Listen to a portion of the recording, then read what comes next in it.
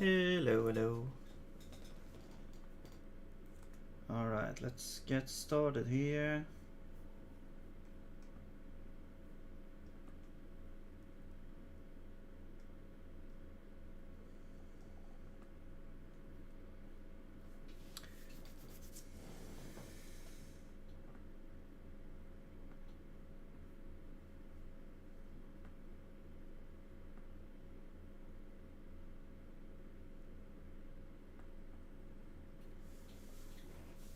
Okay.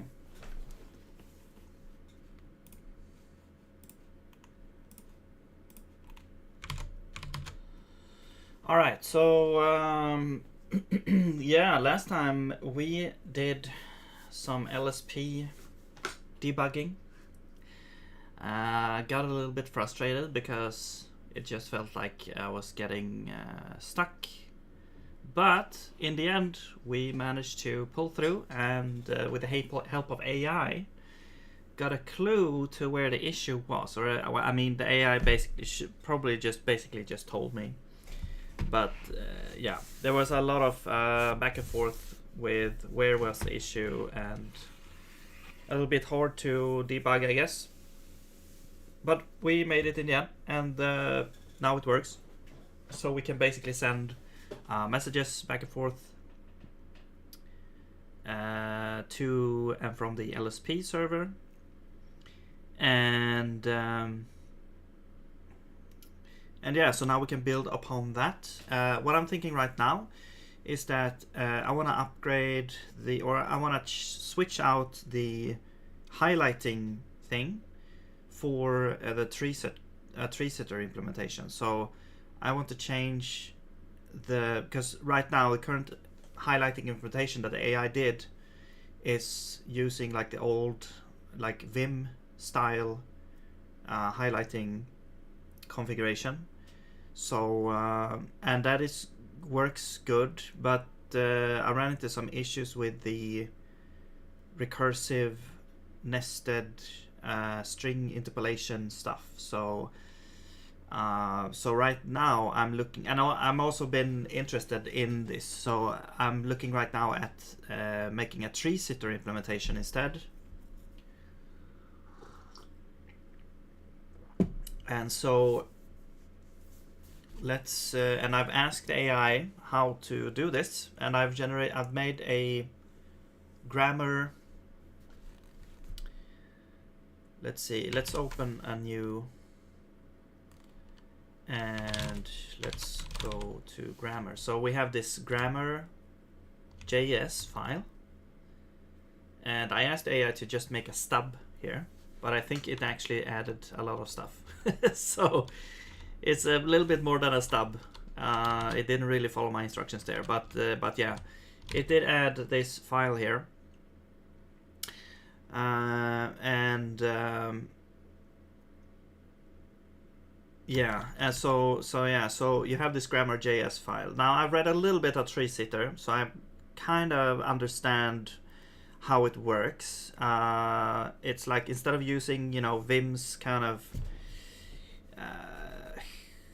very specialized language for making syntax, I'm using like the way you would do it is you would use this library in like a tree sitter library thing in JS, or you could also compile directly with C or something else like that has like a tree sitter library. Yeah, so that's why I was a bit confused on how to actually make a tree sitter implementation. But with the help of AI, it's gonna get a little bit easier, I hope. So here we can see that we have a grammar function, or yeah, we don't really know the type here, but we also have like prec equals command 1. Okay, I don't have any clue what that means. I can ask the AI to explain it, but anyway, so here's the grammar. So I guess this is like the export module that we need to export for it to work here. So we have a name, and we have a bunch of other stuff. Now I did generate some stuff from this using tree-sitter generate. So I had to install the tree-sitter executable. So right now I have tree-sitter, this version here. And I installed it by just using npm. So npm install global, and I think it was like tree-sitter CLI. And that would install it. Now I'm not sure if this is like the correct version or whatever, but it did some things when I ran it. So here is, whoa, what the hell is all this? We have like Swift and Go and JS, PyProject.toml. Why are there like a million different languages at the same time?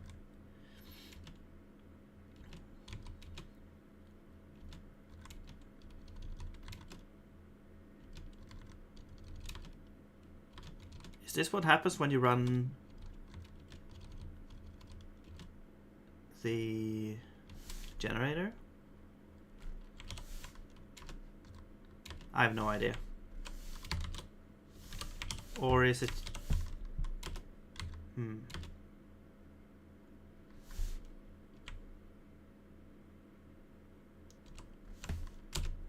Binding. Yeah, I have no idea.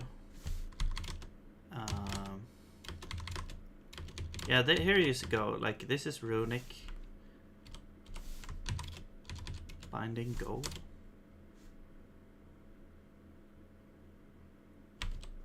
Yeah, so why is all this here? I have no idea. Swift.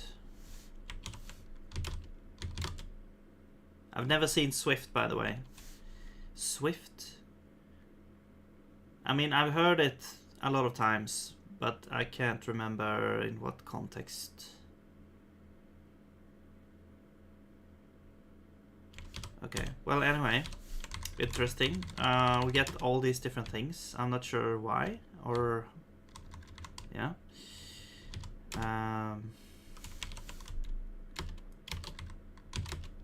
Okay, and then we get this JSON that, yeah, this is what I filled in basically here.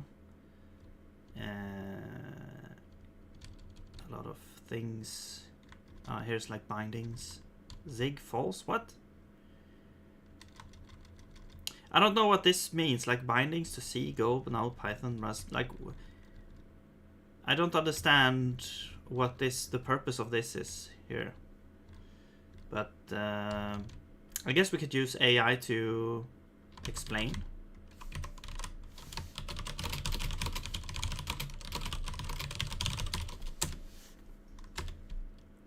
Please explain.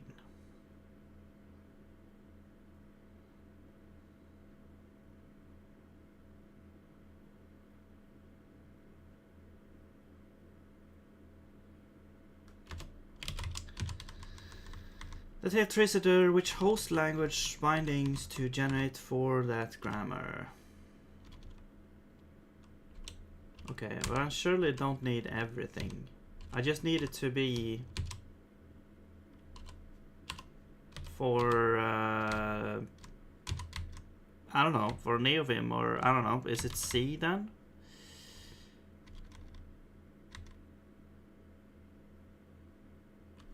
Okay.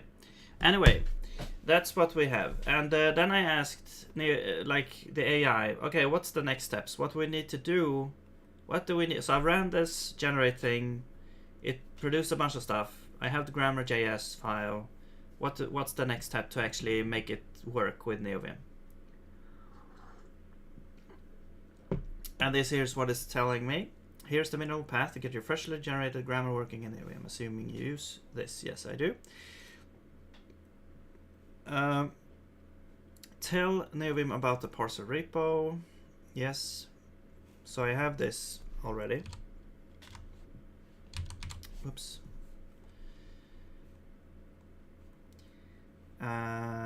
In the config, require the configs. Okay, so I have to provide a runic config. I see. Interesting. Hello, Rondev. What's up? I'm making a scripting language. Right now I'm trying to make tree-sitter highlighting for it. Okay, so I have to go to I have to add this to the config here.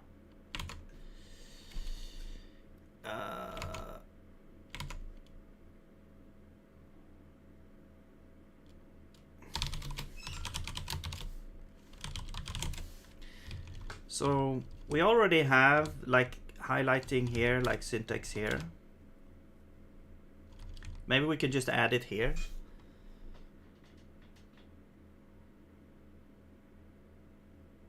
Instead of doing this, we would do this. Oops.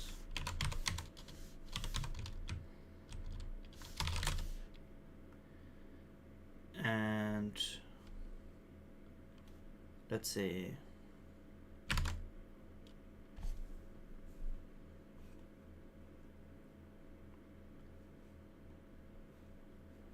Yeah, I don't think we need to do that.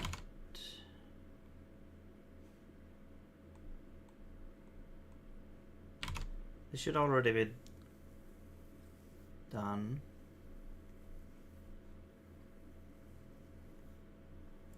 Or maybe this always needs to be.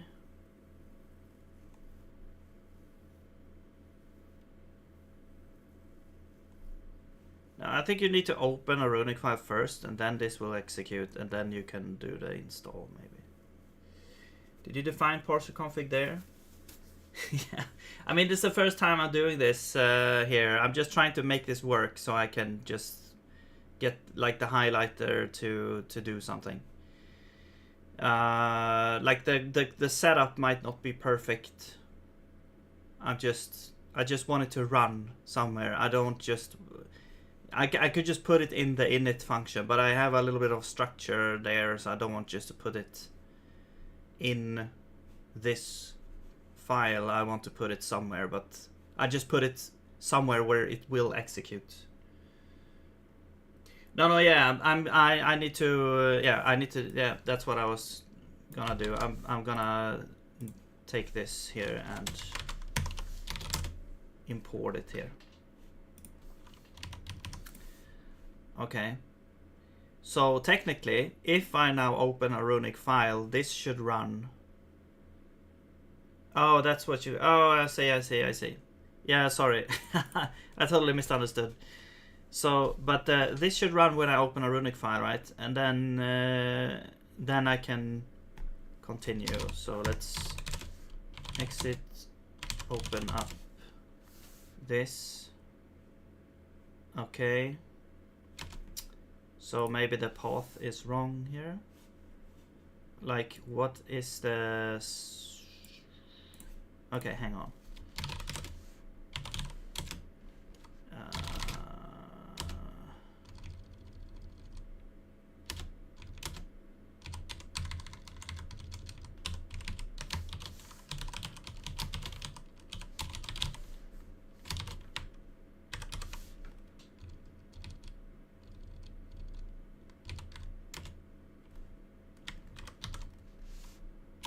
That should be. There we go.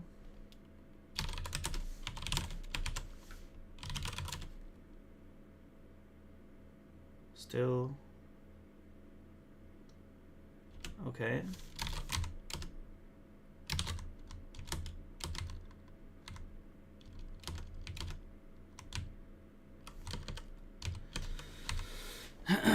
So what is it relative to?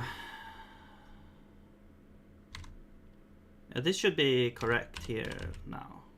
I'm pretty sure. It has grammar, it has source. Parse. Oh, there's no parser here.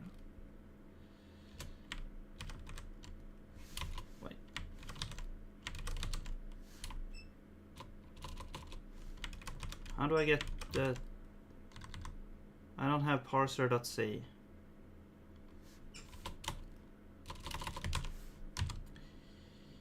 Or .cc. Let's see.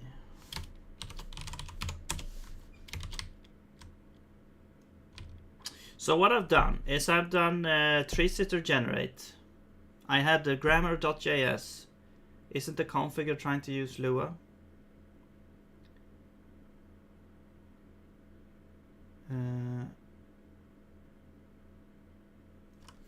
What do you mean? Yeah, it's Lua. I mean, yeah, this is a Vim file, but you can execute Lua code like this here.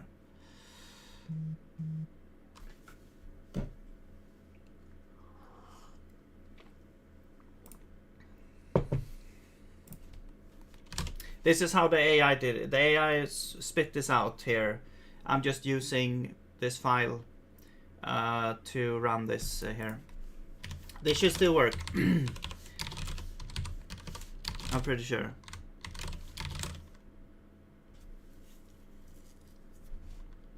Because we're running like Lua code inside of Vim script here.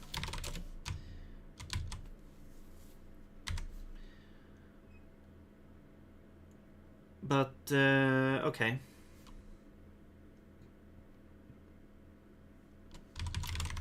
It's fine.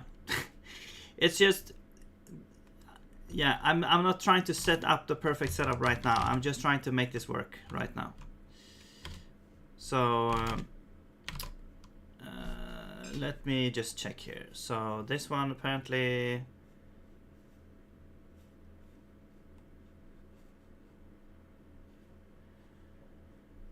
to install.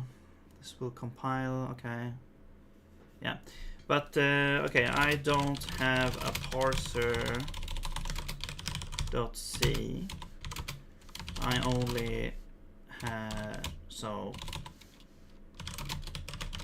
what I've done is oh man, I accidentally pressed enter there.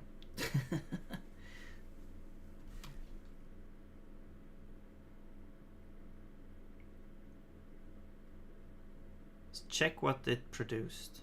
Okay, fine.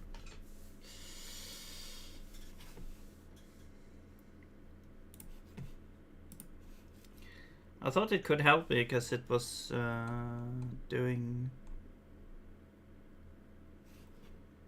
Check section says you can also skip that to install grammar resume install directly from grammar. Oh, thank you.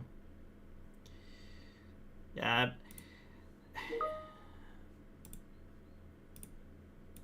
It's like I don't know. I've checked the docs before. I just think the docs usually is, there's so much to read. So I just want to ask AI specific questions and get specific answers. But yeah, I was a little bit lazier. But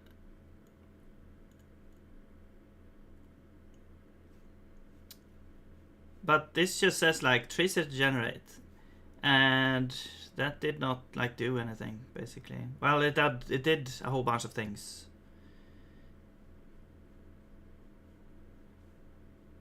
Skip step 2. Okay. Install directly in the top level.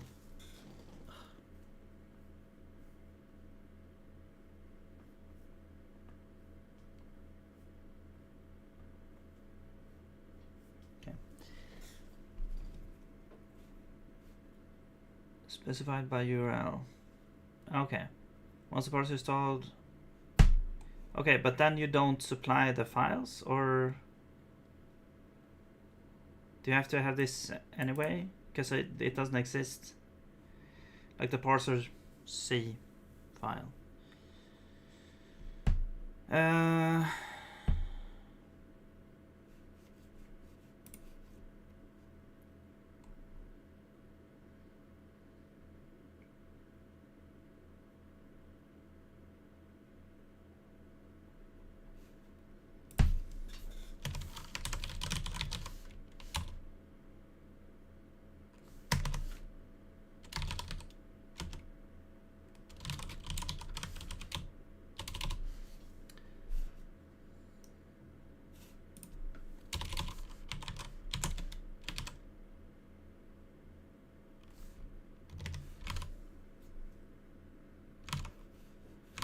Yeah, the thing is, when I go in there, it complains that parser.c doesn't exist. Okay, I'm just gonna try to do what the AI is telling me here. 1 second.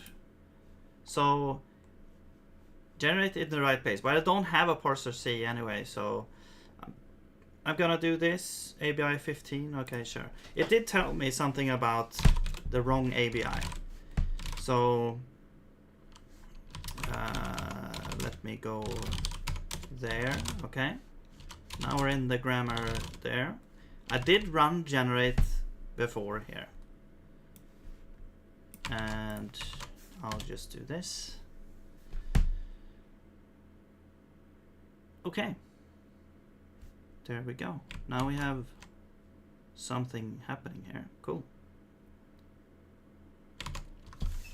Okay, so rule capture bindings matches the empty string.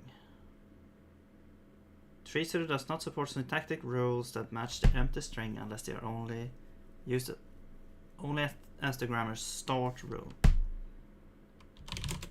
Okay. Capture.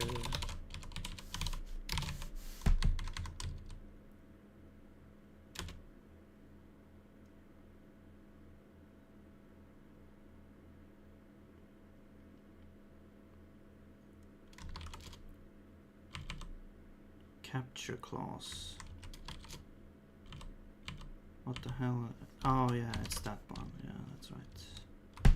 Optional capture bindings. Optional. This doesn't make sense. It's not supposed to be optional. You're supposed to have something here or an underscore to ignore it.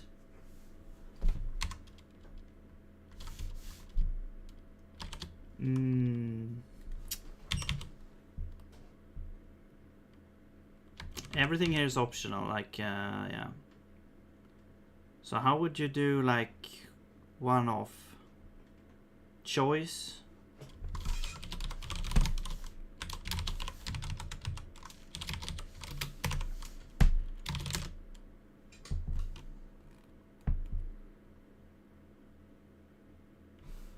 Maybe try this first. I don't know how it works.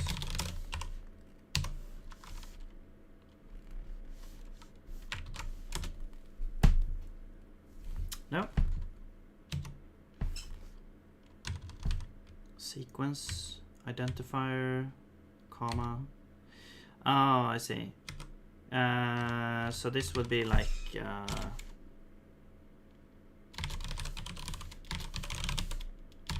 let's do like capture binding, I guess.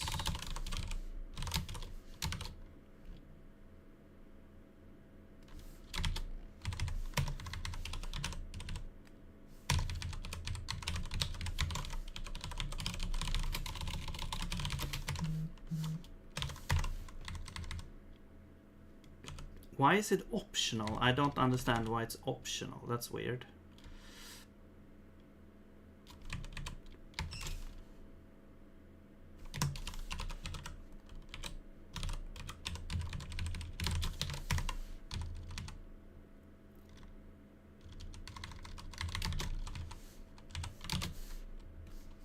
Oops.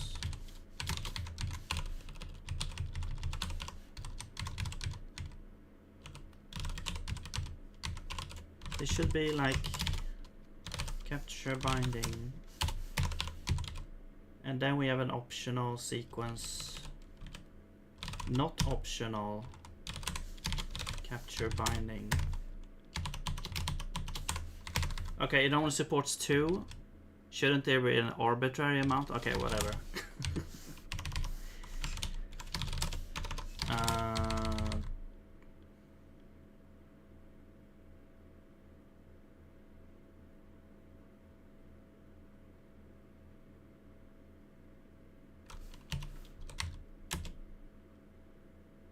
What?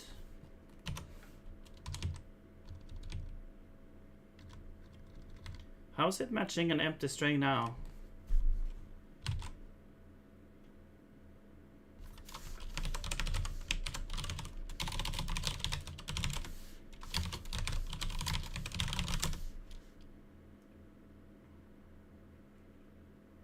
Do I have to add it here as well? I don't understand this JSON file.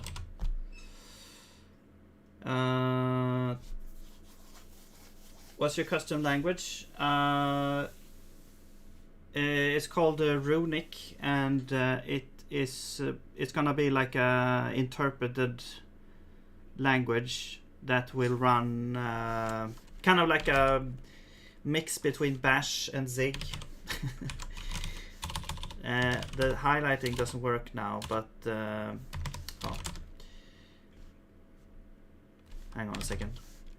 I can actually, well, I can do this temporarily here. I can go to, no, wait. Let's do, I think it's like syntax.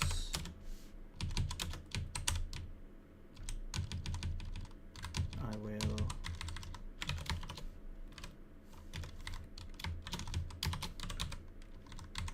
do that.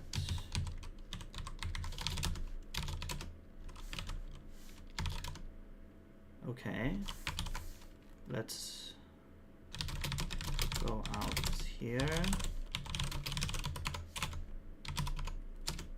Yeah, so here's the language right now. Let's see, and I'm gonna change let's into const. Very important to point out. The visual select to collapse, same lines, just shift J. Yeah, so there's two different, from what I know, there's two different. So if I do this and then shift J,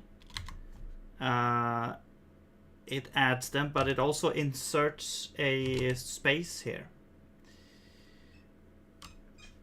But if you use G, J, it won't insert a space. However, if it's like this, and you do, if you have indentation here and you do shift J, it will collapse it into one space only here. It will remove the indentation, insert a space. But if you do GJ, it won't do anything with the spaces. So I don't know if there's a way to remove the indentation as well. I mean, of course, you could probably do some more complicated thing, but yeah, just, you know, a quick one like that. I don't know. Yeah. So basically, the language is this. So it's kind of like Bash and Zig. It's like Bash with Zig syntax, almost, you can say. So it's like a scripting language where you can call any command like this, you can pipe it, and yeah, do a lot of things that like Bash is doing, except it's gonna have like a different syntax when creating variables and if statements and functions and all that. And it's gonna have type checking, I hope. We'll see. We'll see how much we'll do there. But and also, like, yeah, it's gonna be type inference as well. But we'll see. That's the idea anyway. And yeah, so let's see. I don't understand this JSON file. Like, what is the purpose of the JSON file? Do I have to make the JSON file also work here with this? Like, I don't understand. Like, this seems to be just a just a copy of this, except in JSON format. What's the purpose here?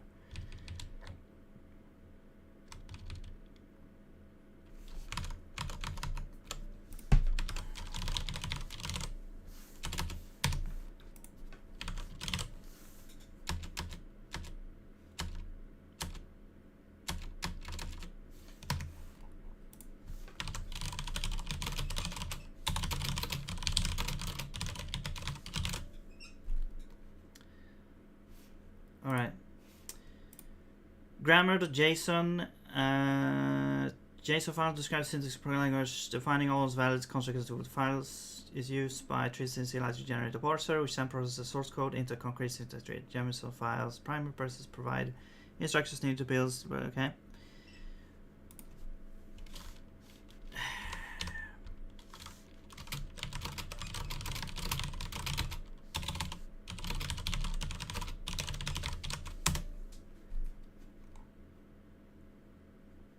Along with the grammar, JSON file defines the syntax for programming language using a grammar contains the actual grammar rows, while grammar JSON provides metadata and other configuration.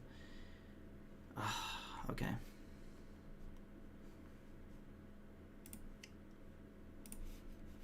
Well, this wasn't as simple as I thought first. Like, okay, now I have to like match this or what? It just looks like a copy of this, but in JSON format.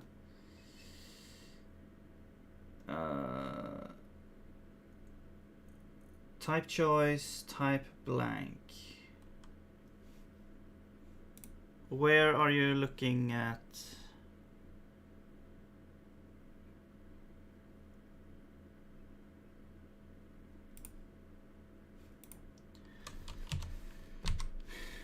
Yeah, that's what I thought. It doesn't seem like it. Like, what if I just remove this?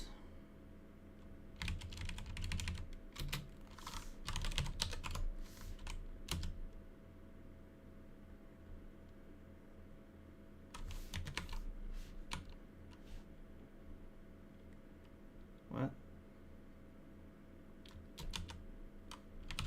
Capture binding is not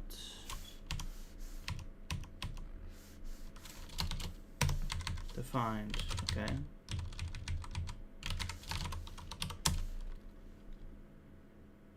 Oh.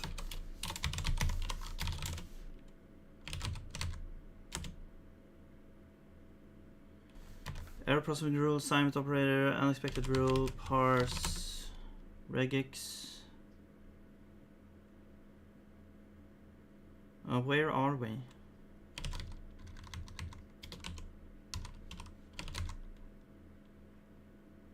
Assignment operator. In your JSON members of type choice is choice blank. Right. I'm just gonna ignore the JSON file. It was when I tried to use Tracer to generate, it was saying like, hey, you're missing a JSON file, and we have to use like ABI version 14 now, and it did a bunch of stuff. And then I told AI to, hey, what do I do now? And it like generated some JSON file, I think, I don't know.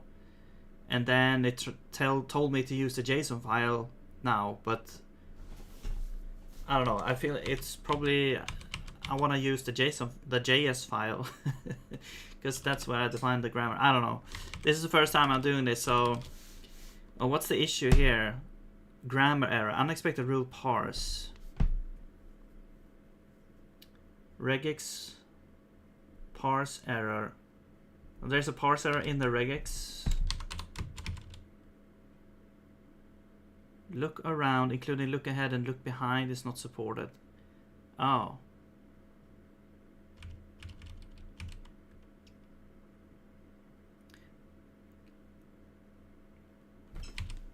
Okay, so we have like a equals, and then we have that it should not be equals. Okay, so yeah, again, like I don't understand this. Why would we need to say that it's not these other things? Couldn't we just say that it's just going to be like one equals? And we put this below, maybe there's a priority, right?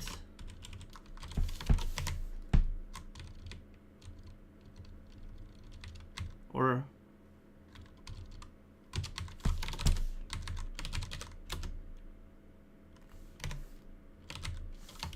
let's hope.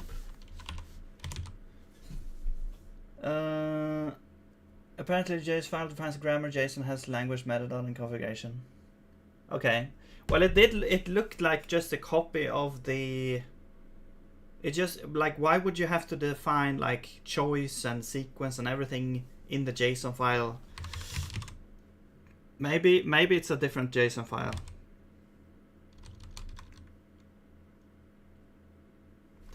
I don't know. Let's just try living without that one. It didn't look like it had much. I didn't look at everything, but the thing that I looked at didn't have like any metadata or anything. I don't know. Let's just see. Let's try and fix these errors here. Unexpected root parse regex error. Okay, same stuff here. So you're saying like, okay, we either have this until the end of the line. This is a weird way of saying to the end of the line, right? Couldn't we just do like dot? I mean, I guess this is more safe because dot can change meaning, I guess. And then, yeah, sure, whatever. I don't really know. Okay, anyway. So this one is the error here. So we have slash slash. Then look ahead if we don't have another slash documentation. I mean, isn't this the same thing? Like you just prioritize this first and you put this after, and now you don't have to do the look ahead. At least I hope that's how it works. Okay.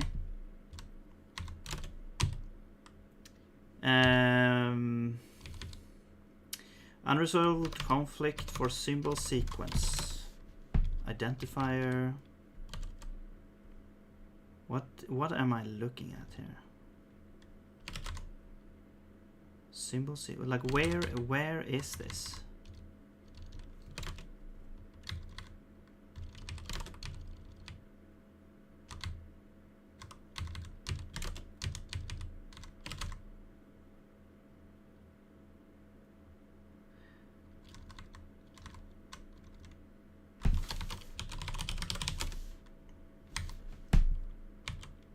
Identifier.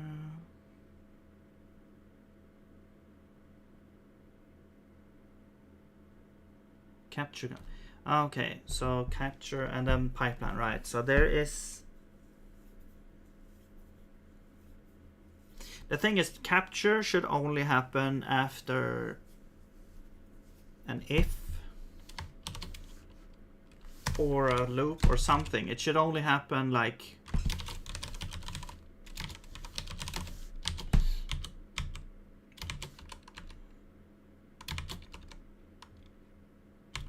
Wait, interpolation content, repeat choice. Capture clause shouldn't be part of this, I don't think.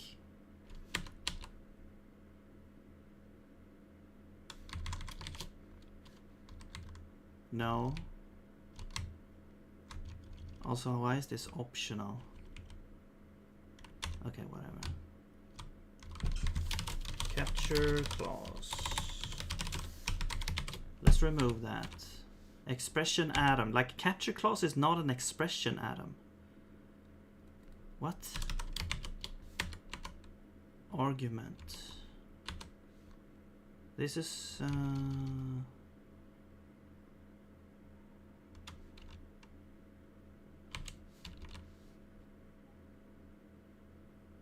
yeah. No. I'll just remove that. Now it's nowhere to be found. So I'm gonna have to figure out where to put this. Yeah.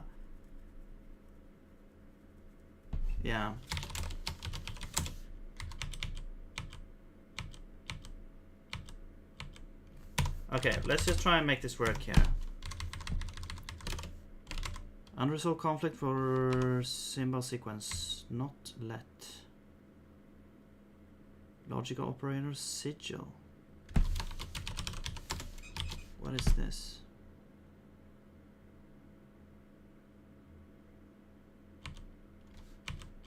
What is this? Sigil? Oh, this is a type modifier. Precedence might be relevant. Yeah. I'm trying to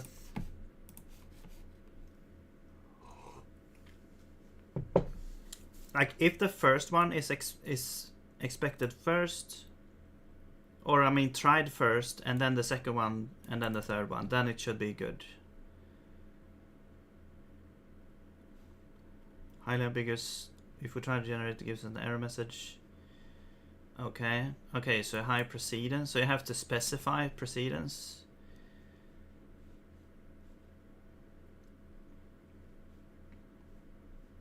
Proceed. Oh, okay, okay. I see.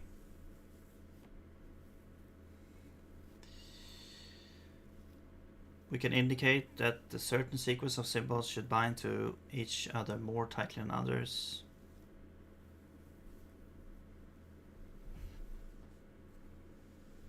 Okay. So do I have to say...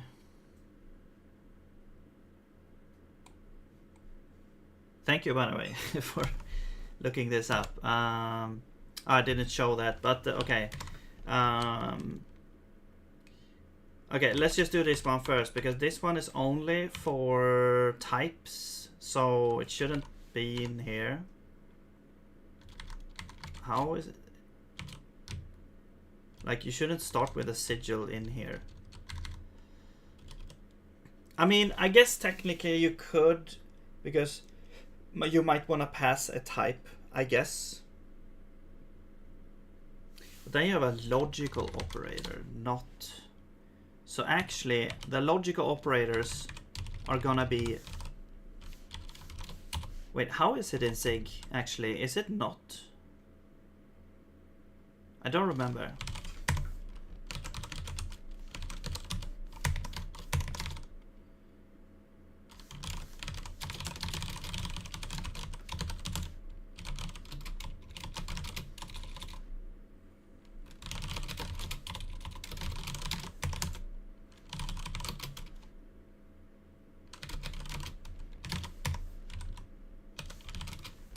No, it's not. It's this, yeah. Interesting. So how would you know, like, let's say A is a U32, but now we're in type land, but purely... No, it's not and, but it's like...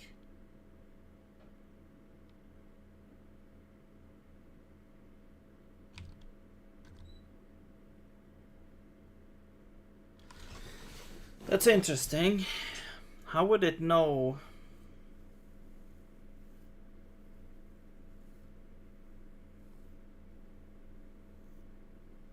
I guess for highlighting, it doesn't really matter.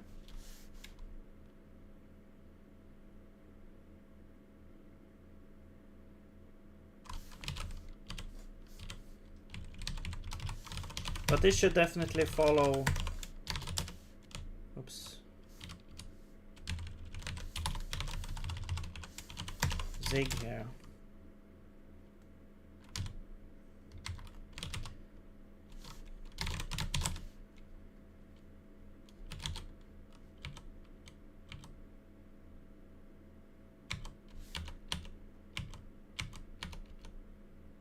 Unresolved conflict.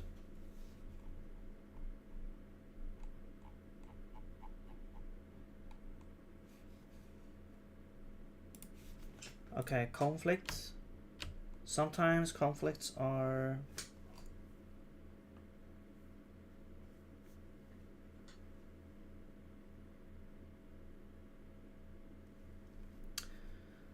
Actually desirable. In our JavaScript grammar, expressions and patterns can create highly... No. Can create intentional ambiguity. A construct with legitimately possible an array. Yes. So you would have like let A equals this, or is destructing a pattern let right. But they are like, they look the same, but they're different. So we have identify array pattern. Array is this, but with expressions. This is pattern, which is okay. So it's like a destructuring. I always thought it was called deconstructing, but maybe this is destructuring. Okay, destructuring. Is that a new word, or is that like? It sounds weird. Deconstructing would equate to removing. Yeah. Oh, but I am.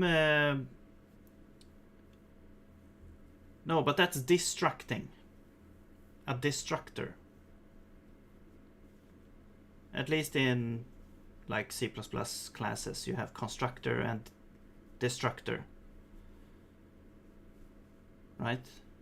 Or am I remembering wrong? And deconstructing is like pulling things apart. That's why I was, and that's what you're doing. Like you're pulling, you have an array and you're pulling it apart into separate components, right? Destructuring, removing the structure. Right, but it sounds like a made-up word.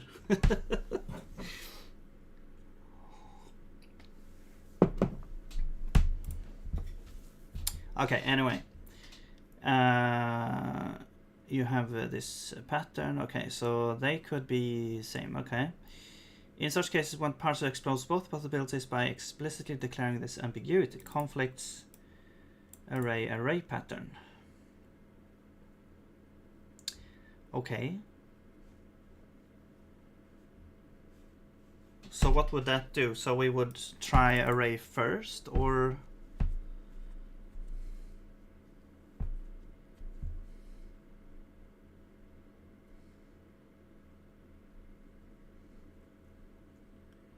it would just ignore the conflict.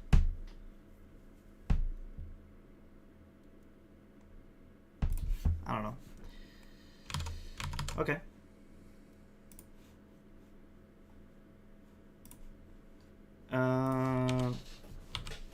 So okay, but okay, where did you do this? Conflicts. So you just have like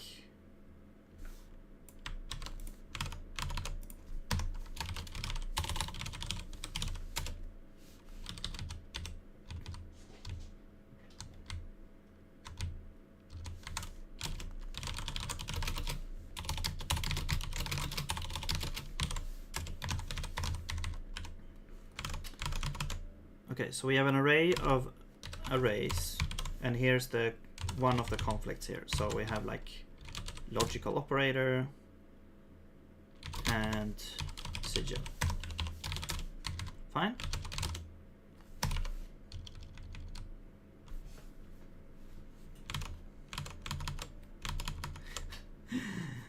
Okay.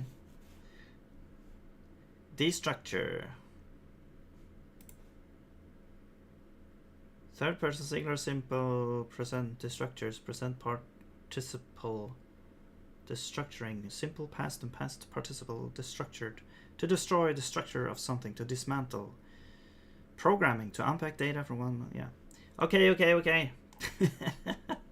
I was just like I was always thinking like I may have heard that wrong, so I'm like defaulting to deconstructing because that makes more sense to me, because I never heard this destructure word.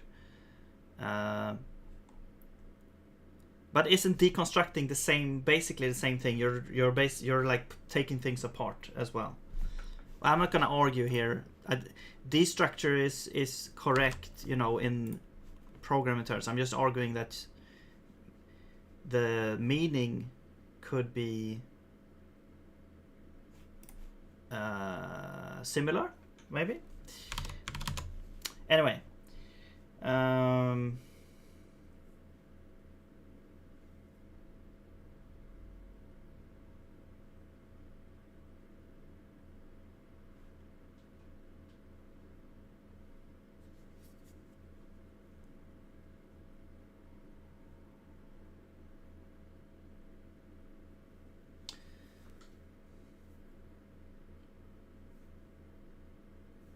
0.2 can validate your point. Deconstruction. Destroying or taking apart an object disassembly.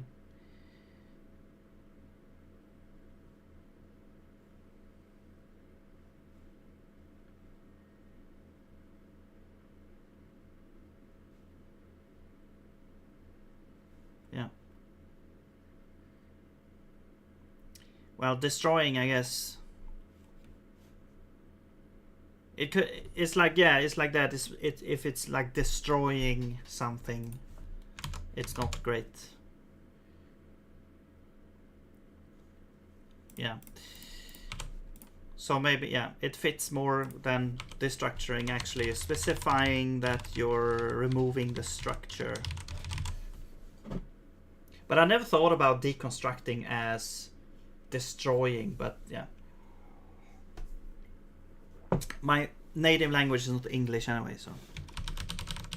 Okay, anyway, so we have that solved. Now we have unresolved conflict for symbol sequence, command head, let. Okay, so we have command, and we have let.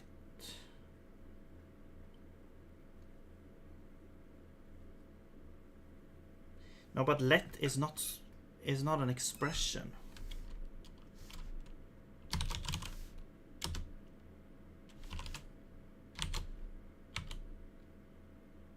You can't declare a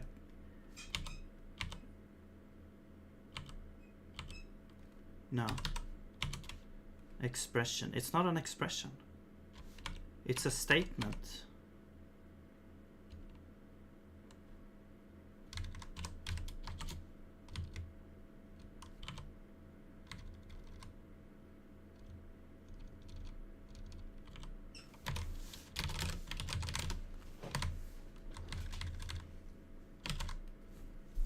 You can hear that I'm Swedish.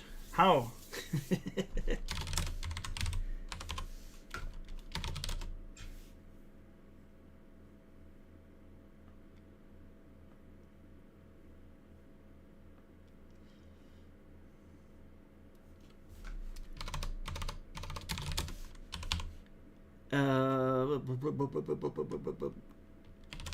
Error.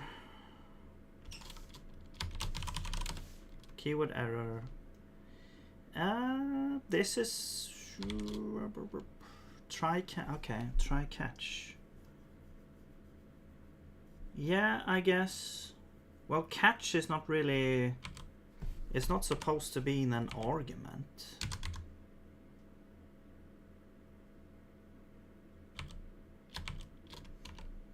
Like the beginning of an argument.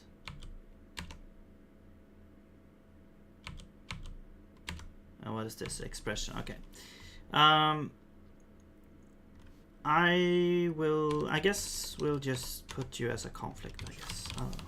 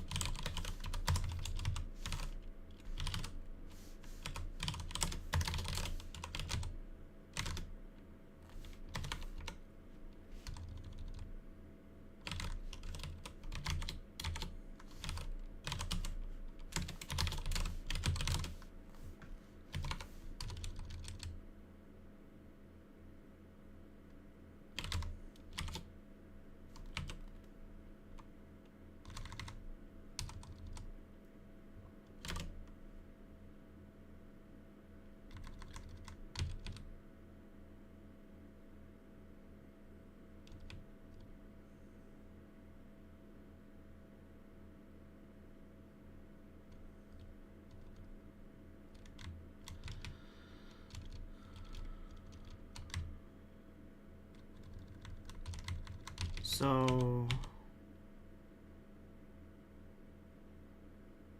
what? How do I select this one and resolution? Specify left or right associativity in command. Add a conflict for these rules command.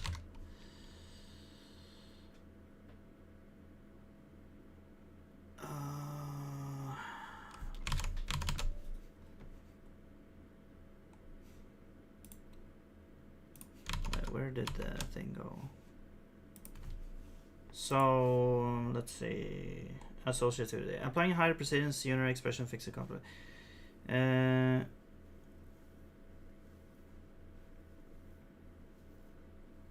Left or right? Yeah, so it should be like, I don't know, left maybe. Precedence left.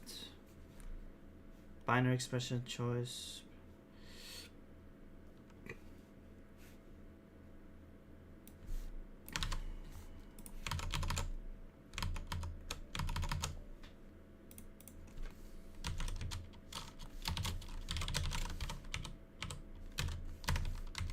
Precedence command.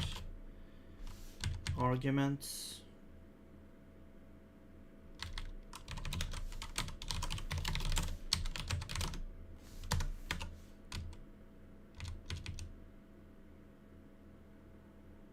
Okay, unresolved conflict for symbol sequence here, doc fence. Your pronunciation somewhere is giving away like error. Okay.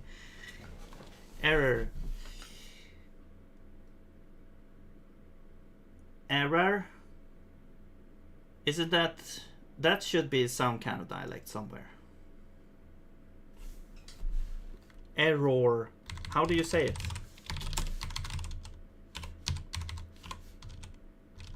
Error. Error. Error. I don't know.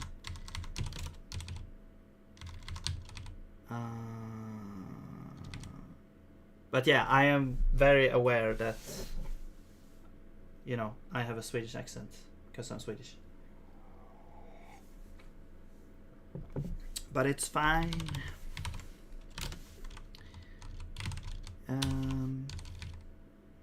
Some really annoy, like, some people really get really annoyed when, like, I mean, some Swedes get really annoyed, and I used to be like that, like when other Swedes talked with a really wide accent or broad accent, but I've just grown to not care about that.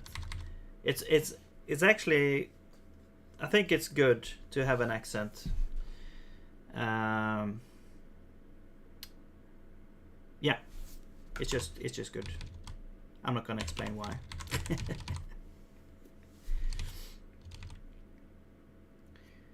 You say it error.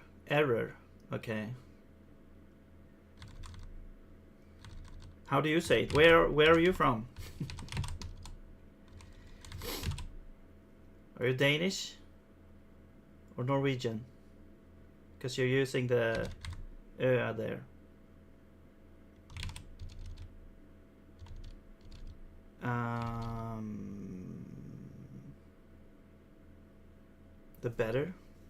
The better. Well, it could be anything. There could be any one of those. If, I mean, I'm speaking from your perspective.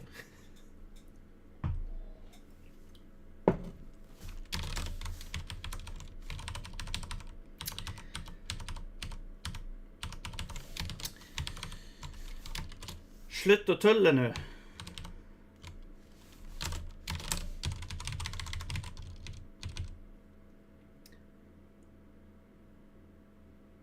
Okay.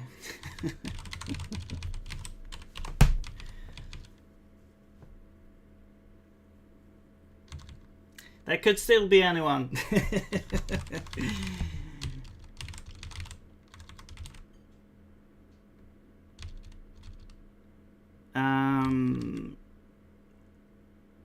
What?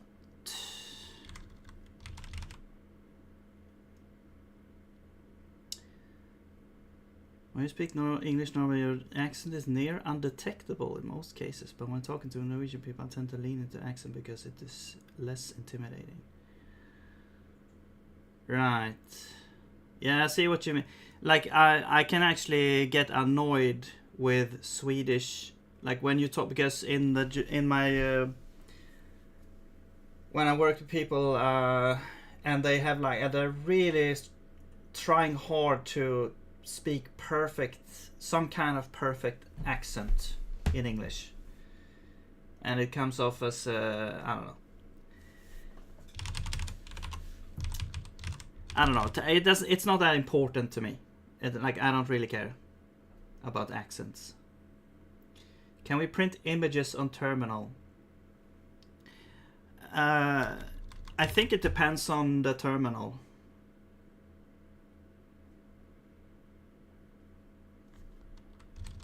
I'm not an expert in that, but I believe there are some terminals that can have images, but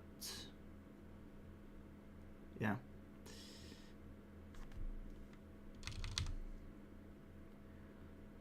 Unresolved conflict for symbol sequence. Wait, are we still at the same in the same thing?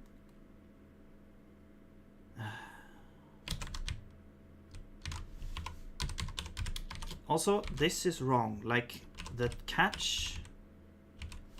I'm gonna do like keyword try, keyword catch. Those are very different.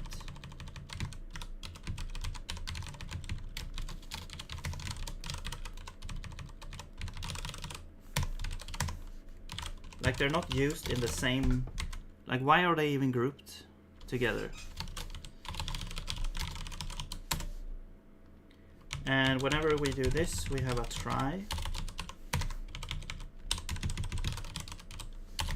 There we go.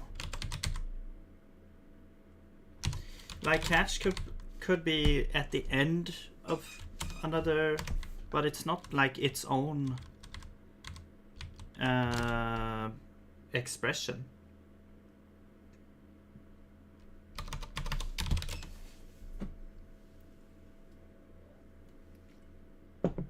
People can rarely place me where I'm from. All right. Yeah, I've never bothered to actually like try to. I just, you know, not having maybe too much accent, but I don't mind giving away where I'm from, basically.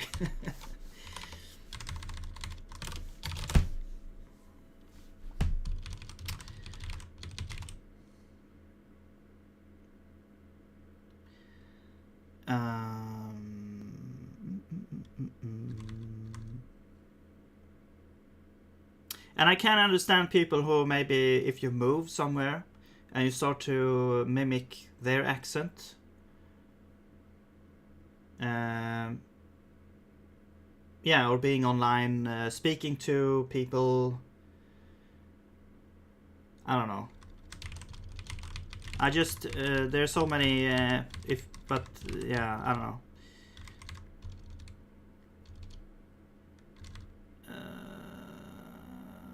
Unresolved conflict with simple sequence. Okay, expression. Here doc fence. Let. Oh, but here doc should just. Wait, here doc fence. What the hell is that? Oh, that's that. Okay.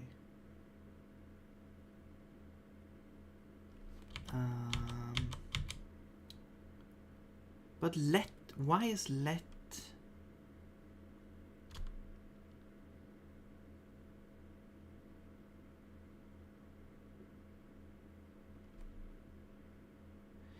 Maybe we do want to have a semicolon as a delimiter, like a terminator. It will make the parsing way easier.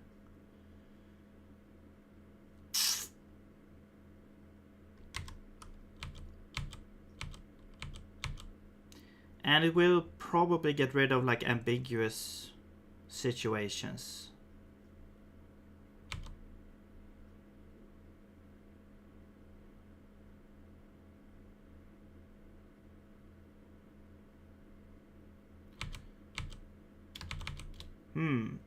I wonder how this works. Like you have one statement could be just a here doc fence. So you're starting with this. How does this make sense? I thought this always had to be accompanied by some kind of stream, like some kind of command. Semicolons can also lead to additional complexity with error handling. Okay. I'm just thinking of like to make it more clear on where the statement ends.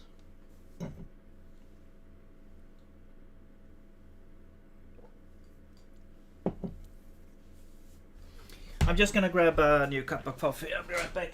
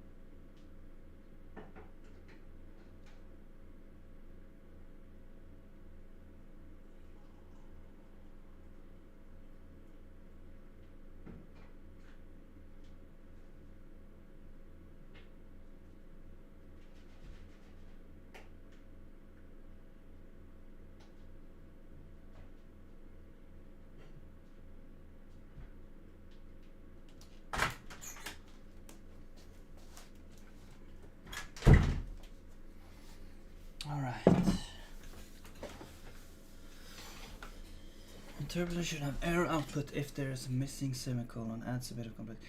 Ah, I see.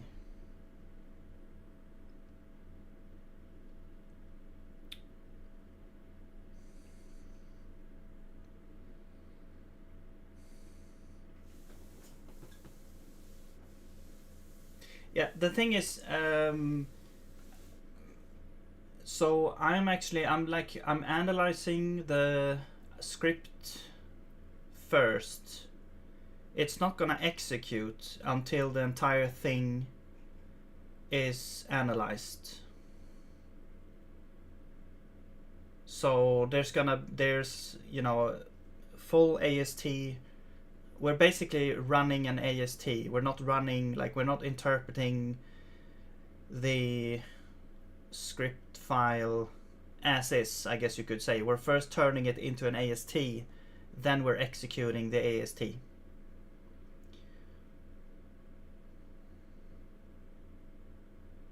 And, you know, technically we could live without the semicolon. I'm just thinking that maybe it will make parsing easier, perhaps. Like right now, a new line counts as kind of like it counts as a terminator. So technically we don't really need, but a semicolon will allow for other kind of I guess, like, if you want to split an expression up in separate lines without having to resort to, you know, the backslash or whatever you want to have in, like, bash script. I just feel like that syntax, I'm not a big fan. But yeah, so it's like, I guess it's like pros and cons. If you already have it handling, it makes semicolon redundant because you already have detection of it. T-zoning made or zoning, or I don't know, made a video about removing the semicolon from C, which is what good. Okay.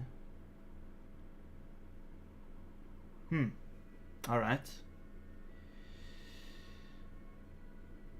Yeah, but also this language has, I'm not sure, like, it's kind of different. Maybe, I don't know. Because of the, like, pipeline nature, you have expressions that could go on and on and on. I don't know. I'm just gonna treat, for now, I'm just gonna treat new line as like terminators, and we'll see. I'm not sure about this one though. This doesn't feel like it should be here, like on its own. That doesn't make sense. Unless we allow this to be at the next statement, and then that would affect the previous statement or something like that. Like, this is used for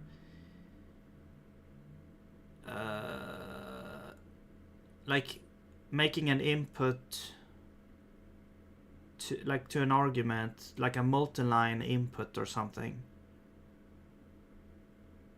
like a multi-line string. I'm pretty sure. I'm not sure if we're even gonna have this, to be honest.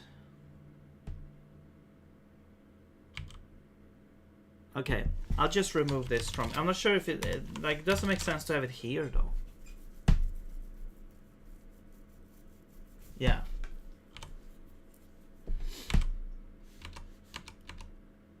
And the argument, yeah, this is where it does make sense to have. But yeah, I'm probably gonna do it in another way. We'll see. You know, I'll just remove this for now.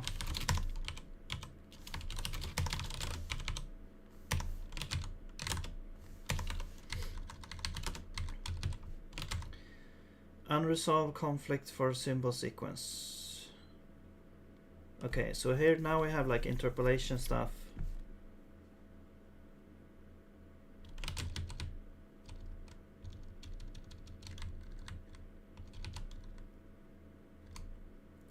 bracket interpolation expression. Well, interpolation expression should be higher, I think.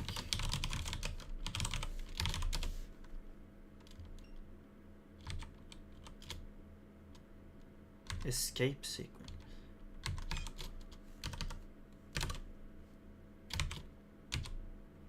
Bracket.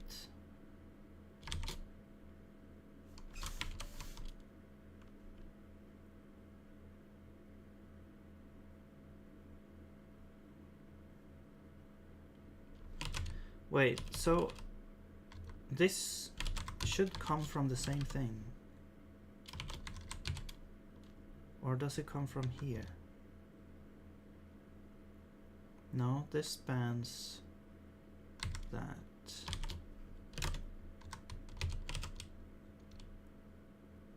This is a pretty cool three-seater here. Pretty cool, you know. I love the helper here is pretty cool. It's pretty good to build this thing. I used HereDoc in a Ruby script yesterday. It's fine, but it would be worse if we didn't have different modes of handling white space. Okay. Right. Yeah, we'll figure something out if it's needed. Like, the language is not supposed to be super serious. It's just a toy language I want to use instead of Bash. Like, I'm not a Bash wizard. That's basically why I want to make this language as well. But I'm also making it for learning and fun. So yeah. But I do want to use it instead of Bash for the purposes that I'm using. You know, I've been using Bash scripts more and more lately, and I just, every time I need to do something, I always have to like look up the grammar, look up how to check if a file exists, how to check if a directory exists, and how to check if this variable is set or empty, or I don't know. It's just so much different syntax every time, so I can never remember how it works. I want a more consistent thing. And when I ask like AI to produce the script, there's always some issues with it. It does work for the most part, I guess, but I do want to have a more consistent syntax, I guess, with also a little bit of help. It's also just a fun experience to get all the things in there, like the highlighting, LSP, the AST, type checking, stuff like that.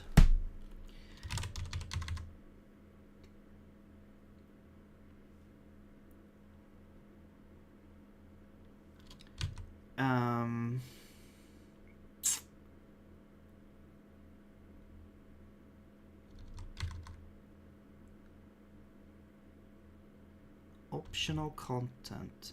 Like, this shouldn't really be optional. You should always, you can't have like an empty. That doesn't make sense. That's not, it's not optional. Does that change anything? Okay. I made my own script to make life easier with making new services.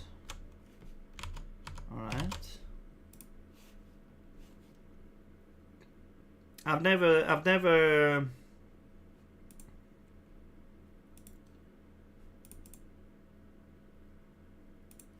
wait, where is that?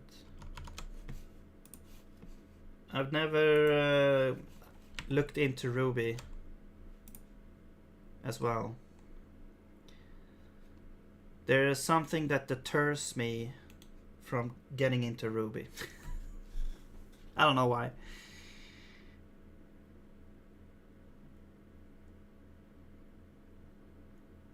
Like, what does this do? Oh, this is the multi-string. Okay.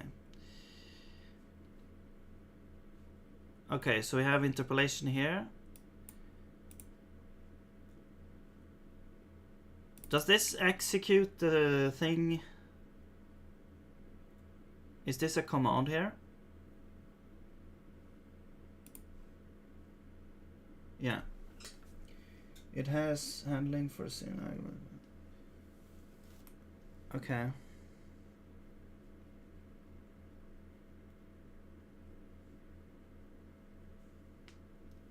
I mean, maybe Ruby already does what I'm trying to do, but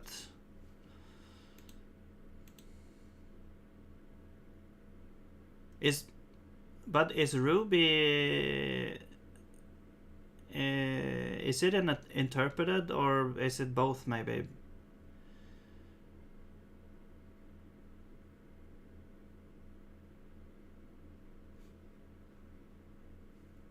Interpreted. Okay.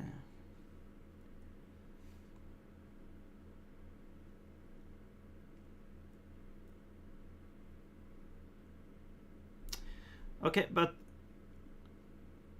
text.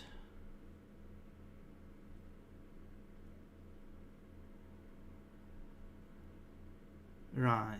Okay. So, but it is a little bit different then. You can't. So you cannot execute commands directly. You have to. You have to call something, or do something to call a command, right? Like you can't just say echo here instead.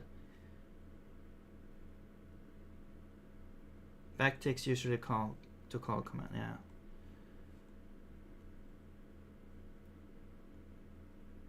So that's different from what I'm trying to do.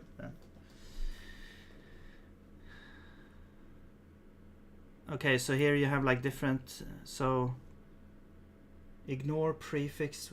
Okay, so tilde means ignore prefixed white space. So this, okay, so it removes the indentation here basically.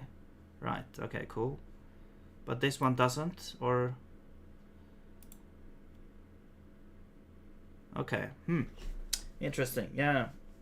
I mean, I guess we do probably want to have something like that, especially in an interpreted language like this. It's probably very useful. But I just don't know yet exactly how I want to do it, so yeah.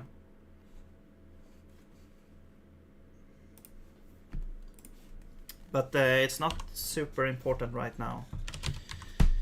I'm just gonna not support it for now, and that's gonna be that.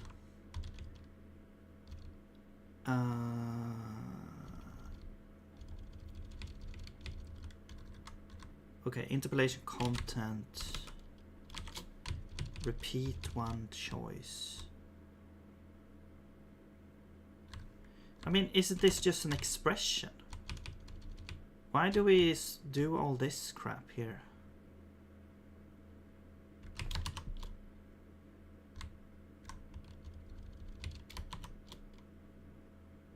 Interpolation fragment, what is that? It doesn't even exist. What the hell?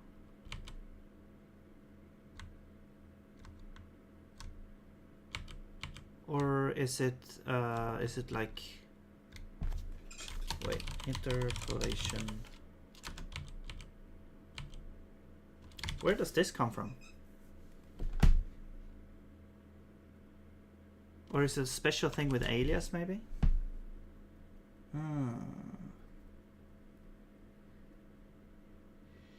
Hello, TMS Richard Revived. Thank you. Have a decent day yourself.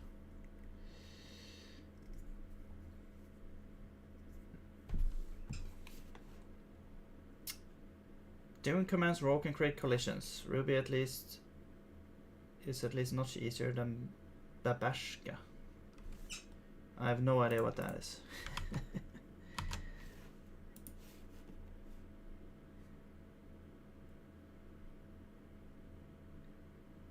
That looks interesting. It's kind of like a Lisp thing.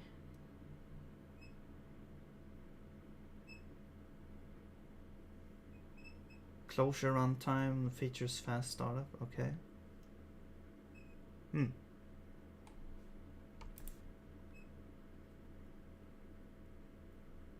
It doesn't look great, to be honest, to work with.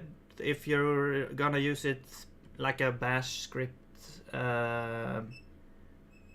alternative.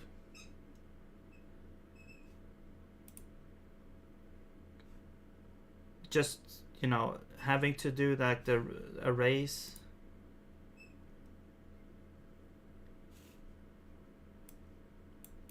Like this.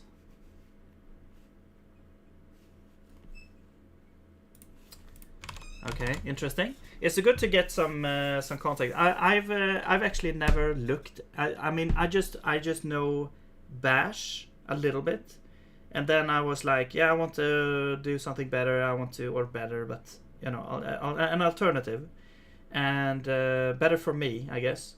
And then I never looked at alternatives because I didn't want to get. I just wanted to make a language basically. And I didn't want to get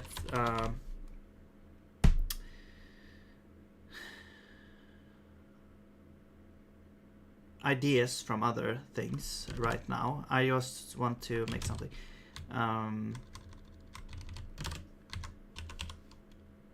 But yeah, well done.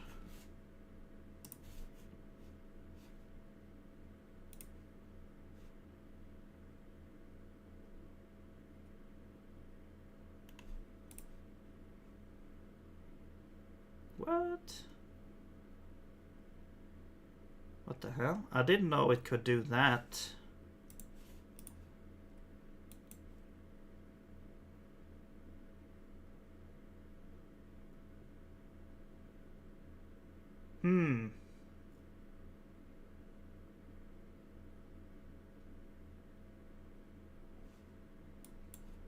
Okay, so it does have pipes. Huh.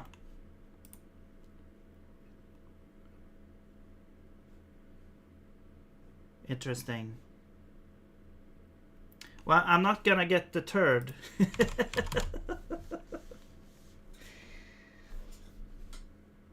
Yeah, I mean, I don't think the OS has support for pipes, like, or I mean, for running that command, you have to like do it yourself. Yeah. All right. Thank you. Thank you for chatting here and all your suggestions. All right. Okay, let's see if we can get through this here. So I'm just trying to understand it. Like, what is this? Why is this not erroring? Maybe there's something to do with the alias. Interpolation fragment. Is that why we need a separate thing here? Why can't we just choose an expression here? Like, what if we just say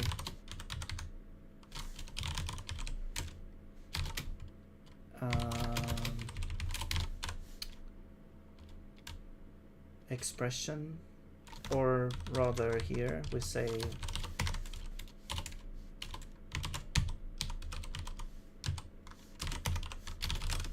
that.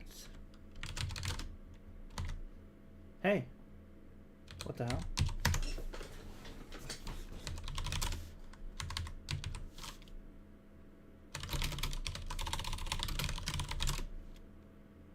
Okay.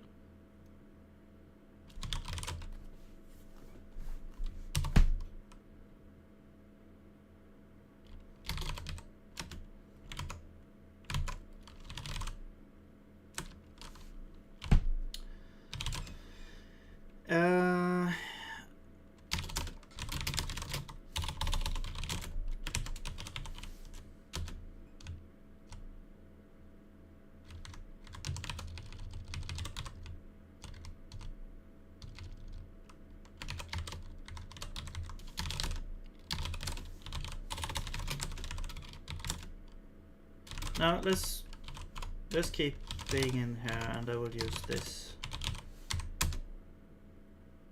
Oh, ABI version mismatch. Supported 13 and 14, found 15. Okay. So, great.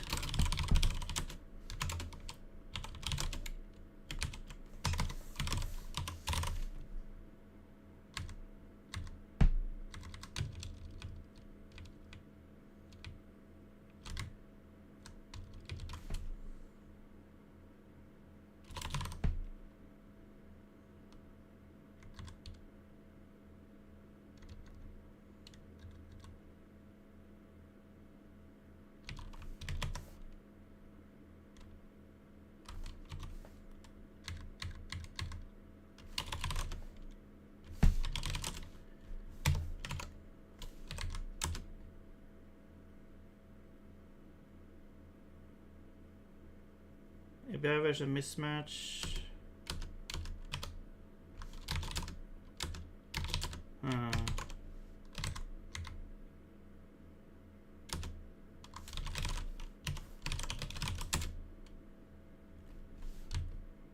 now it says 14. Did it actually do anything? Or do I have to compile?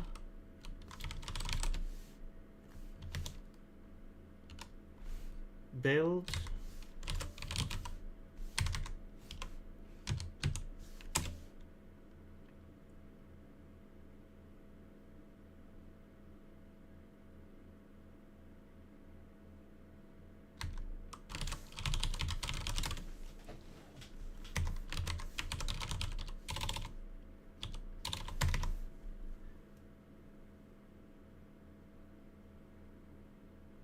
What the hell?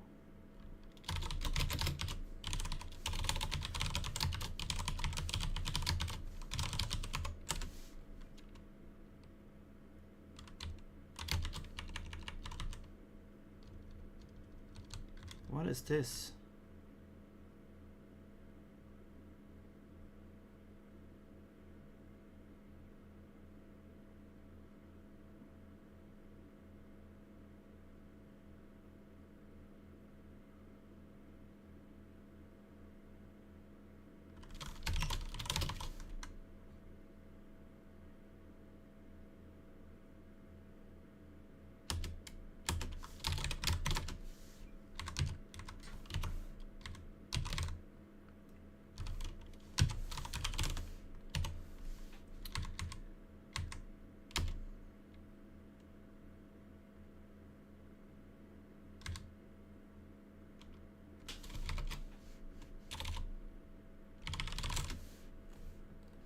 Okay, let's see. Path to the grammar directory. So this is just dot.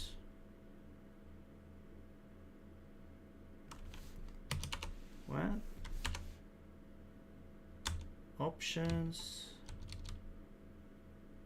Path to the output.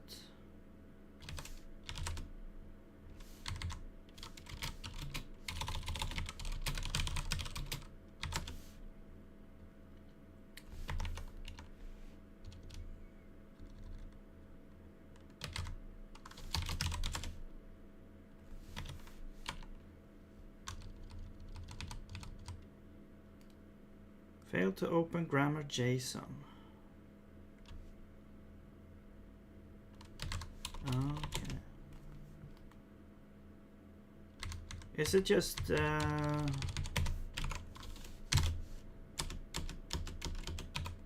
oh man, this is a mess.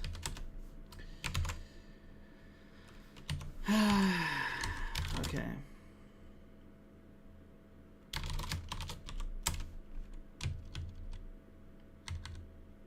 Wait.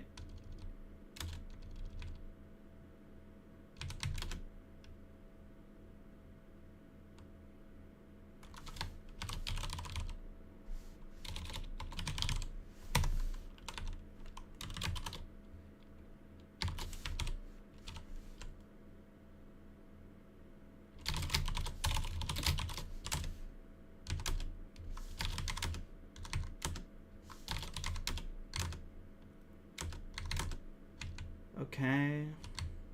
I mean, okay, so let's just remove this. I guess.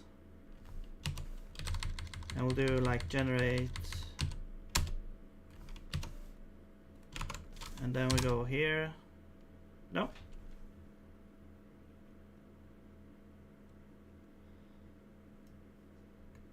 Oh, runic.so. Okay, so I need to remove this file, I think.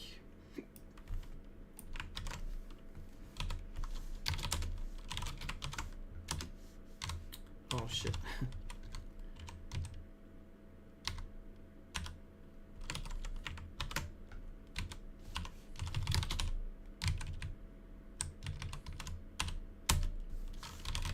Okay. Now it's compiling. Query error. Invalid, no time. No time. Oh man. Yes, yes, yes. Get me out of here.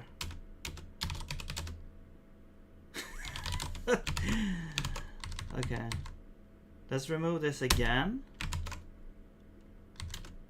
Okay. I'm like... the error doesn't exist.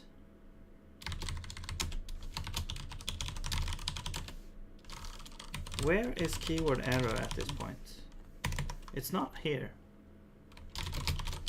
So why did it talk about keyword error?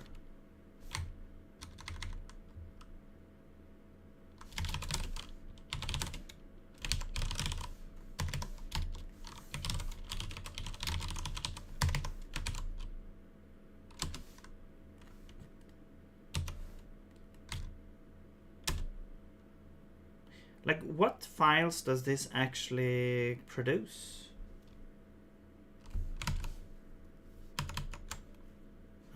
I need to read some stuff here.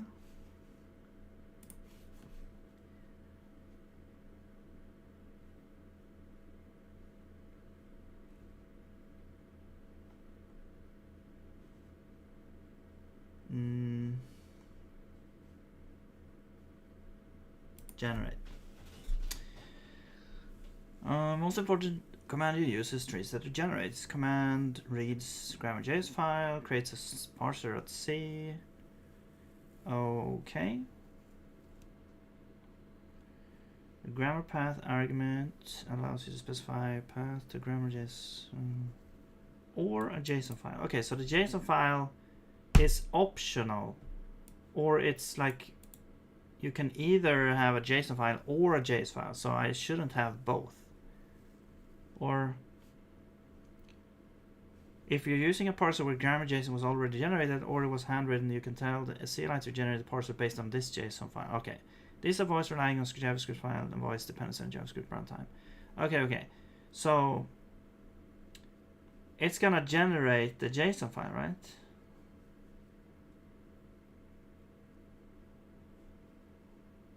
The JSON file was generated, right? If there was an ambiguity, local ambiguity in the grammar, we'll detect it. Yes. We've done all that.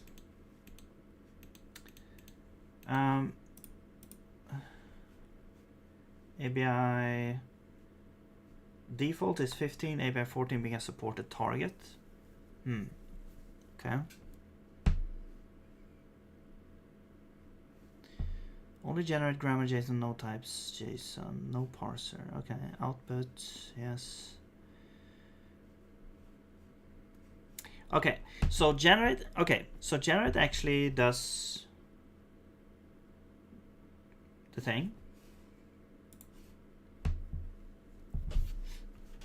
But what about build?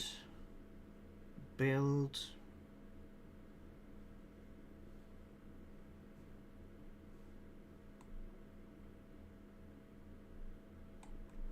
Okay. So let's go in here and can I just remove all this?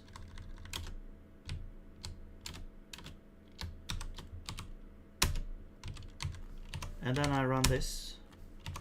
It's gonna create it. There we go.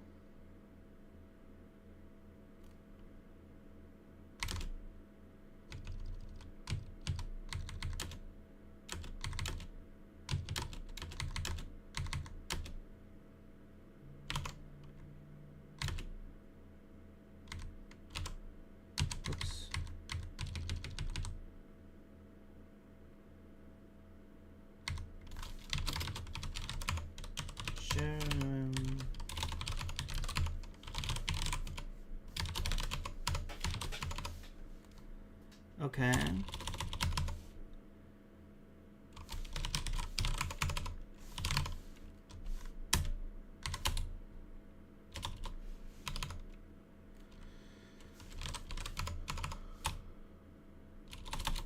What else do we have?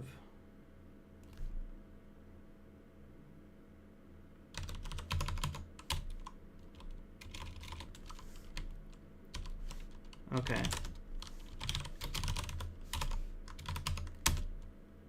Compiling. Query. Why do we have this keyword? Where does it get this from? I don't understand. Did it cache the runic? Okay, let me. Okay. Yes, yes. Let's go to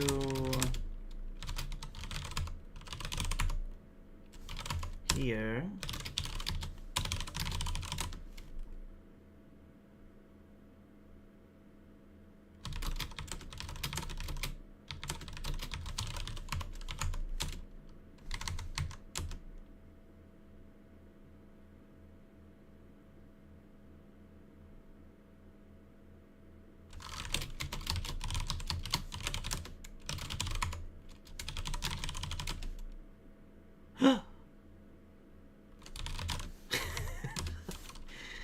What the hell?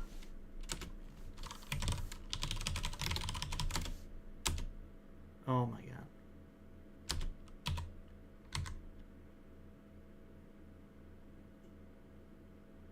Missing node T is.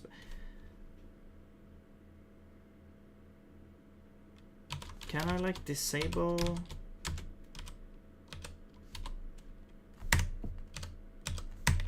Oh my god. Get me out of here.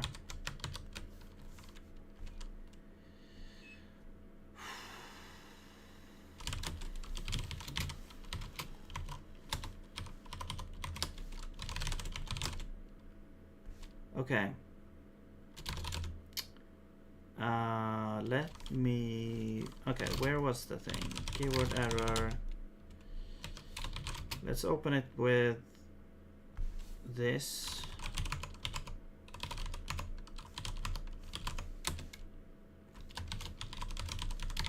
Like what? Okay, I don't understand this part. I guess I'll change. I'll do like try and catch, maybe.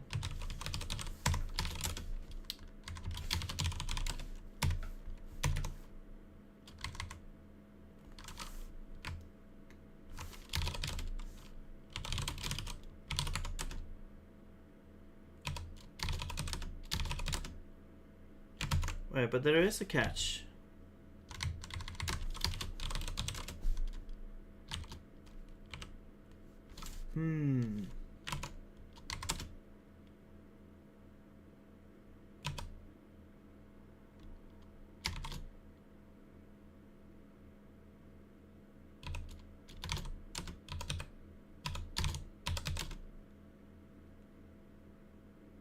Man, the tree, when the tree sitter doesn't work, it just shits all over. Oh my god, what the hell?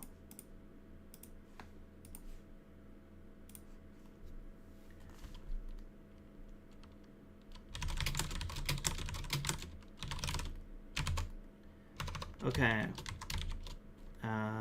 Keyword. Maybe because it's not any.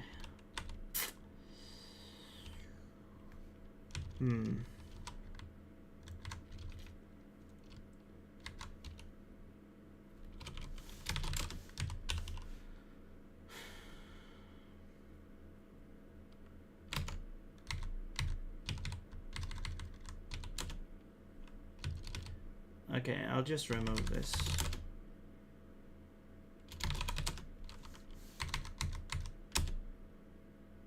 Capture clause.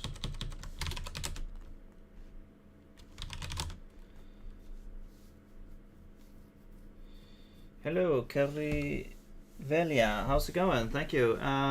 What resources are you using for basics of the interpreter? I'm using Zig. I can show you here in a second here. I just want to make this work. Capture clause.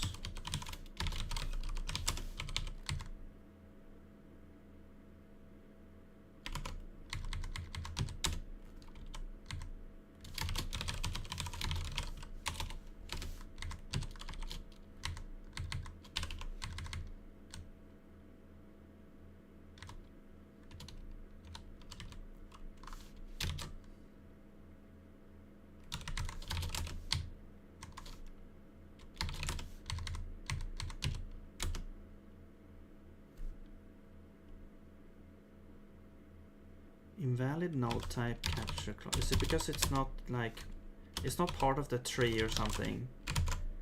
So it's like, it doesn't work. Okay, let's just remove it then.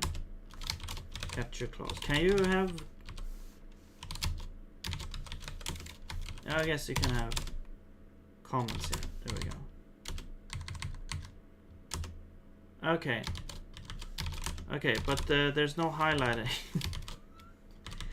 What?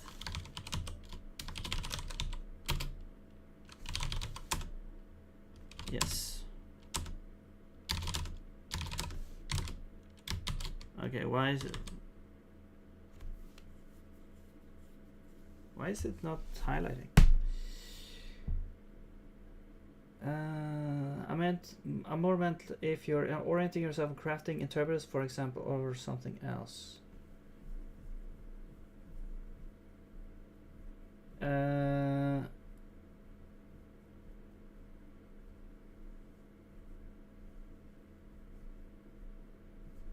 Oh shit, sorry.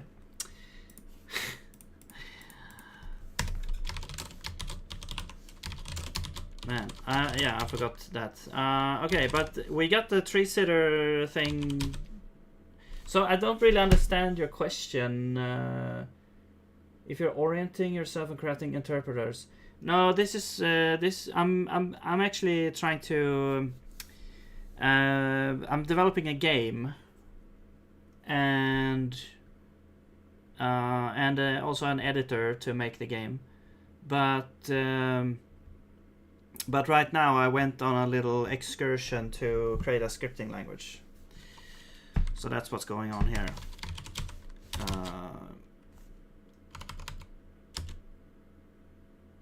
Wait, no, I didn't.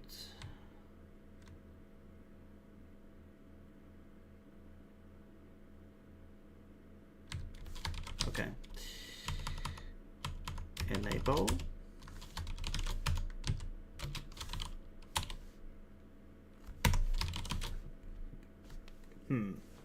Is it because the highlighting rules are not defined, or I think you can do also like ts inspect or something. Inspect tree. Okay, so we actually do get stuff here, but it's not highlighted. And here's like interpolation. It does work. Let's see if this works here. Yeah. Awesome. There's a book called Crafting Interpreters, but by Robert Nyström. Okay, cool. Interesting. I might check that out. Thank you for the suggestion, or for the tip. Line com. Yeah, this is a line com. Okay, cool. So it does work. I just need to make it different colors or something. I don't know. Why is it not like highlighted? I guess what we could do is we could go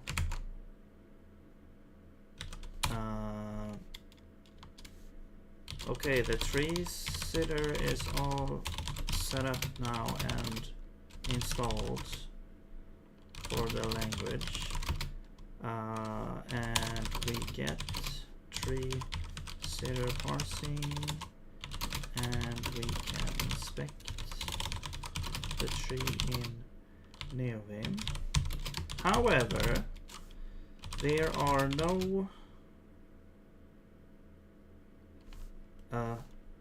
there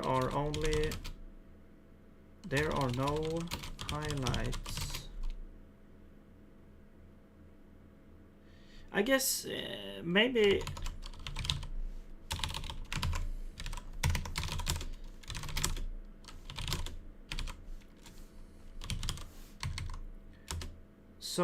so we probably need to like highlight this. Like these are all special highlight. Like these are all special keyword things in Runic here.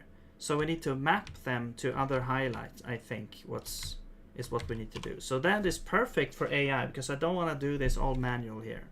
So I'm just gonna say create highlighting mappings from these Runic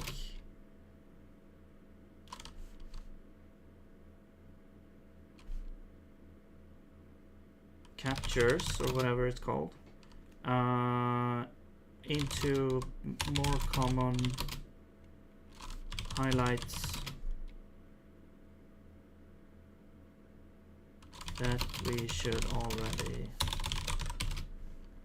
have. I don't know.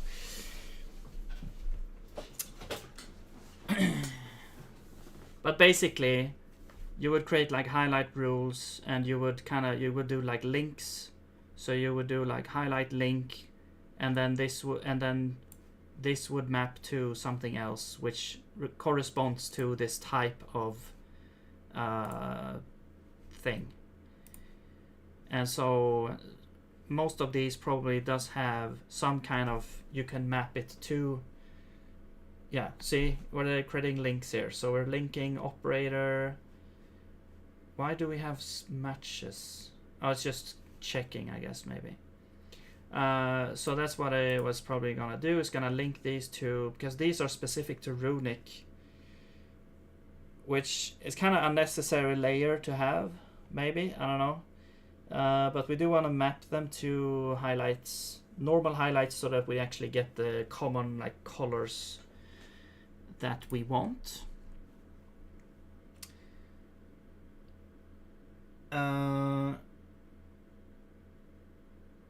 It's very impressive you managed to get this far without an external resource. So how do you learn about interpreters stuff like ACs? I mean, I've just snapped up stuff here and there, to be honest. I mean, I've been programming for a long time, and I've been making toy languages, not really, implementing super deep things, but basically just basic stuff, and over and over again, basically. And yeah, I've been reading a little bit. I mean, I don't have any books on it or anything like that, but I mean, there are a lot of resources online that I've been looking at for specific things. And just, I don't really want to, read through a super thick book all at once and then do it. I just want to, I know that, okay, I want to reach this point, and I'm trying to get there somehow, and then just try to figure out what are the steps to get there, basically. Okay, what did you do here? Updated. Oh, okay, so you can just do this. Ah, I see. Okay.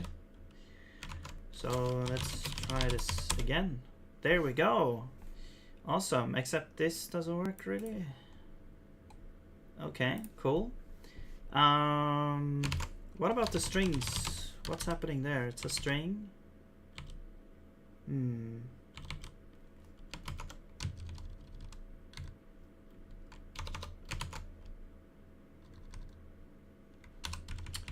What if we do that? No, syntax error. Okay, fine.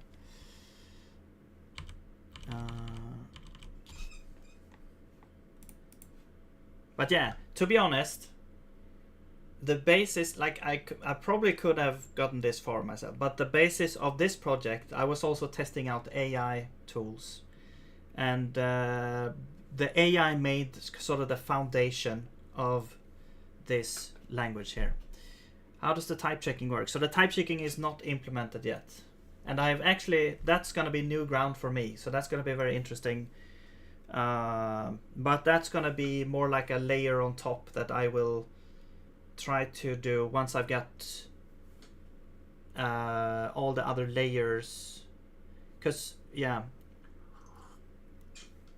like right now this, like I'm working on the highlighting now, but we also have, where is it, the LSP. Now you can kind of look at this here. So what we have right now is we have a lexer that makes tokens. We have a parser that makes the AST. And the AI was messing things up here. It made like multiple parsers depending on what you're trying to do. Like if you're importing a module, it made a specific parser just for that. And that's not what I wanted to do. So I basically just, yeah, I had to like modify it a lot, but yeah, now we have this basic thing in place, and then we also have like a code executor that takes the AST, or an interpreter that takes the AST and executes the code. We're not gonna have a compiler to compile to something else. I don't think so. We have a basic ALSP that doesn't really do much right now, but it does work. It does connect with NeoVim right now, and you know, response and everything. And then the type checking is also going to be the next step here. Well, after, I don't know, we'll see. You have an interesting blog about type checking? Sure. Thank you. Hello, Avduus. I'm doing great. How are you? Welcome. All right. So why are the strings not highlighted? Is that because my setup is bad? The pipeline. This does work, like the operator. What about strings? Highlight string.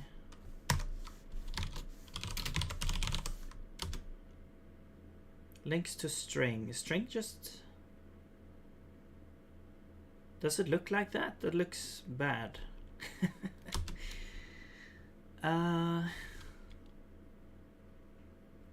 Like if we do zig, and we have like main, and we have a, like here, this is highlighted, although this is color, this color scheme is not the same. Let's set the file type to something else. Let's do like JavaScript.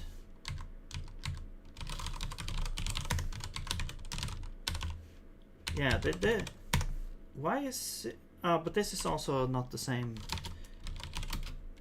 Oh man, that doesn't work. Okay.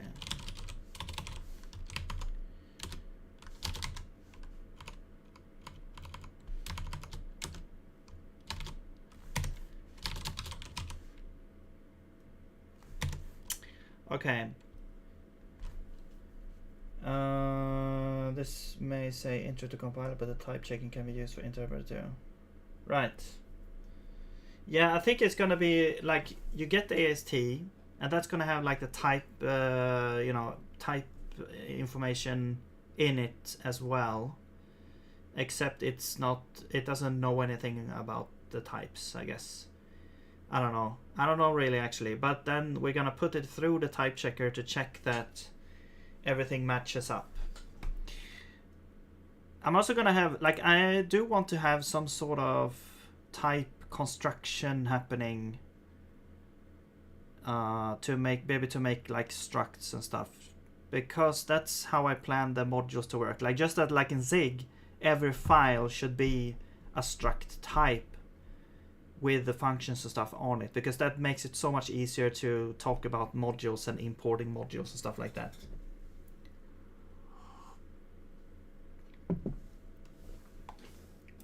At least, yeah, it would be nice. At least it would be easier from what then. It would be a consistent way of talking about the modules, I guess. Instead of like scraping for exposed functions or declarations or things like that, you would have a nice way. Which one do we actually have? Like, do we have some kind of, I don't know. Let's do, I guess, Ruby. Here we go. But this is a string. So why don't we get this?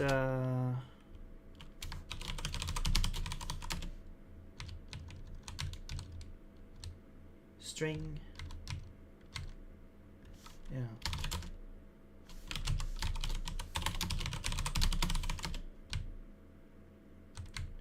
String fragment. String literal.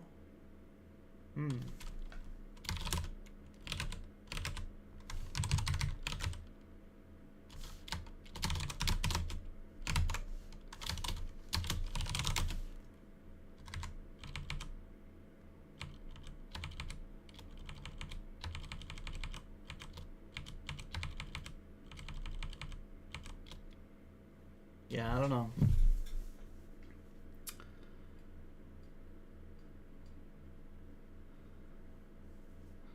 Alright, thank you, Abdus.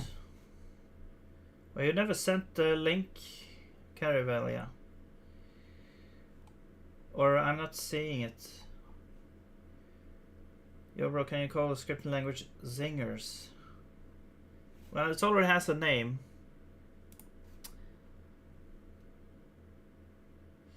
Thank you. Well, we'll see how good it is.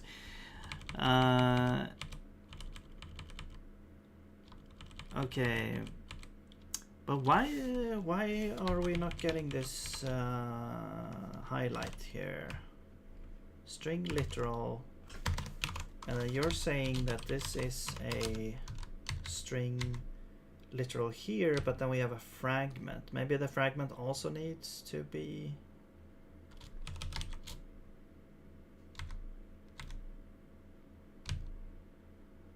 The identifiers, interpolation expression,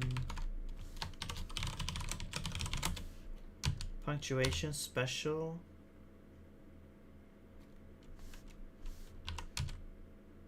embedded, runic.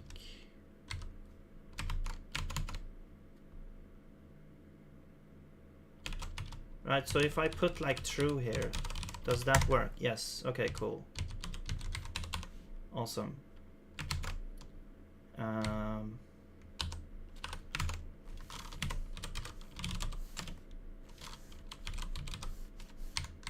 Yeah, this should be highlighted like punctuation special. Maybe we need to reinstall it.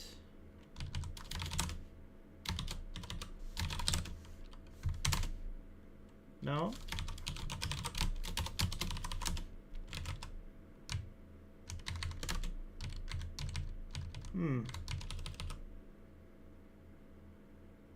Also like identifier.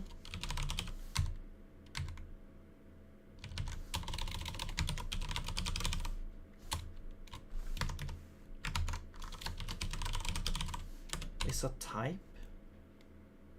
What?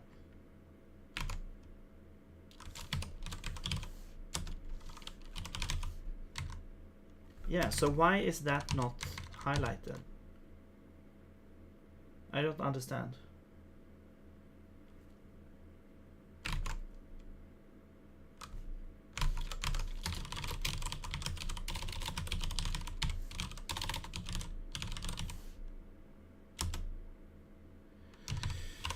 Syntax highlighting is specified through queries named highlights.sem, which match a TS node in the parsed TS tree to a capture that can be assigned to a highlight group. For example, the query matches any identifier node inside a function parameters node to the capture name variable parameter. For example, for a Lua code, which will be parsed like this. The above query will highlight foo and bar as variable parameter. It is also possible to match literal expressions provided the parser returns them. Okay. Assuming a suitable parser and highlights.scm queries found in runtime path, tree-seated highlighting for the current profile can be enabled simply via this. The capture names prefixed with @ are directly usable as highlight groups. Right. For many commonly used captures, corresponding highlight groups are linked to NVIDIA standard highlight groups by default. Comment links to comment, but can be overwritten in color schemes. A fallback system is implemented so that more specific groups fall back to more generic ones. For instance, in a language that has separate comments, comment documentation could be used. If this group is not defined, the highlighting for an ordinary comment is used. This way exists. Okay. As an additional rule, capture highlights can always be specialized by language by appending the language name after an additional dot. For instance, to highlight comments but differently per language. C. Okay. Following is a list of standard captures. Right. Okay, but what about the definition? Spell? No, it should be spell checked. Ah, okay.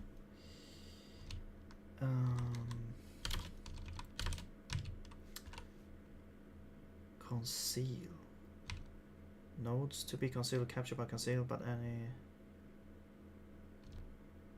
capture can be used.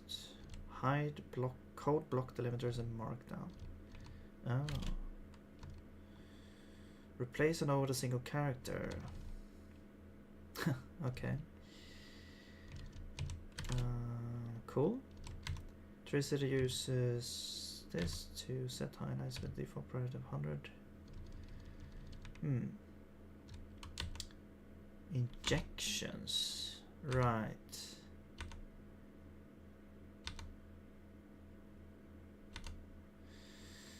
But, okay, but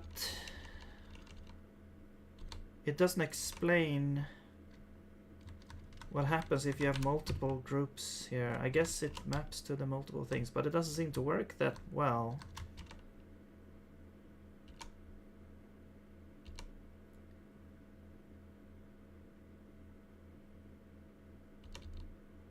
Query directives.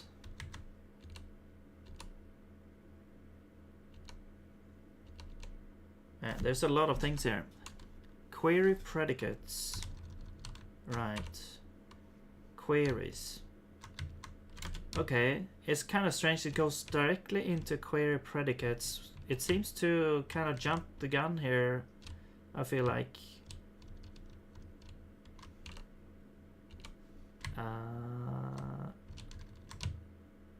Or I need to go here.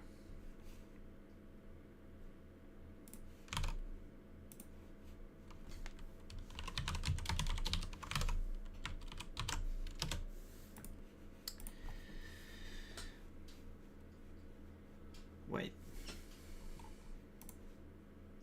Using parsers. Queries. Okay.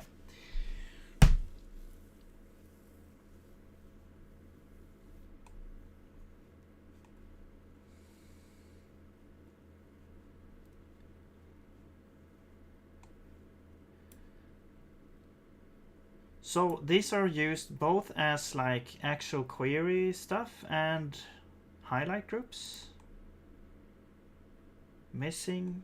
So we're like naming it here.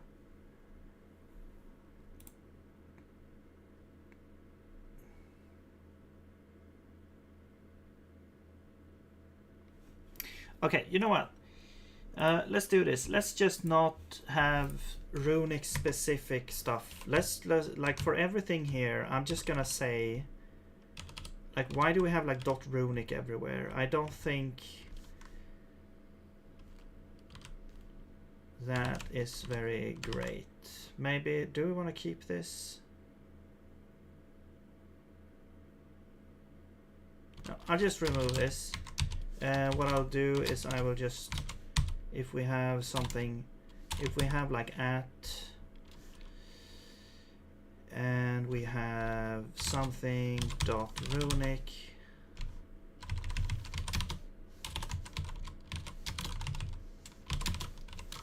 I'll just replace that.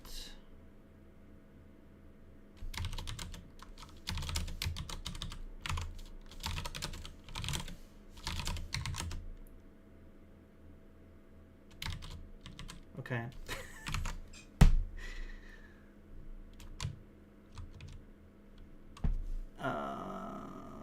Okay. Do we have, okay, so highlights, do we have like declaration?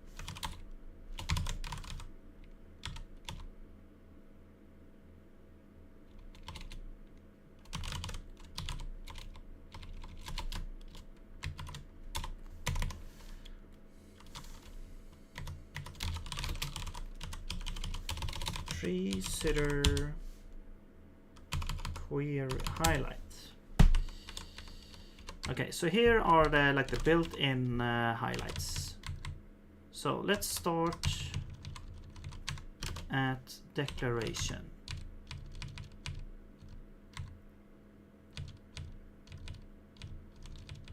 Where would that be?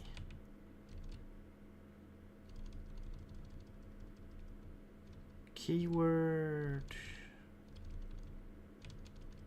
punctuation, comment, markup.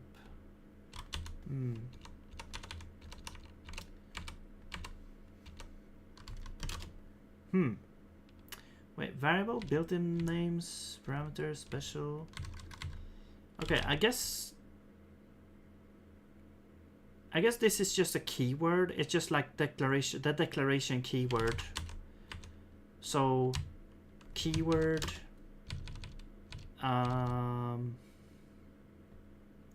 yeah, this one maybe, keyword modifier.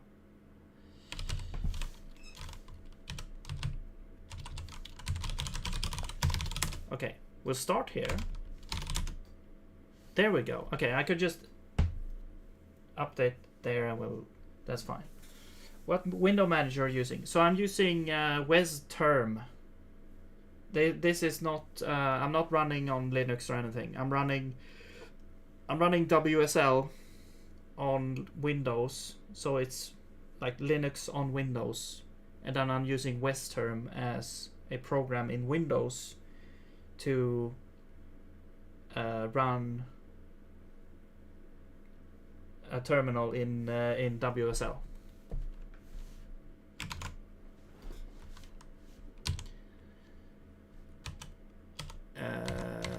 Type. Okay, I guess that should be work. Good. Control. What the hell is control? Okay. Okay. That might be like if import. Yeah, that exists. Interop. Try. Keyword exception. Is that a thing? Yes. Literal. Okay, so is that a thing? Constant? No, it's just Boolean. Oops.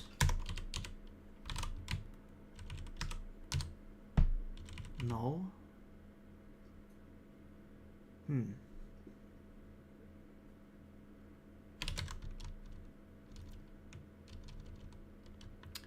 I guess it doesn't matter. Maybe we'll just use number here. I don't know. Wait, why are these up here and not... Why are these in the keyword section? AI. Number, string. Where's the string stuff? String, Yeah. Right, so we have string literals, a string, escape sequence, string escape, interpolation expression. Right, okay. String special symbol, embedded seems to work fine. Special symbol again.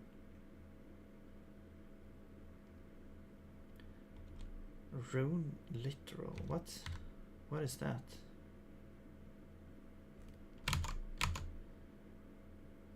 What is rune literal?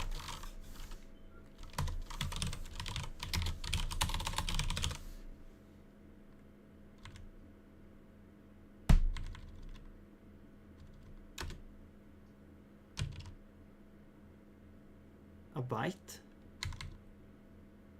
That's a that's such a weird thing. The AI did. Okay.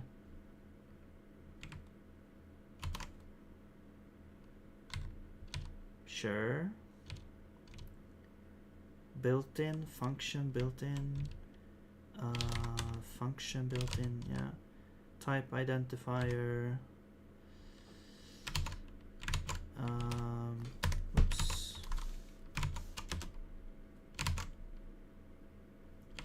Okay, type built-in. No, type identifier doesn't exist. It's just type. There we go. String still doesn't work. I don't understand. I do not understand. Operator pipeline. Yeah, that doesn't work.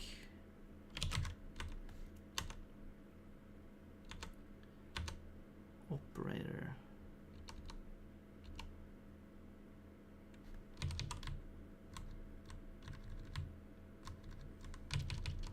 Oh, keyword operator probably better.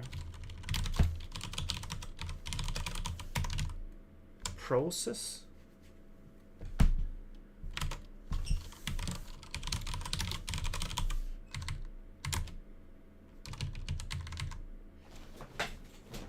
Okay, that should also be like keyword operator. All right. Logical operator.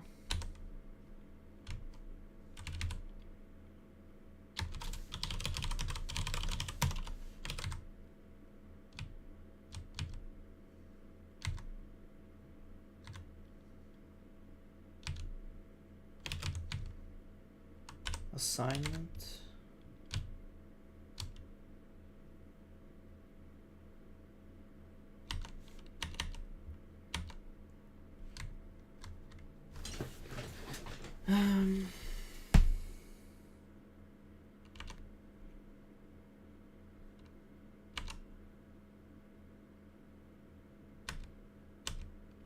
Yeah, I guess it's the same thing. Keyword operator.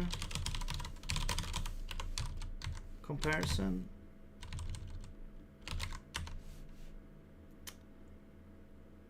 Oh, operator and keyword operator.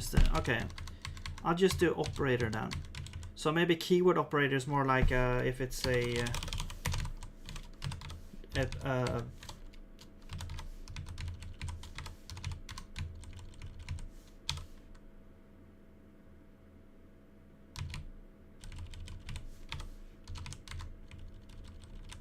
you know, a string, like a name. Wait, so is it saying that if operator sigil doesn't work, it's gonna go back to operator? Like, okay, let's say we have pipeline here. I'll do pipeline operator. No, that does not fall back to operator. Okay.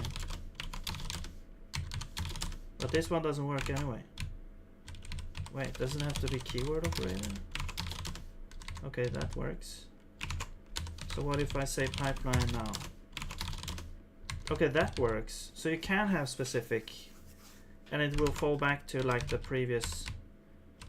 Okay.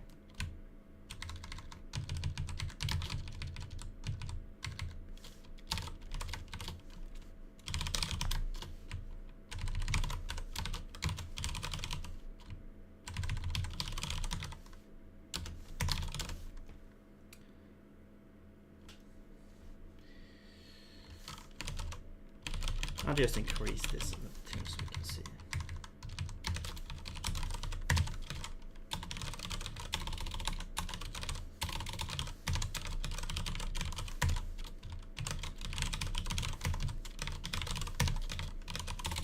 So then all of these should fall back to keyword operator, right? Not sure why operator didn't work, but what is the main difference between these two keywords? Which ones?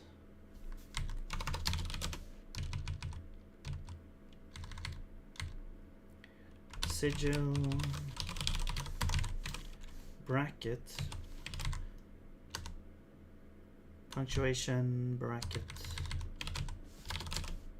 So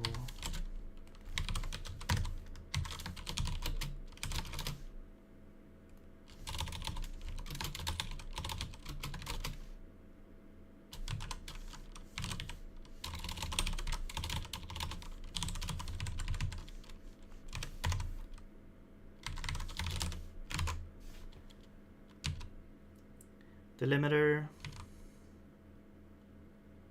yeah, comments. Comments doesn't seem to work at all.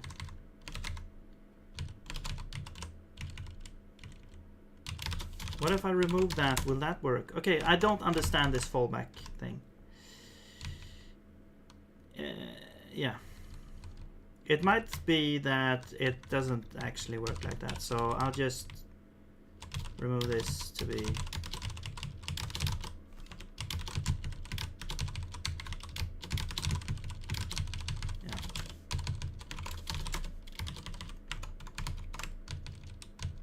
function call, and that doesn't work either.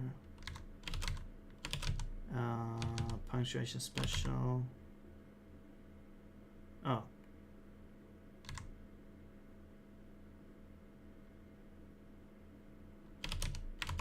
Okay, finally the comments actually work. The highlighting for the comments work if you have it on the same line.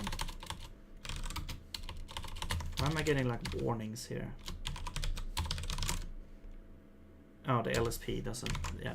The LSP is like constantly crashing here because it's not fully implemented.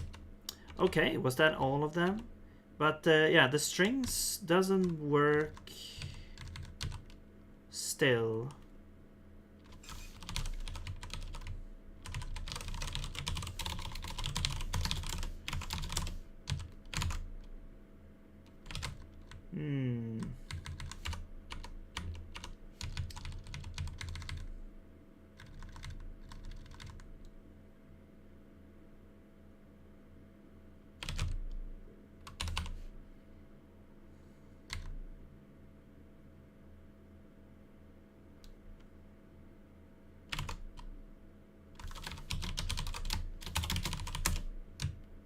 Yeah, we have a string literal with a string fragment.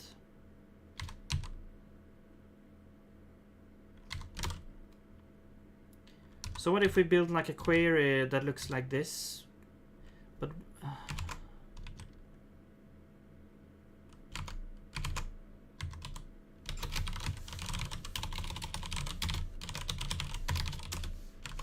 would that work?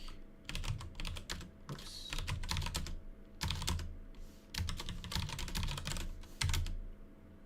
No.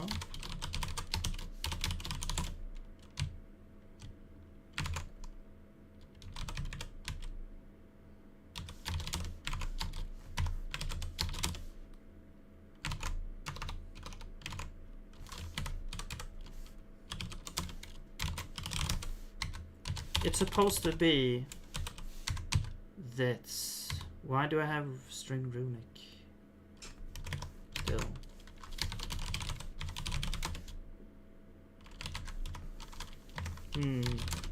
What is happening?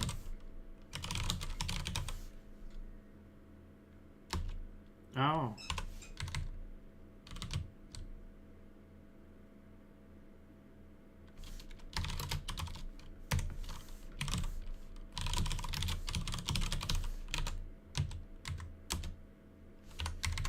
Oh, it... Okay.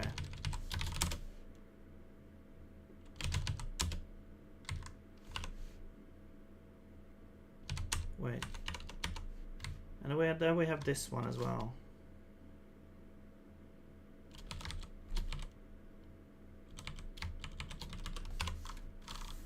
Yeah, they basically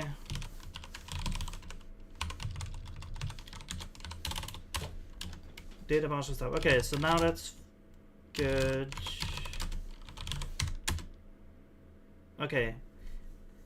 Attempt to global index global highlights and then okay. Okay, there we go. Wow. Yeah, it tried to do a whole bunch of other shit there. What is this message here? Where is this happening? Syntax runic vim. After.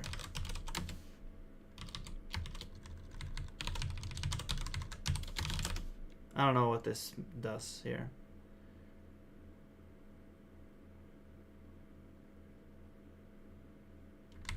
Like, it requires the highlights. If it's not okay, it writes an error. It goes through all definitions and links them up like this. Okay, but it's not necessary, I guess. Oh my god, finally it works. Holy crap. Alright. However, this looks weird over here.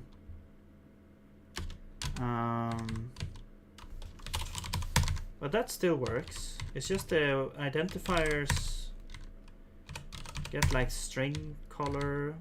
Okay, well, whatever. Okay, cool.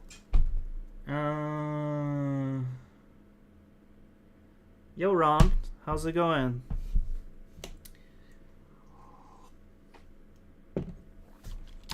Finally got the tree sitter thing to work here.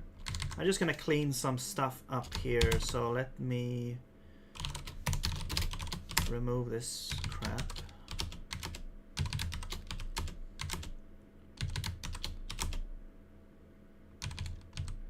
And this.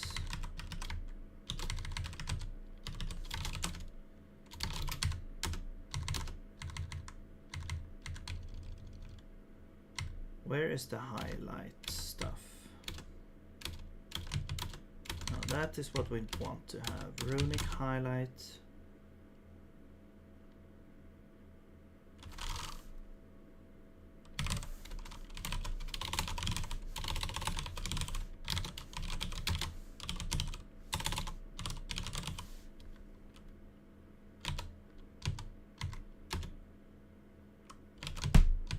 Okay, this file doesn't exist anymore either, so I'm gonna remove that.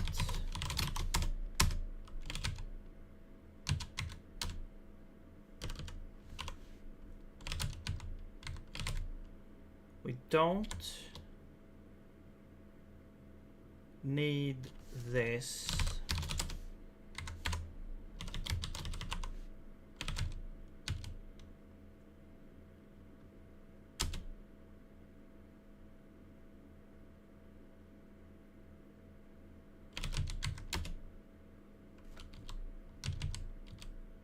Or maybe we do. I'll keep this just in case.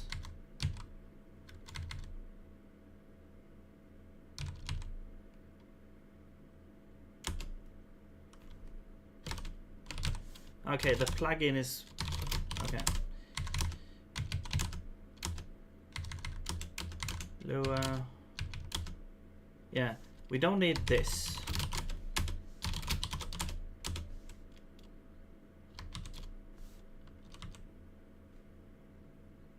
But this one we might need.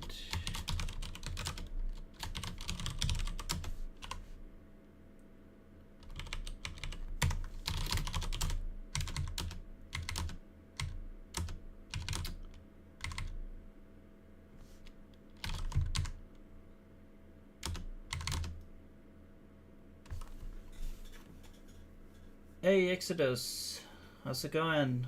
I'm doing great. How did the tokenizer go? Yeah, it finally got there. I'm working on the highlights now. Was never able to get used to the net RW is also oil because it felt intuitive. I just don't want to install a custom thing. I don't know. I just wanted to.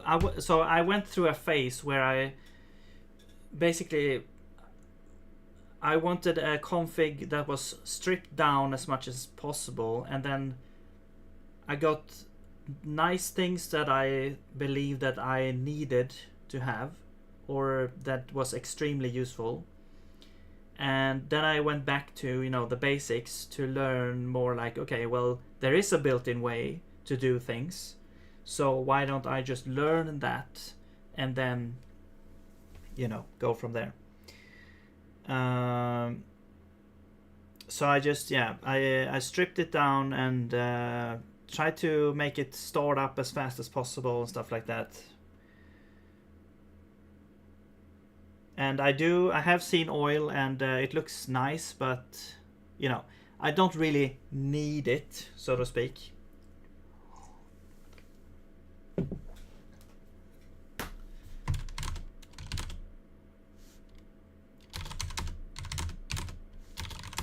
Okay, let's see if this causes any issues. No, there we go.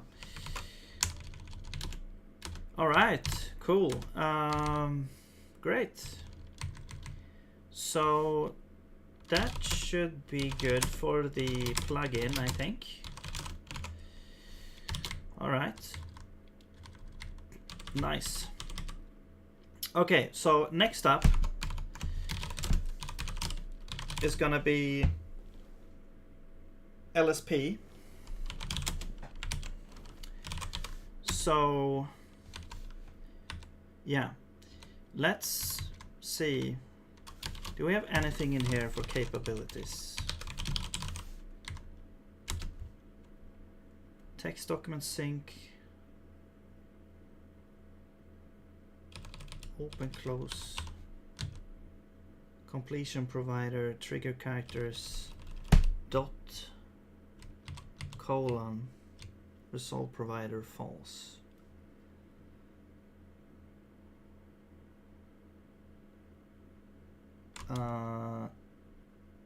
Dir add.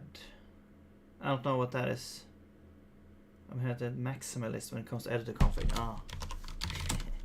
Well, I used to like just browse and look for, this looks nice, but then I was, I don't know, I went through a phase where I was I want to just focus on the things that I just think that I need, and then if I for some reason think about something that I want, I could look for a plugin, or if I don't find it, I could just make it myself, which is I have some of the things that I've made myself in my config.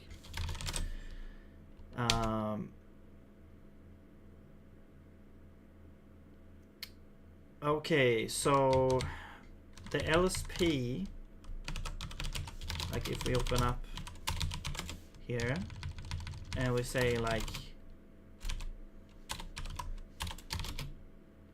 so now we put like a colon there, and it fails. So let's look at the log.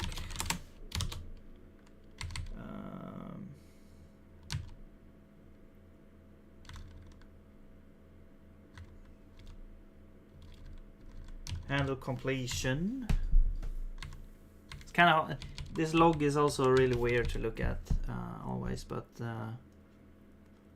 maybe there's like an easier way, but here we can see handle envelope.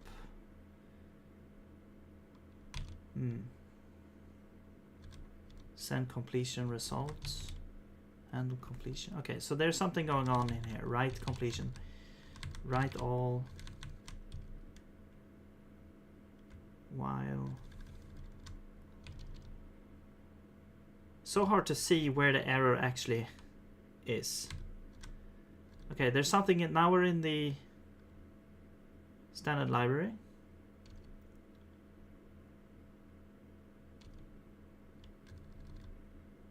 Write failed.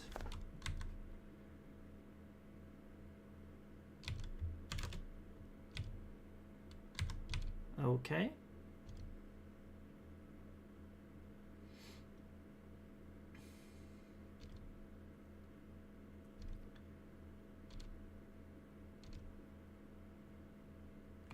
So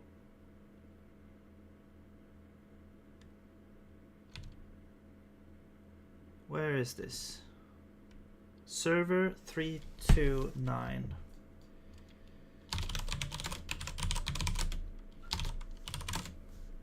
Here.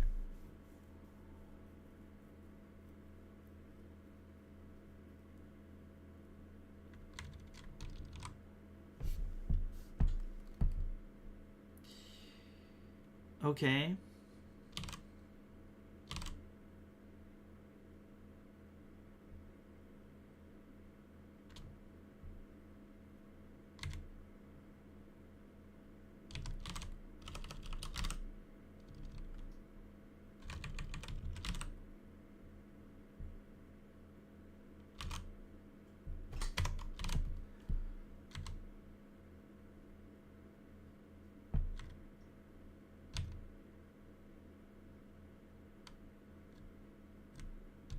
Right failed.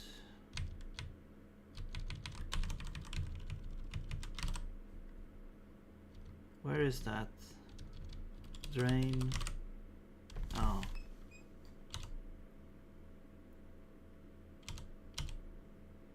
Do we need to flush once in a while or?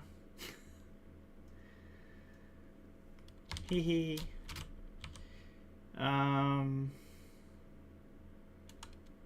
Guess I'm just flushing at the end here. But I mean, technically, we should be able to just flush whenever.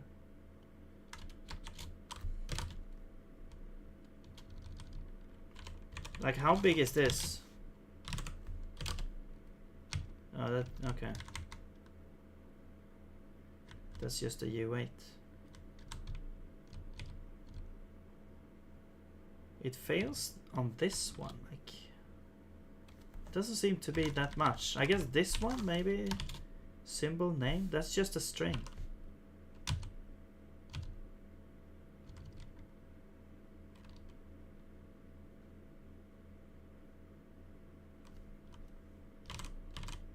Is this always where it fails?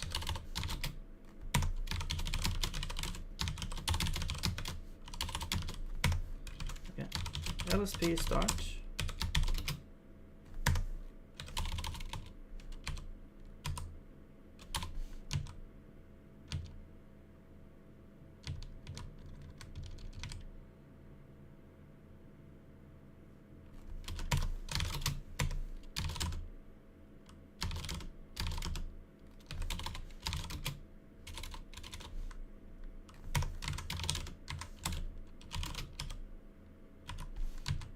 Now I'm getting like cached.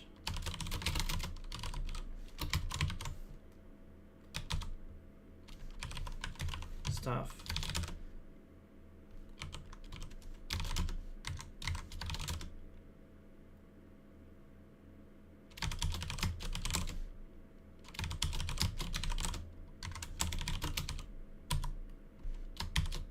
Yeah.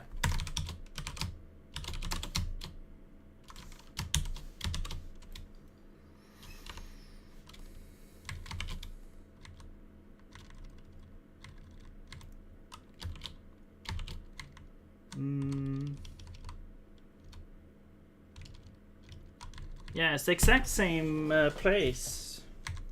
329.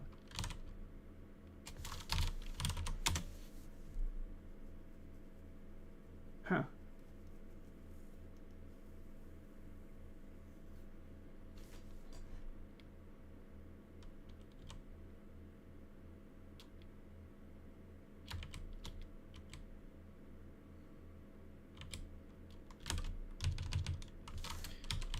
What if we flush here?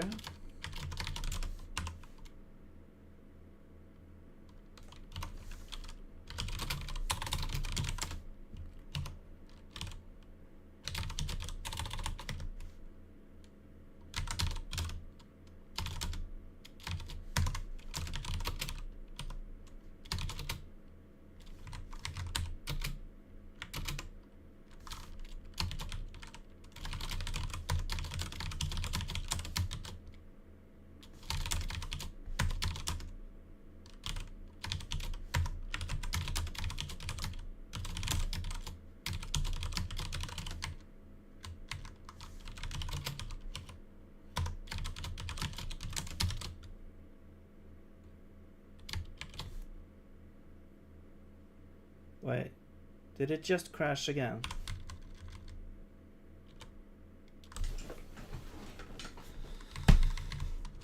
Why are we getting... wait, right? Oh, this is different now. 331.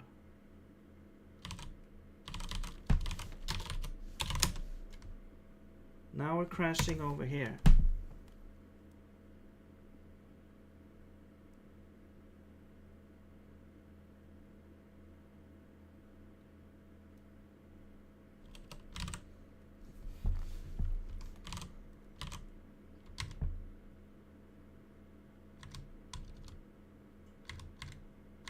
Six, 4, 1.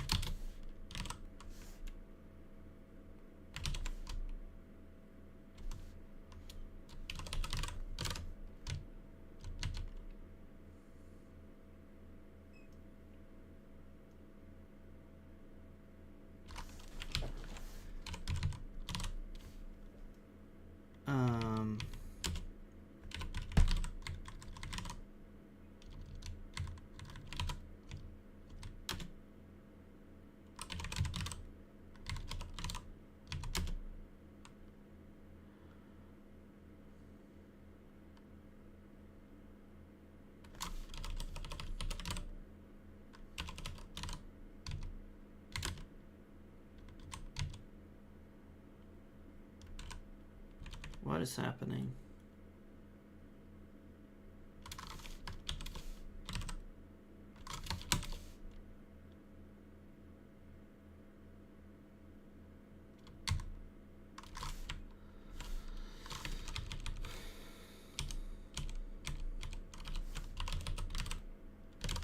This is, yeah, this is quoting it. Okay.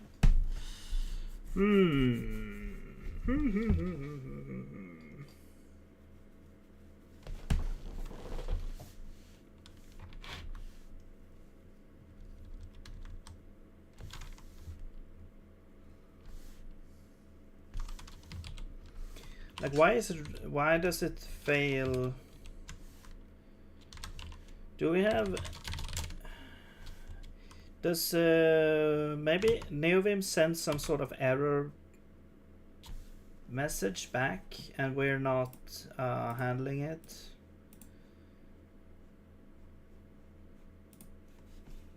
Let me check.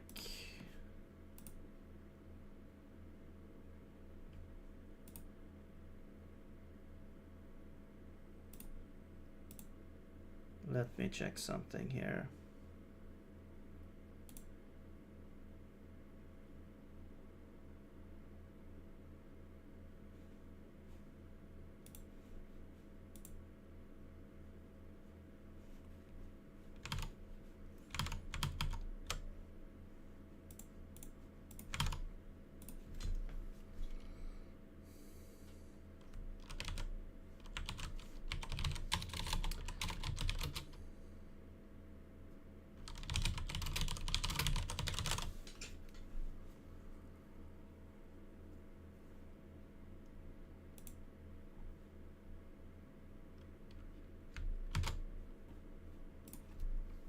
Actually, let's check for receive message. Oh. Yeah, because it's just crashing here when it tries to respond. All of a sudden it just fails. Write failed for some reason.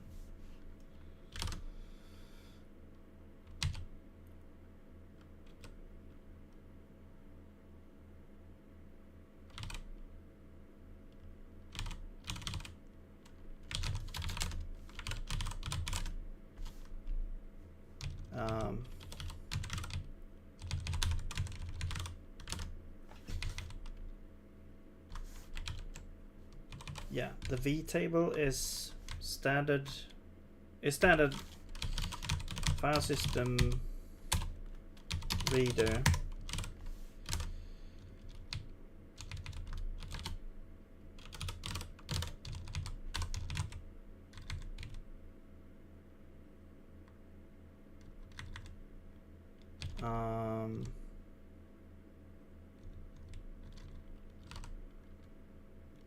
Where's drain?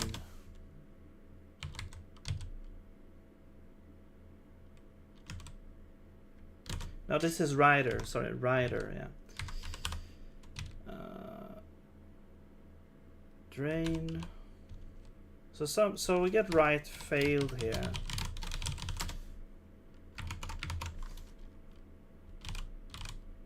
Where is this happening here? Okay, writer 2, 3. So standard IO writer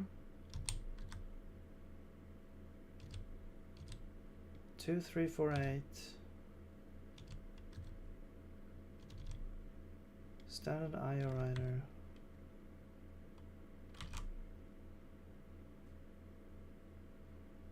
But it should be here that it's happening. Well, it should be happening.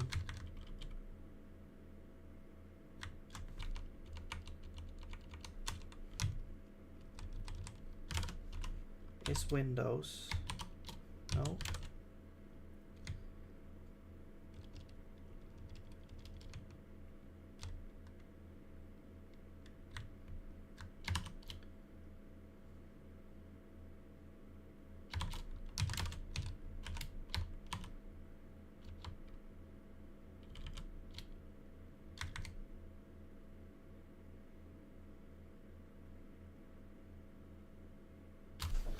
Okay, so write failed, but then we get another error here.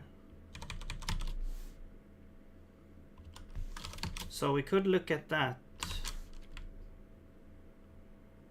but we don't. Yeah, okay.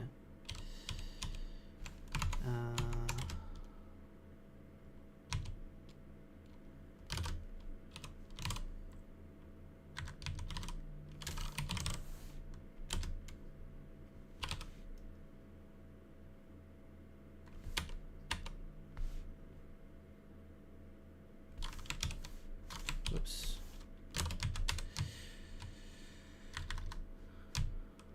Okay, I'll do it like this. I will do this, and we'll catch this here. We will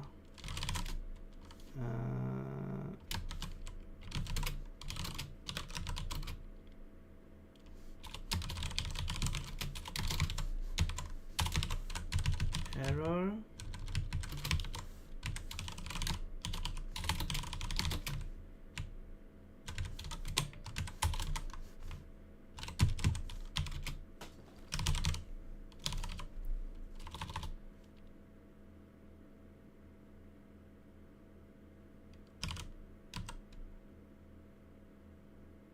Oh, where's the writer?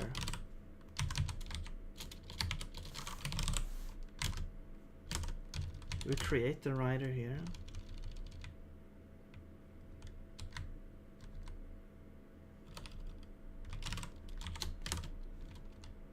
Yeah.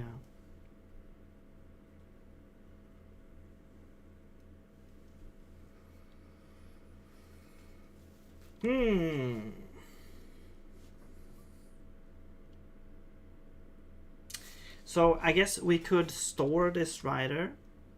We could store the kind of current writer, and then we can access it. So let's just do that.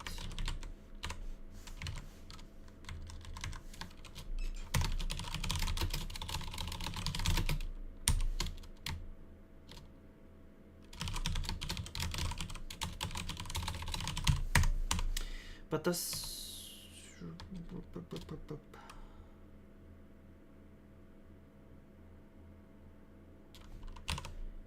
it should be fine.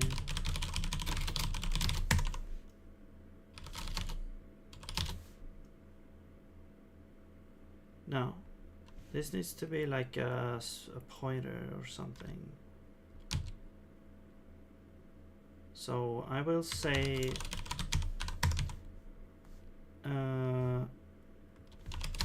we get a rider or a constant equal to that.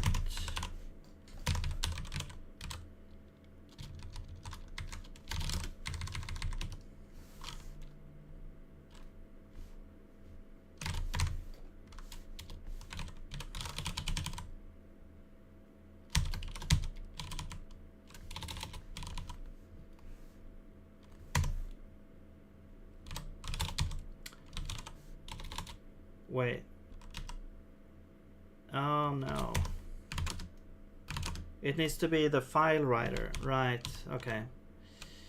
It needs to be standard out writer. This is a file writer.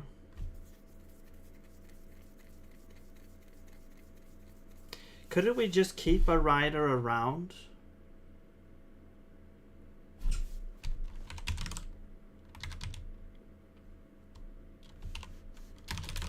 The same way we keep the reader around.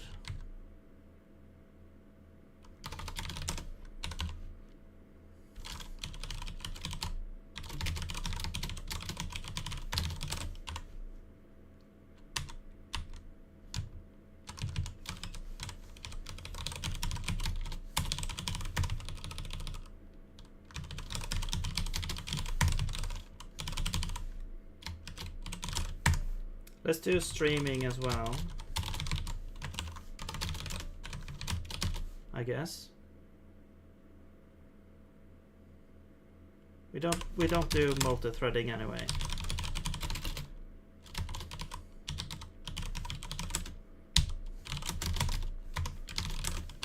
Okay, let's rename this init interface, I guess.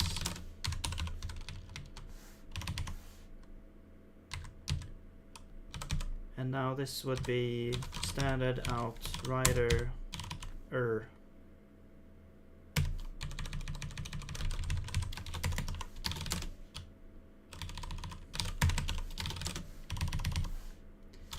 and then we return this error.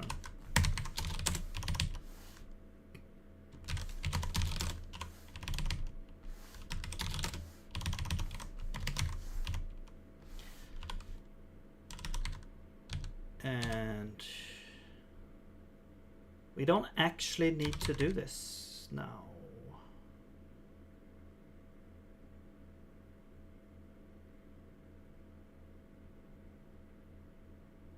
Oh, it's writing into... What the hell?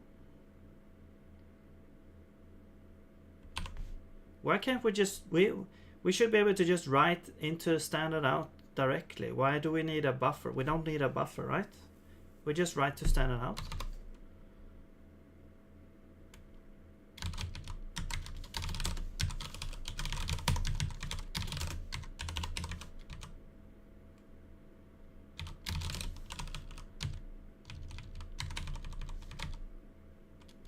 Send body.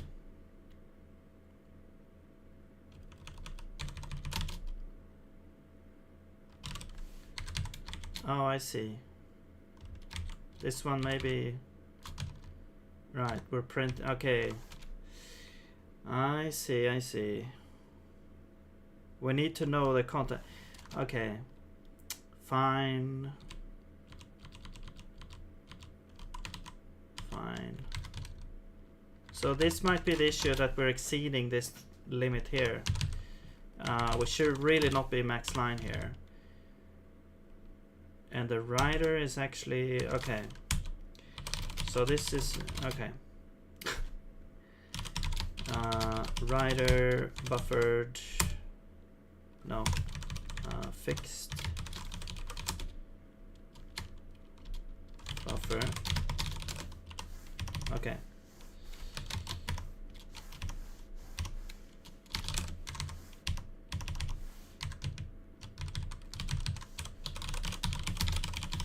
Let's keep this around. Okay, yeah. We need to change this to something else.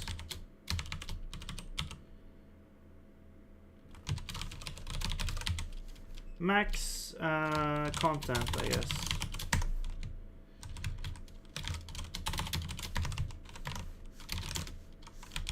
Four megabytes, fine. There's probably some kind of specification for that, but yeah. Send body.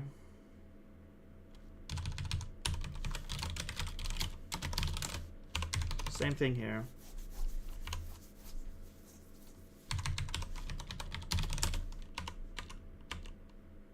All right.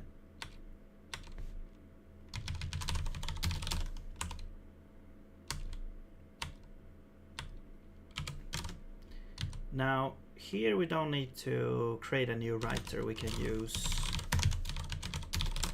this.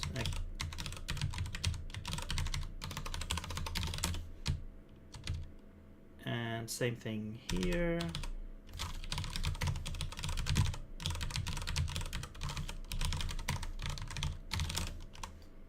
All right.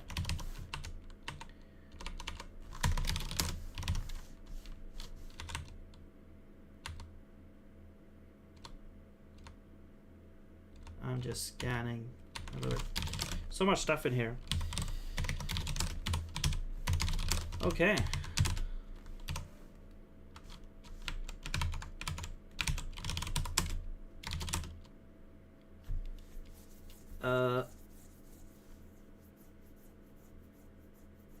Content length not found in headers.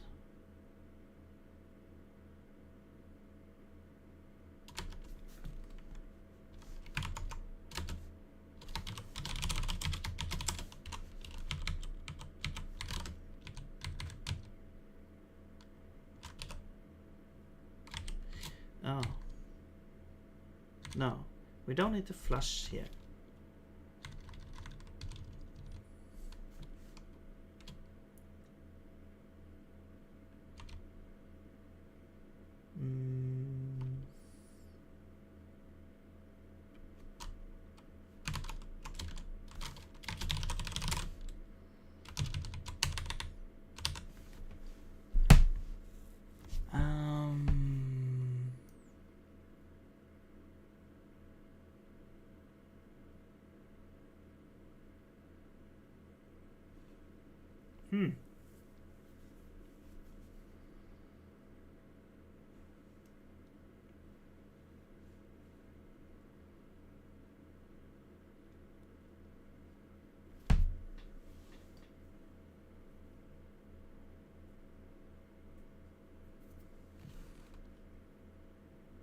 Works to scan index 230 symbols.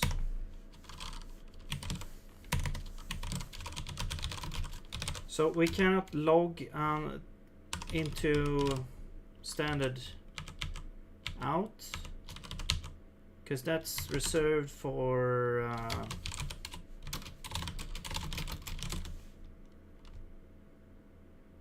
no.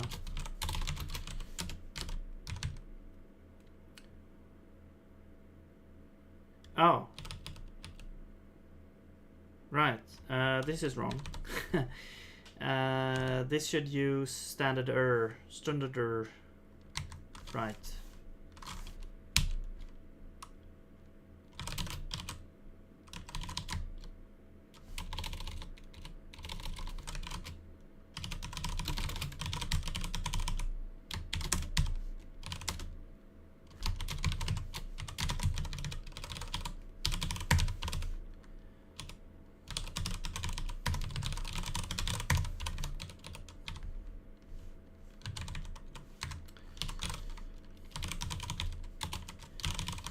So okay,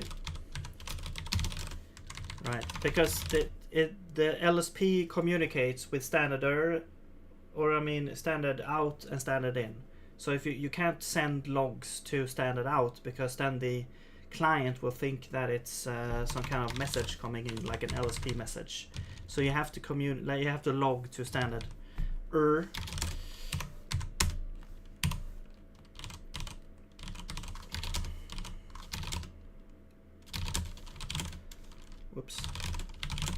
I'll just restart this whole thing.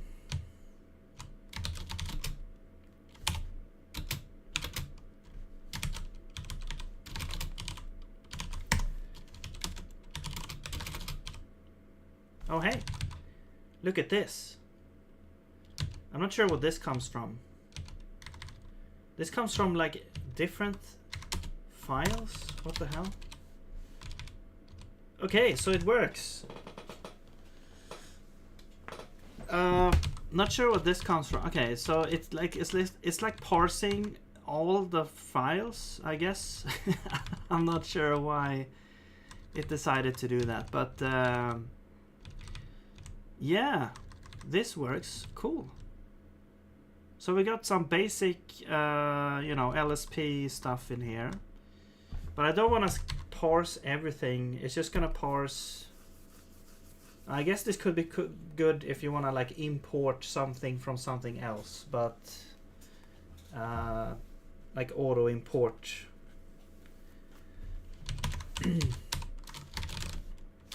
Okay, let's take a look at what's happening. Collect symbols.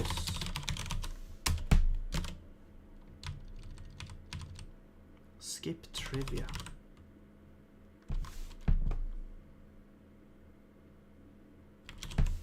Right. So the thing is here, it has its own parser for all this, and I don't know. This feels weird. I would, you know, how would it know the types and everything?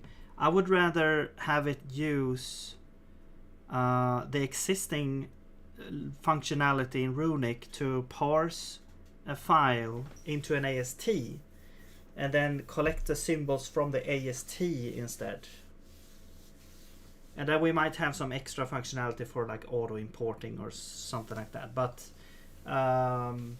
yeah, I think that's probably the way we want to go.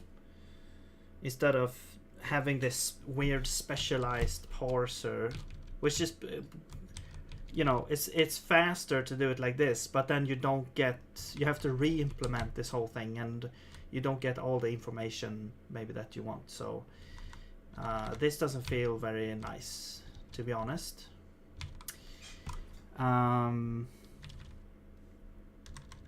Yeah. So let's see. I mean, we could just use Runic.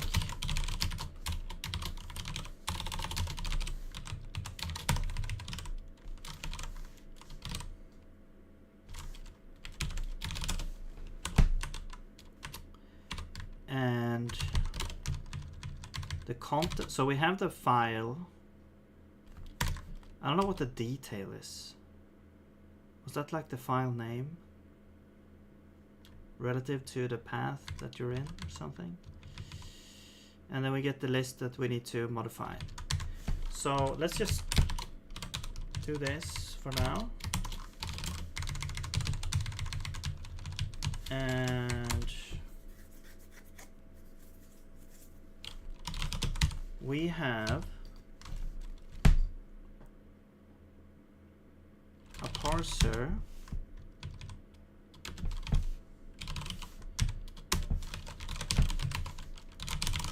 so we can get the parser like this, except it's probably not, it probably needs to be a var, and then we can simply and then we can initialize it.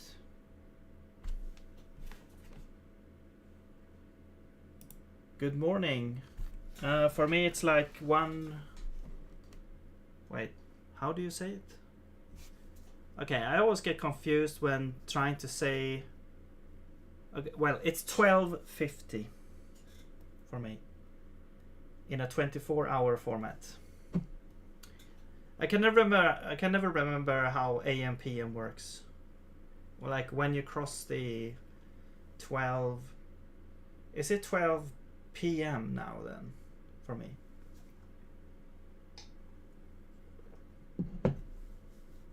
And then it goes back to 1 p.m. How are you doing, Mars?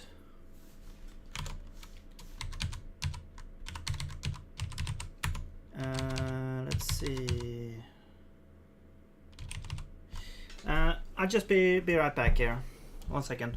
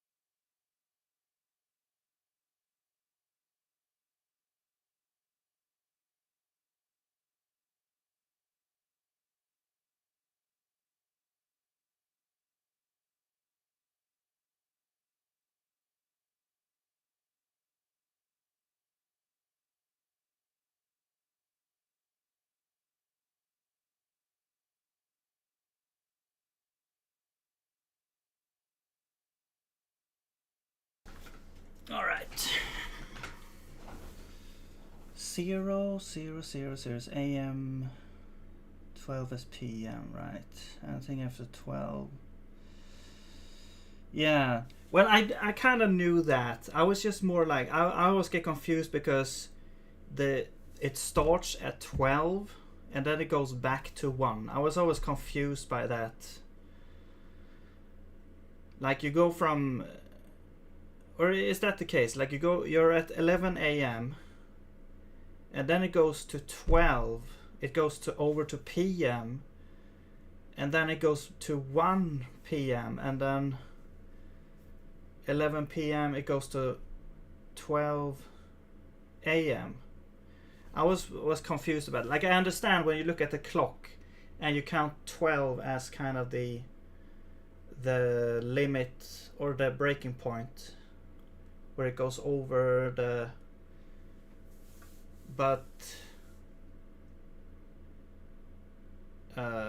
it didn't make sense to me that the clock would go from 12 to 1 all of a sudden, like if you're in the same whatever, you know what I'm saying.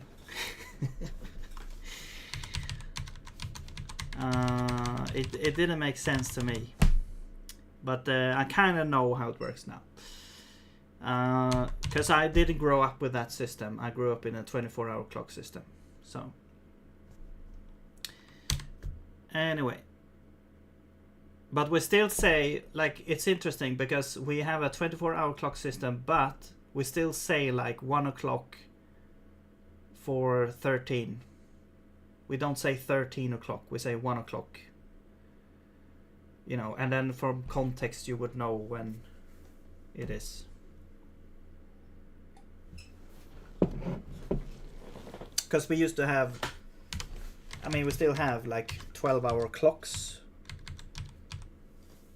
but when writing time down, it's 24-hour.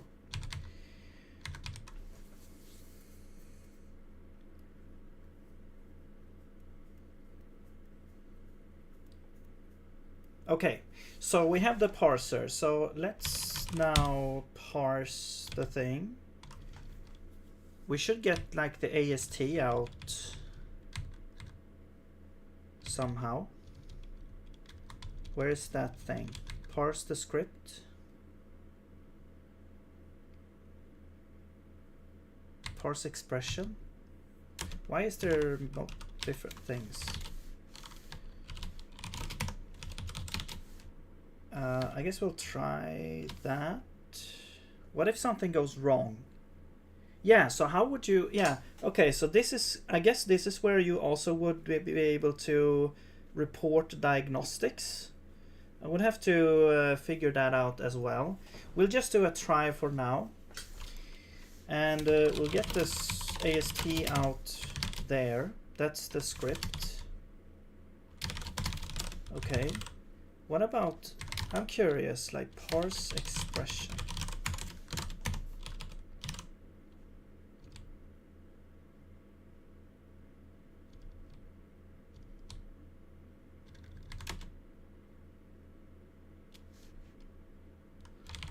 Oh, that's just the next thing. Okay, I see. Why is that public though?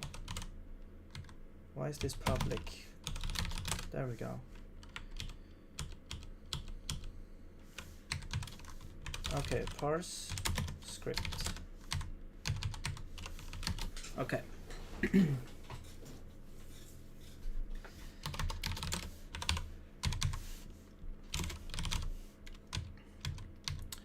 Right, so we got the span, we got the statements.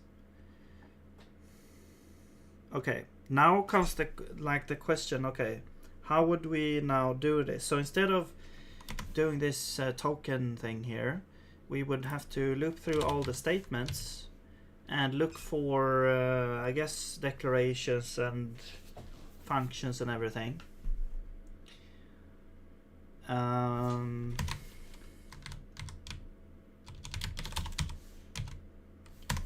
So let's loop through the statements.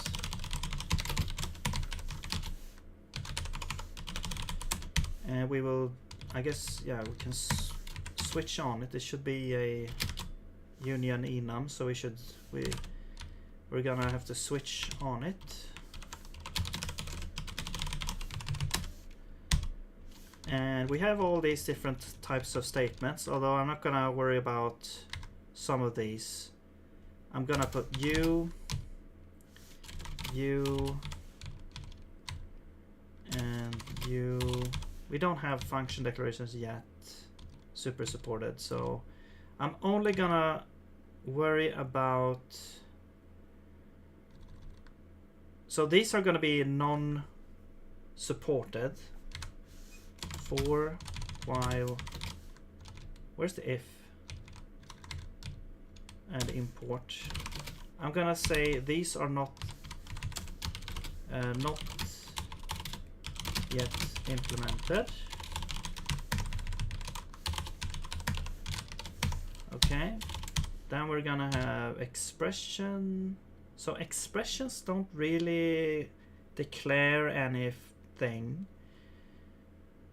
and return doesn't really, so these don't do anything. So I will just, also you shouldn't be able to have a return statement in, well, maybe you do. Maybe the exit code is, yeah, that might be good, but this does not produce symbols. Now, this one is the only one left. It's 5:57 a.m. here. My brain's a little foggy this morning. Oh.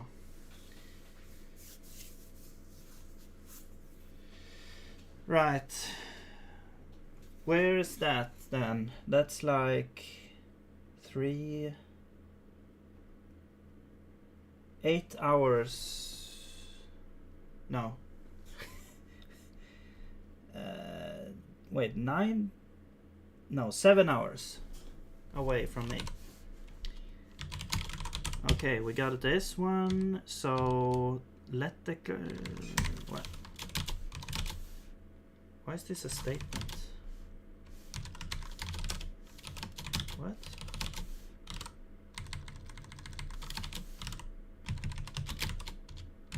No, it's not a statement, it's a let declaration. What the hell?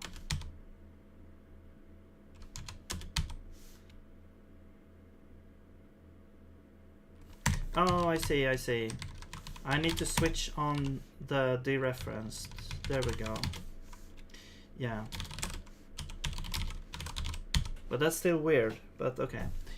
So we got this one, and like I don't know what this is for. Like switching on a pointer. What does that actually do? I never actually looked into that. Alright, so we got our thing here. So let's just look at the... We need to look at the pattern. And the pattern is going to have well, it's going to be either one of these. If we're discarding, we don't do anything. Okay, so let's switch on the pattern. Because that is... Like, what is it bound to? So if we're discard... We don't do anything. Do you also need to be the reference there? Yes. If we have... So these ones we don't really support right now. I'm just gonna say that. Oops. Not yet implemented. But then we do have the last one. Oh, wait, is there block comments in Zig?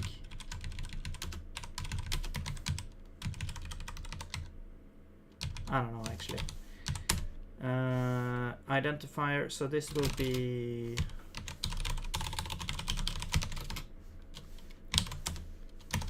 okay. The name. There we go. So there is the identifier, or the symbol name that we're gonna have. Okay. And then we should also have other stuff, like we can have a type annotation.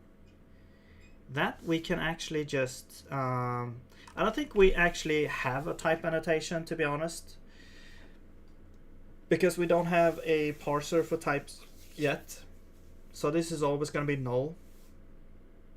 We do have like an initializer, which we could technically just take the span. Yeah, we could take the span and we could take slice from the contents to get the actual, like, you know, initialize. So value, or initializer, I guess is more correct. So this is the name, here's the initializer, and then symbols. Now we can wait. Oh, so we need to call append symbol. List kind is what? It's a variable. Name is name, and detail. Now this could be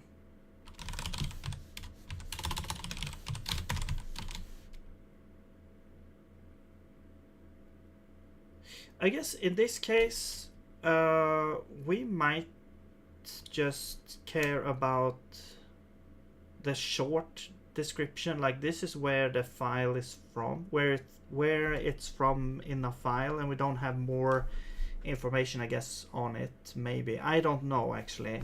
The detail, maybe you could add more things to the detail. Like I would want to add like the initializer as well, but let's do this for now. Yeah.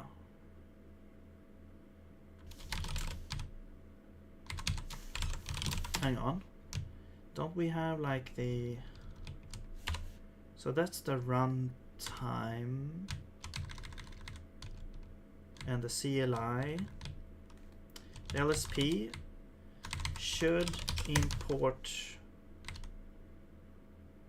Wait.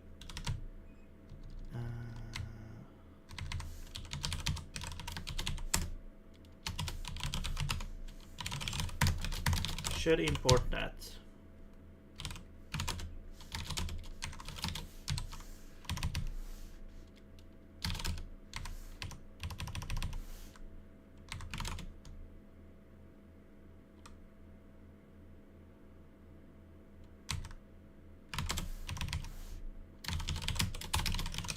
to restart. Okay.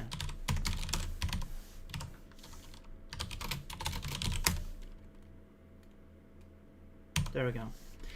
All right, so now let's open up this. Oh, got an error.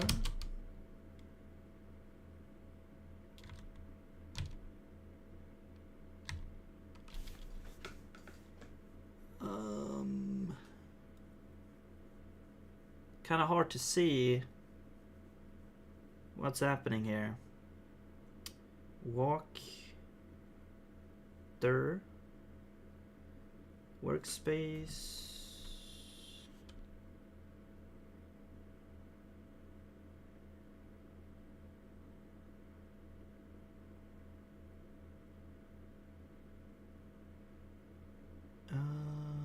Collect symbols. Parsers parse script.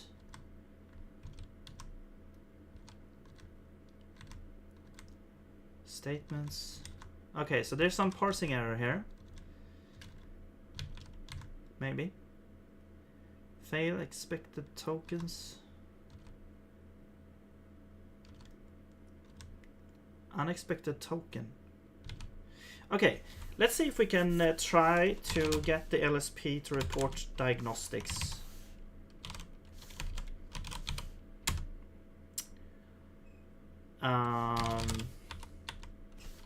Do we have any diagnostics anywhere?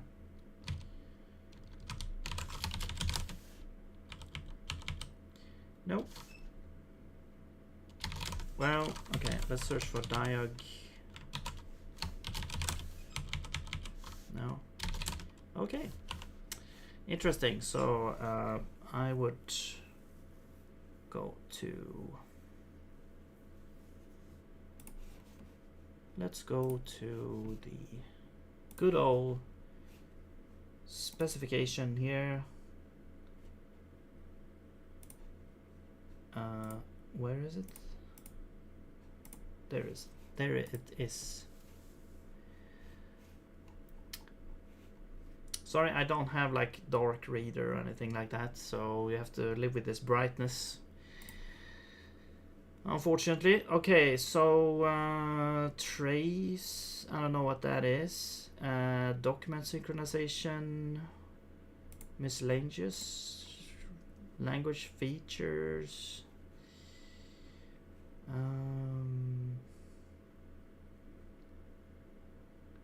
I guess document highlight would be cool to have, so that, because then you don't have to rely on like a highlighting plugin to make it work.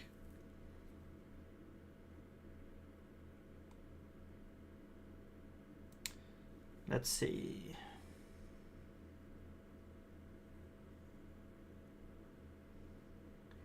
Workspace features.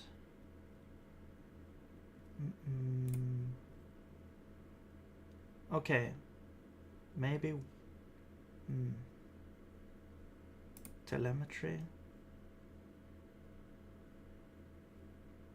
No.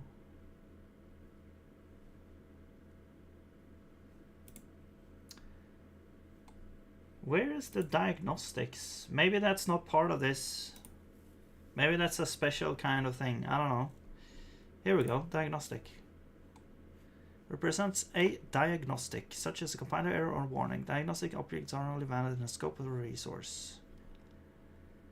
Right.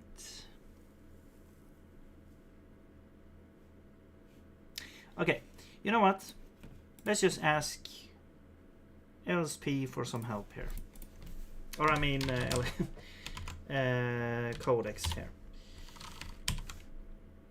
I want to quit. Let's go in here again and we'll change you to GPT. Yes, great. So let's see.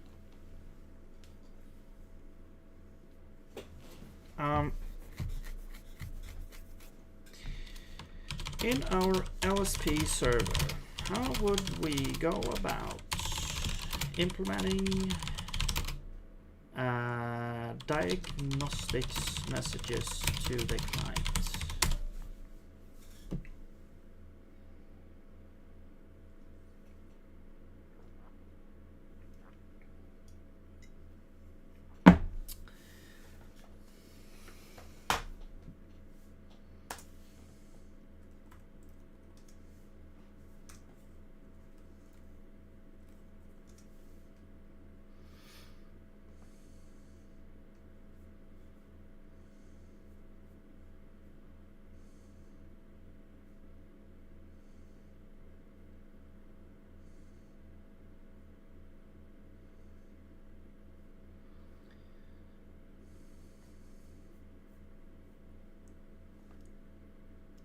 Okay, we'll let it cook for a while there. I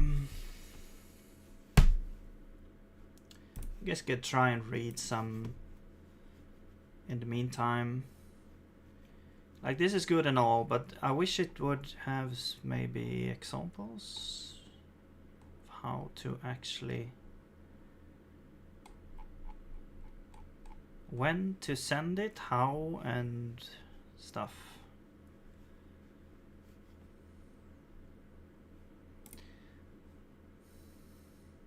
Like, what is this? Trace notifications and I want to modify trace setting of the server.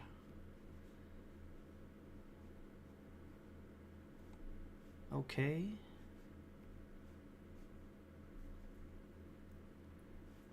Notification to log the trace of server execution. The amount and content of this notification depends on the current trace configuration. Okay, so it's like modifying the verbosity of the logs, or shutdown, yeah.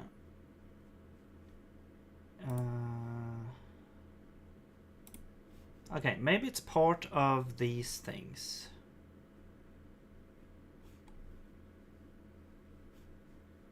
Mandatory in the protocol, clients cannot opt out supporting them. This includes both full incremental synchronization and DHH notification. In addition, the server must either implement all three of them or none. Their capabilities are therefore controlled via combined client-server capability. Opting out text document synchronization makes only sense if the documents shown by the client are read-only. Otherwise, the server might receive requests for documents for which the content is managed in the client.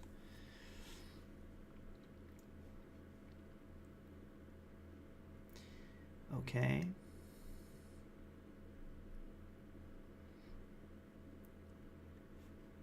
The document open notification sent for the client server signal newly open text documents. Documents content is now managed by the client. The server must not try to read documents content using documents URI. Good. Open in this sense means it's managed by the client. It doesn't necessarily mean that the content is present in the enter. An open notification must not be sent more than once without a corresponding closed notification sent before.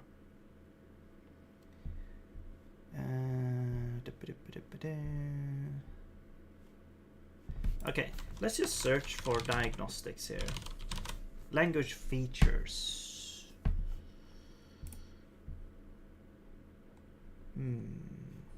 Okay. Coding. Yeah, so where would this go? Publish diagnostic notification. Diagnostic notification is sent. Okay, the AI is done. I'll just read a little bit here. Sent for the server to the client signal result of validation runs. So this could, I guess this could be like sent any time. Then diagnostics are owned by the server, so it is service responsibility to clear them if necessary. Right. The following rule is for use for VS Code service to generate.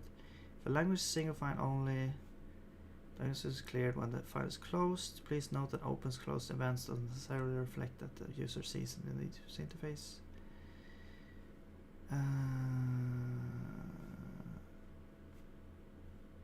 Alright, we'll figure it out. Diagnosis are not cleared when file closes when yeah, that makes sense because you can have like errors. You want to be able to catch all the errors. You open one file, you might get errors in another file. When a file changes, it is the server's responsibility to recompute diagnostics and push them to the client. Right.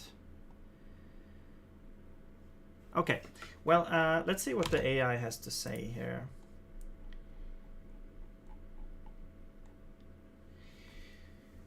Here's how I'd wire LSP diagnostics into this server using the existing structure. Define LSP diagnostic shape in the LSP layer. Define a lightweight struct that points at token span style ranges. Okay, I'll just copy this. It's good that it understood that we want to use the library that we already have. Okay, let's do like diagnostics. Oops.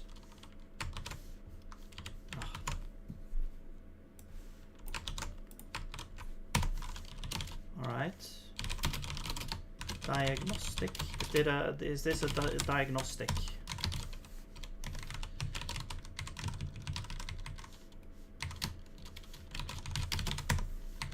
No. Come on. There we go. Token span. Runic.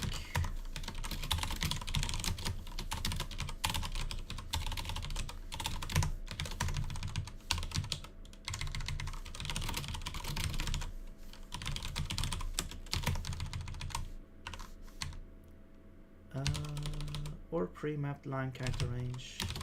No, that's fine. And then severity.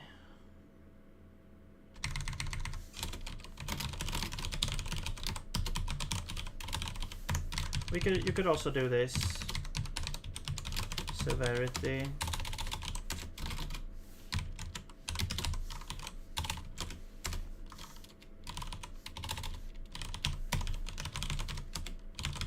And you cannot use the same name as the keyword, so there we go. Okay. So we have this structure here. URI is the resource link. We have the message. We have the place where it is. And now we have severity. You already have spans and messages in front-end diagnostics. What?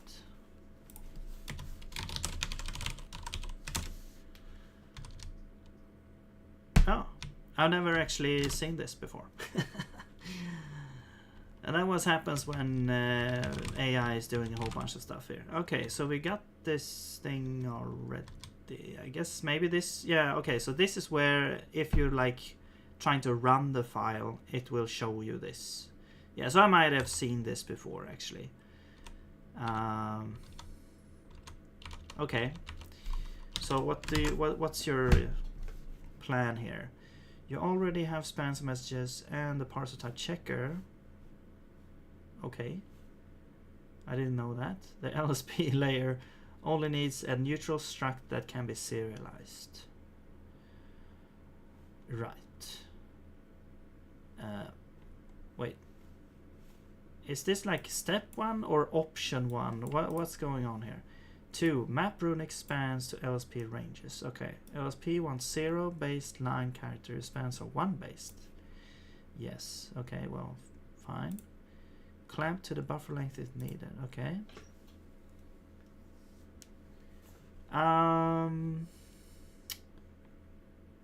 LSP ranges.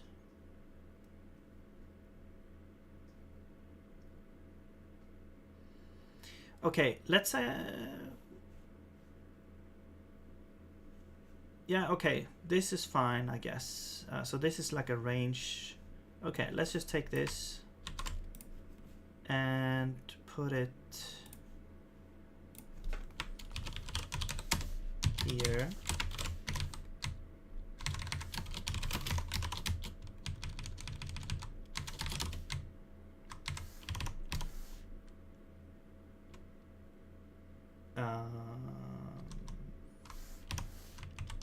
What's this?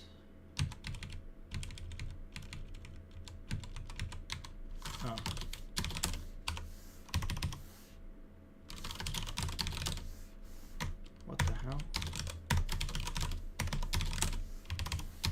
Okay. Okay, so this is like a range, I guess, for, you know, in a diagnostic message. Cool. What else do we need? Implement publish diagnostics notification. Following your existing manual, JSON writers, send initial results and completion results. Add something like this, you say. Okay. Let's take this. And we go to wherever this should be, like this, the server, perhaps. And we have like handle. Yeah, we have all sorts of things. Send results, send errors. I guess maybe here. Send diagnostics. Diagnostic, yeah. That would be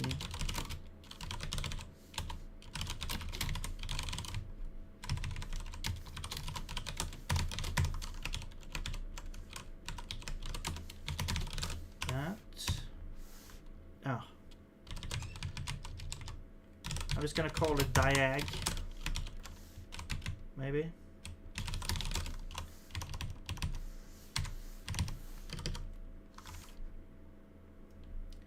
And this would be then d dot writes range. Maybe that's bad then. Maybe we don't put it here because it might be better to have it widely, like maybe it's gonna be used elsewhere. So I'll just put it here. Oops.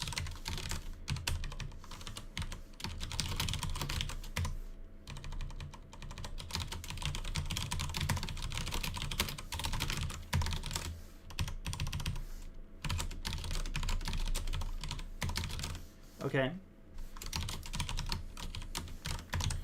So basically, okay, let's just go through this. So we have that, we have this, the diagnostics. Okay, so a list of that. We have this. Okay, so great. It used whatever thing we had before, and we're writing all this crap here. And actually, probably that's better, right? Params, blah blah blah. Writing the URI, writing. So here's the diagnostics and the version, and then first. Oh, okay. And then we're writing the range, severity. Okay, 1. So it's always an error. What the hell?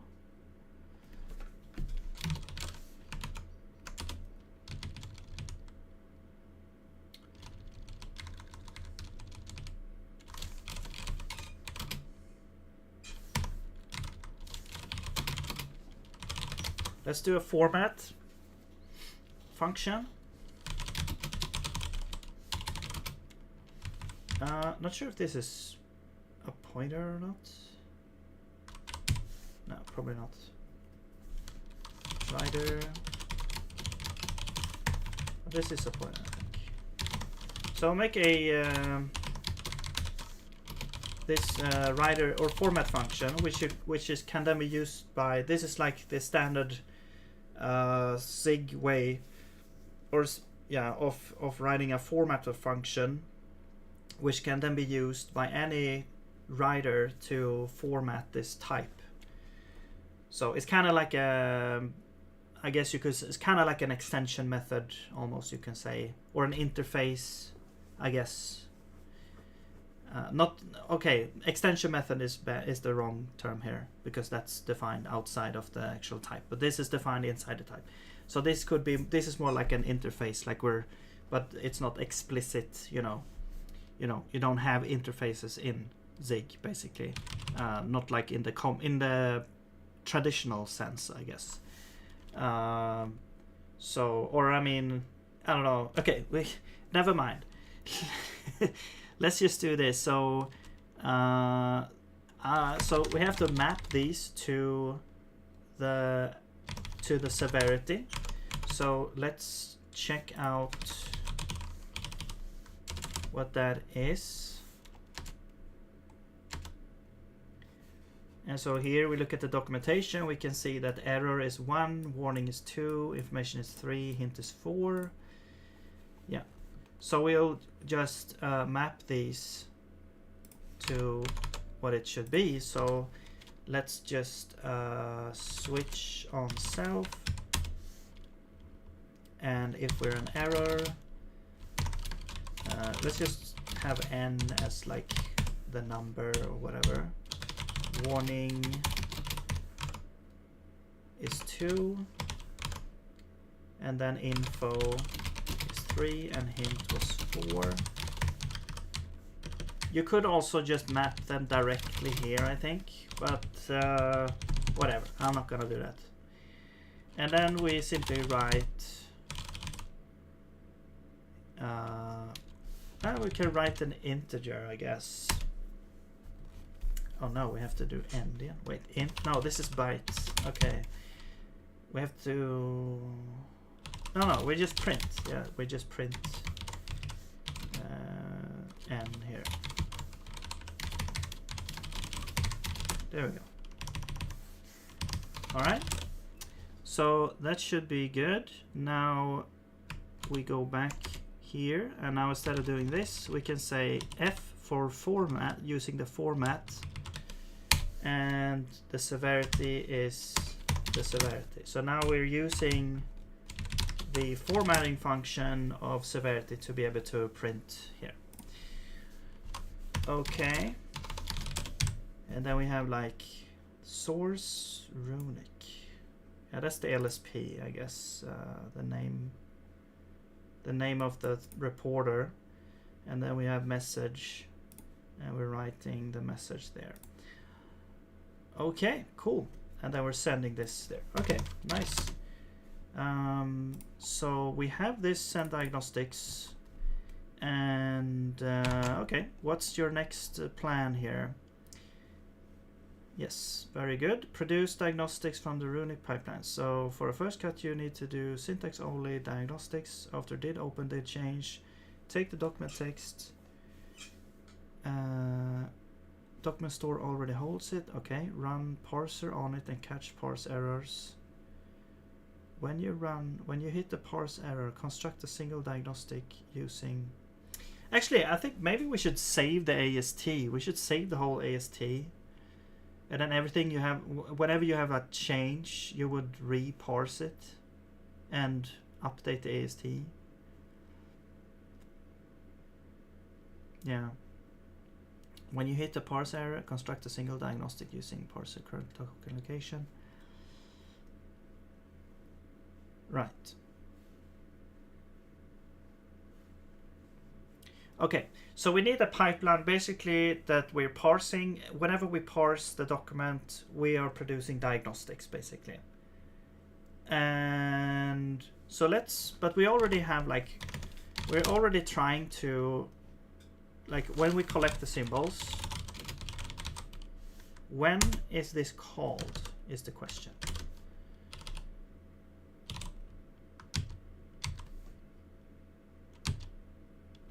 Workspace, index file.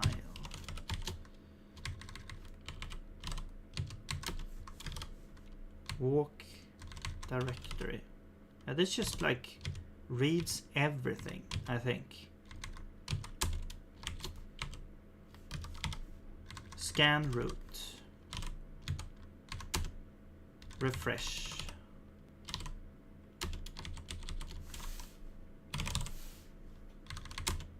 Is called handle initialize. Okay, so this just scans everything.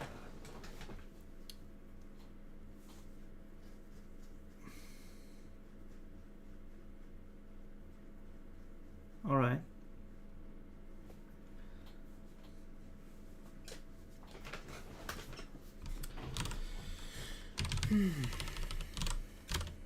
I mean, fine, I guess, maybe. But I think instead of, so index file, so I think here what we want to do is we want to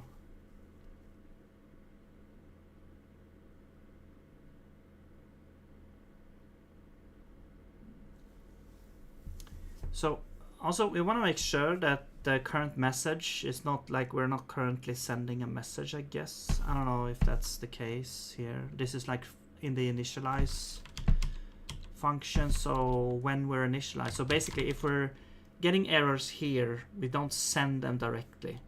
We send the initialized result here.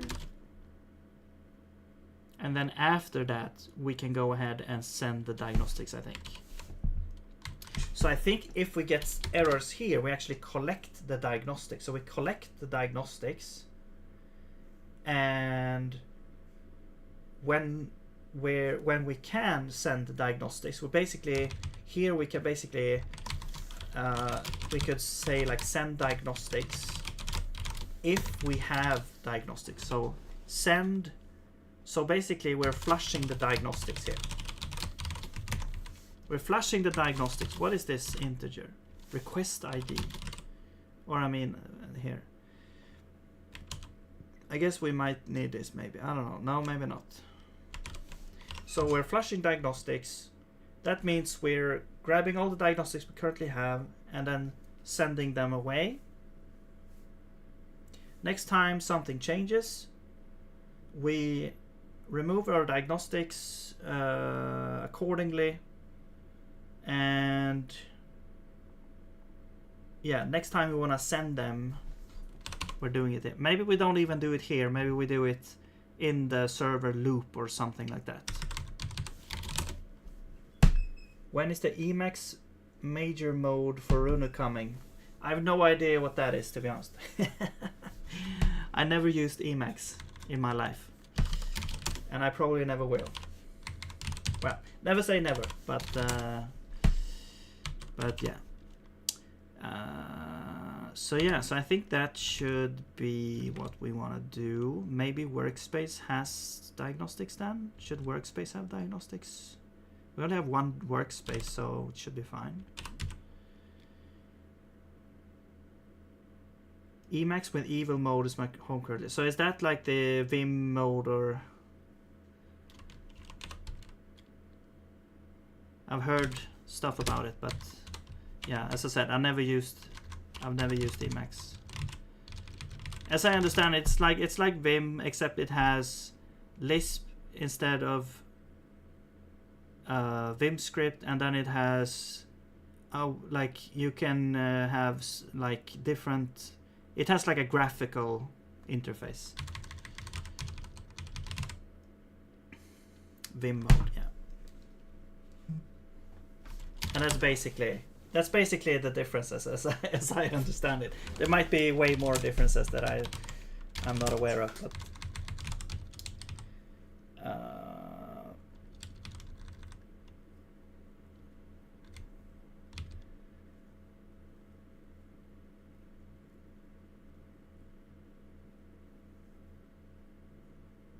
yeah, evil is Vim mode, right?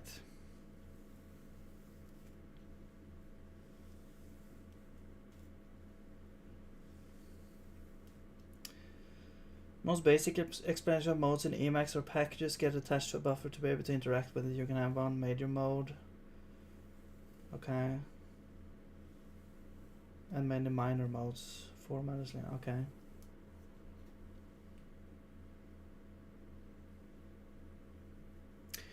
Okay, so kind of like file type specific plugins in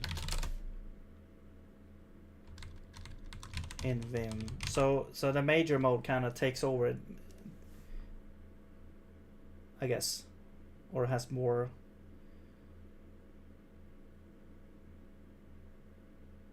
I don't know. Interesting. Okay.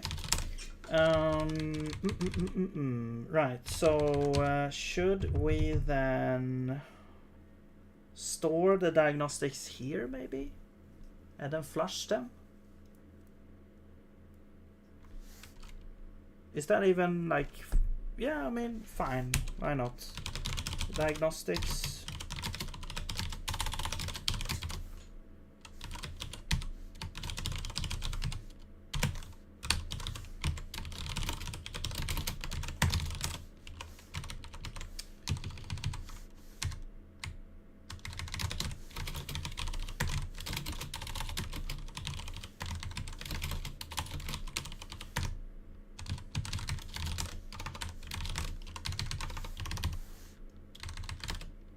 Okay.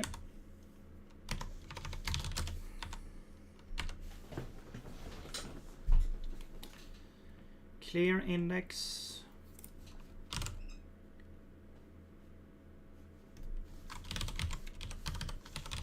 Clear diagnostics.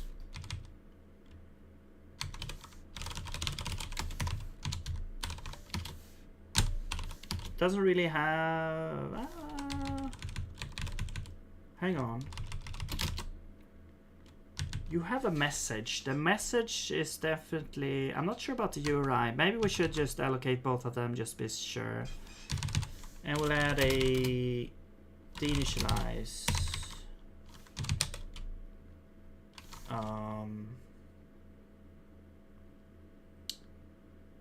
Here. So we will do that. Usually you wanna maybe 0 the thing as well, but whatever. And then we need an allocator.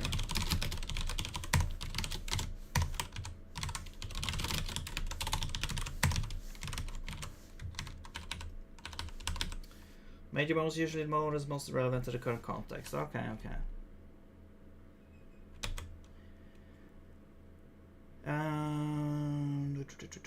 Yeah, so this would just be like allocator free self URI, and you have to be careful of what you have to like duplicate these things.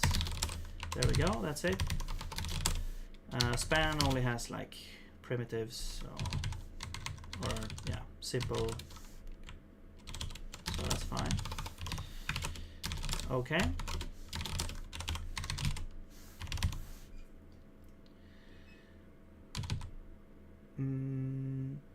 Like I almost wish Zig had some sort of better helper for deinitializing. Like I think they had an idea for that, like or used to have. I think I'm not entirely sure, but to treat deinitialize as a special function or something like that, and it would see that okay, you're not handling all of these fields.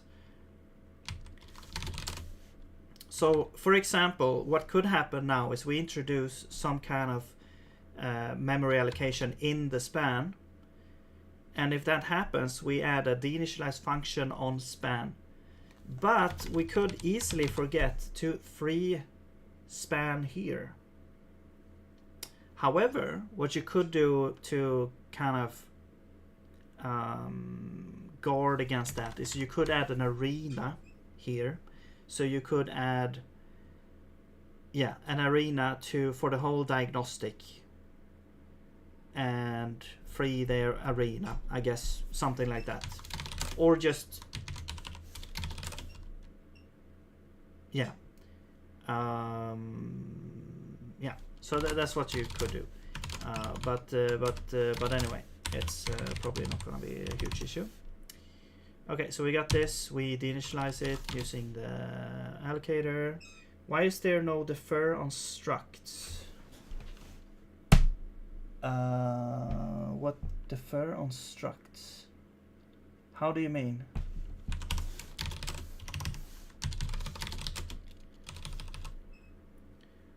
Okay, clear retaining capacity. Also,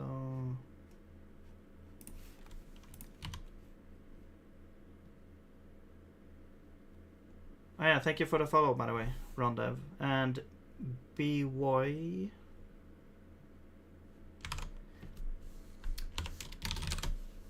in Zig you have the defer, which runs the current context of scope. Yes. But what do you mean defer on structs?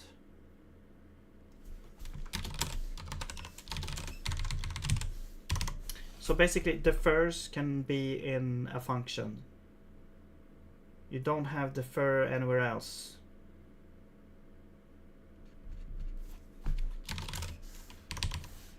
Because basically anything outside of a function is kind of like, well, I guess maybe you can have, actually, maybe you can have stuff in like a comp time block or something. Like let's say you have like a comp time block and you have like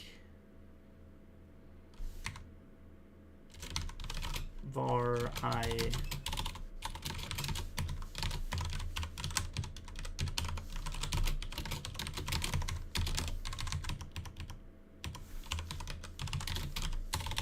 yeah, it is comp time. I don't think you can have comp time vars actually. Comp time I equals, no, that doesn't work. This doesn't work here. It has to be this or comp time. So if I say that, but this doesn't work because now it's runtime. Yeah. I don't know actually. Maybe can you have like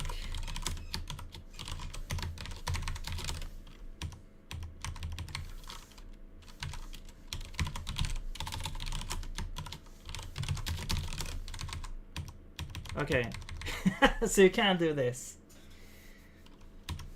You can have a compile error here. We defer this error so this doesn't happen until after. So you can have defer in a comp time context as well.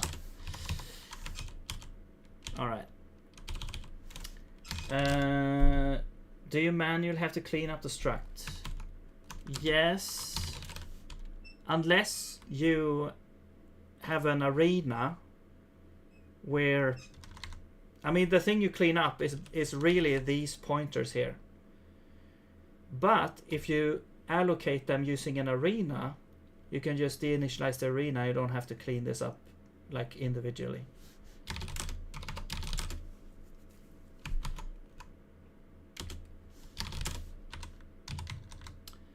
So technically, I could have a diagnostics arena, and then I could have a special function which is like add a diagnostic or something, which would use the arena to kind of allocate the diagnostic. And then whenever I want to reset the diagnostics, I could just reset with the arena instead. But yeah, you can do it however. This isn't, I mean, it's not really that big of a deal just to have this clear diagnostics here and it goes through everything. It's more like a pattern here that I'm kind of familiar with.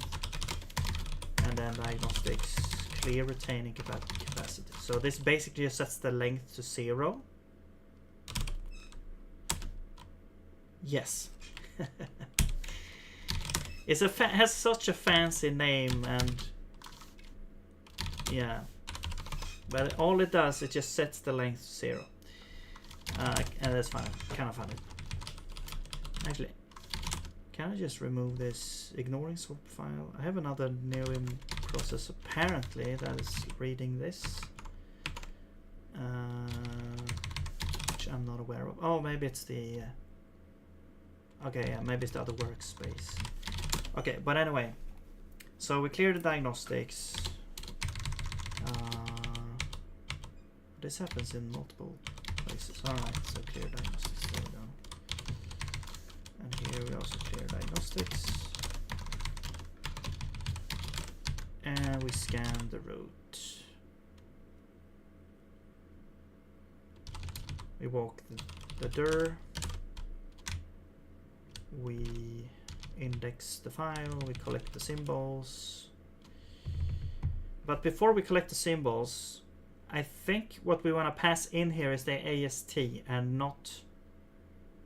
So I think what we want to do is we want to do this part.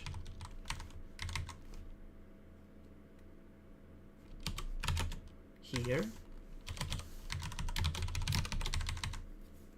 I want to have a separate function, parse file.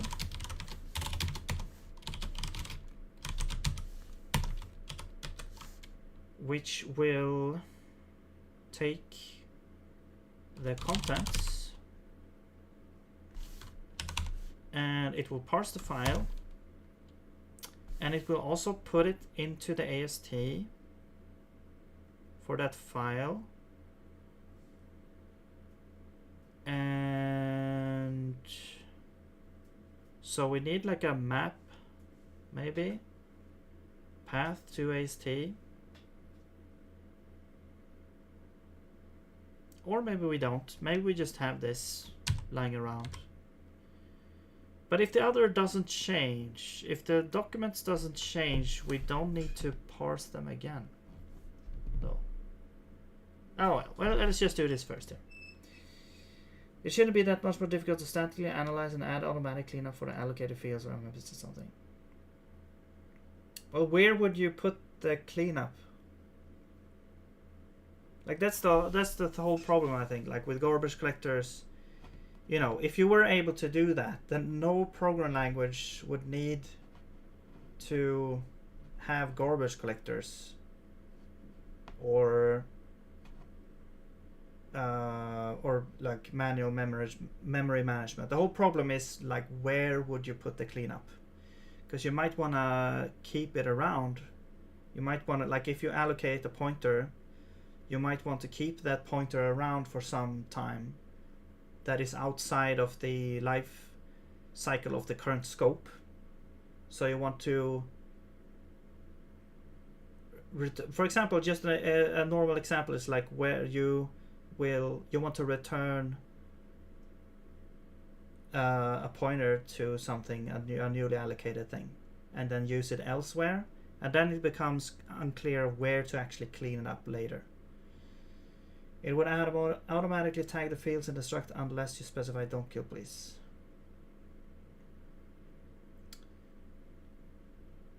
I mean, I think what you could do is add analyzing things that will know that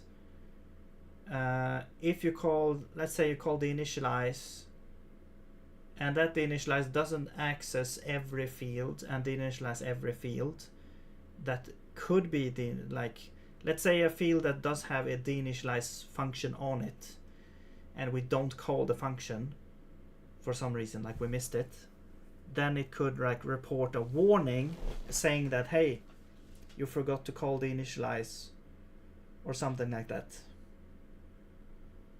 But it's such a hard problem, I think, because you never know. The compiler will basically don't really have a good idea of where you would want to free up the pointer.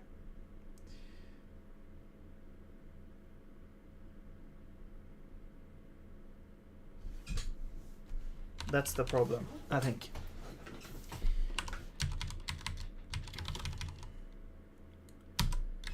Okay, let's just do this. We'll get the AST there and put it in collect symbols, and then we will have a parse file function that gives us the AST here, and we'll return this.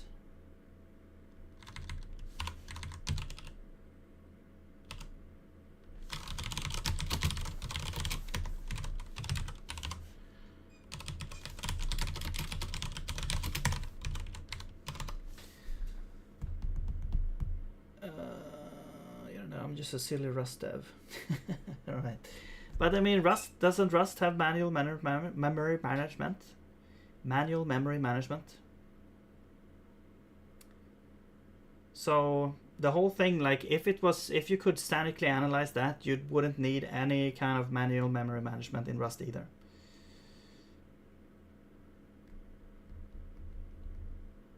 In unsafe blocks. But don't you have things like reference counters and all the kind of stuff that you're like, yeah, it's actually, when you have a reference counter, you're actually using manual, or it's not manual, I guess. It's kind of, you're explicitly using a automatic garbage collector, right? I don't know. I've never used Rust. I can just I just. Oh, hey. Hey. It does have ref counters, yeah. Can you check your mistakes in code? How can you check your mistakes in code? Do you mean in my new language? I'm trying to implement the diagnostics right now. Oh hey, Nap Gaming, how's it going? Yeah, I don't know. I don't know that much about Rust, to be honest. I know a little bit, but I never like done any projects or anything in it.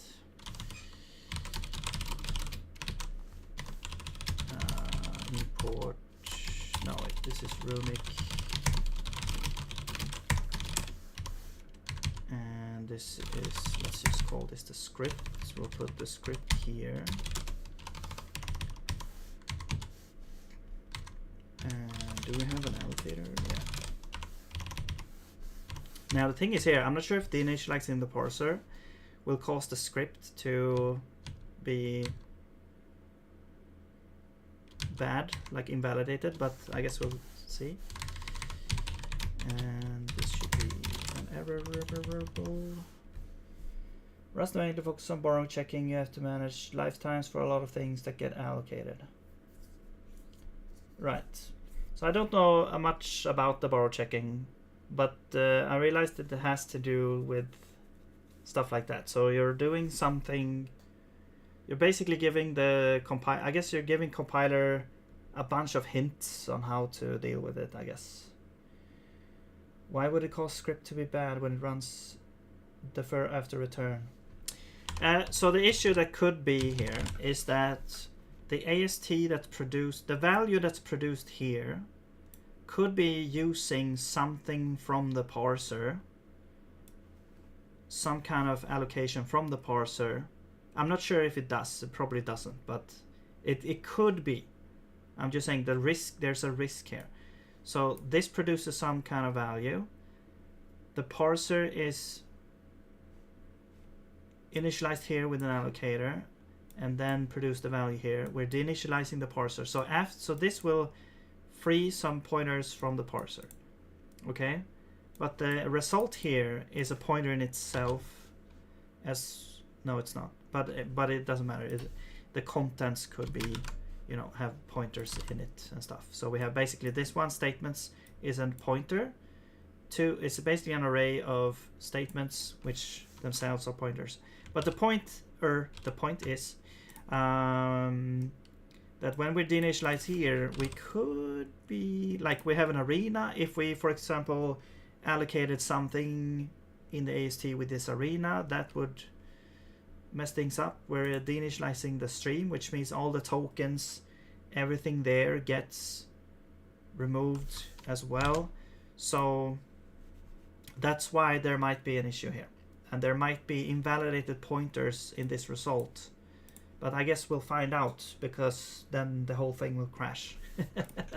We'll get a seg fault, and we'll kind of know maybe where this thing will fail. So here's the script that we get, and then we pass that in here. You will not get contents, you will get the script, which is this.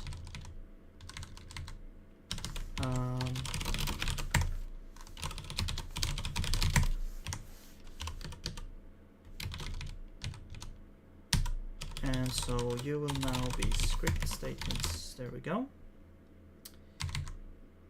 All right.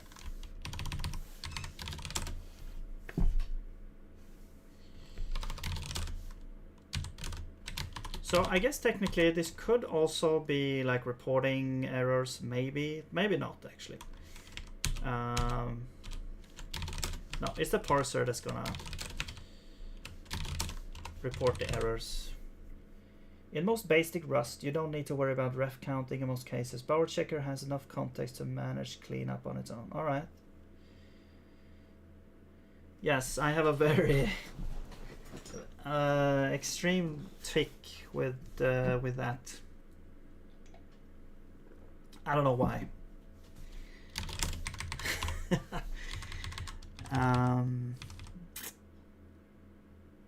I also have this one. Not as common, but also like going up and down with the lines. The cursor here. Just collecting thoughts. I don't know. Script. Yeah. So the idea is that this would report diagnostics and produce the AST. If something goes wrong here.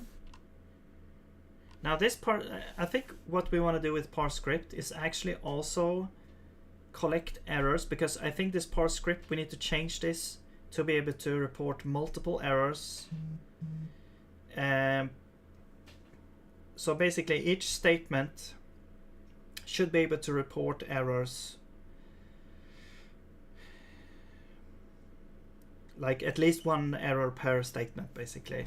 So right now we're only supporting like one error, and that's the error you get. And then if you solve that, you might encounter more errors. But I want to upgrade that later. So if we have a, let's do like a catch. Let's do like, so the script is this, but then we catch an error.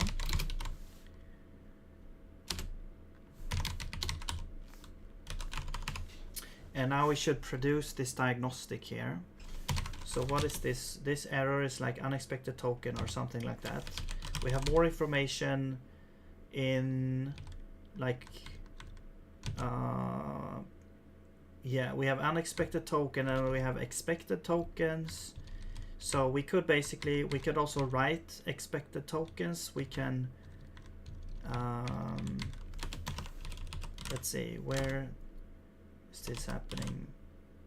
This is happening somewhere. No. Yeah, okay, this is happening over here. Maybe not here. No. I think this is where we have the thing. So basically, I want to do this. I want to copy this part and have it in the LSP. SPCFS.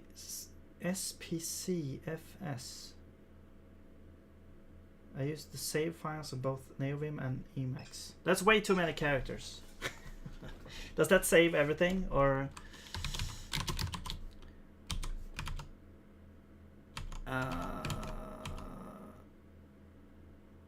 is it shift? I don't know. 3 key presses. Okay.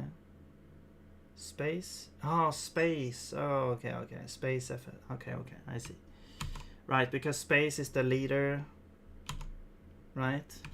I actually don't have space as a leader because my space bar was messed up. So I actually have another key as a leader. But okay, so I want that. Now let's go over here. Maybe we will add this here and then write parse error.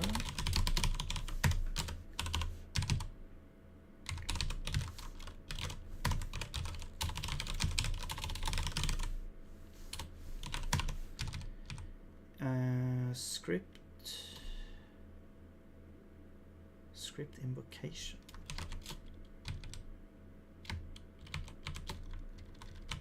No. Now there should be the AST. But let's check this. No, okay. So this should be the script like this.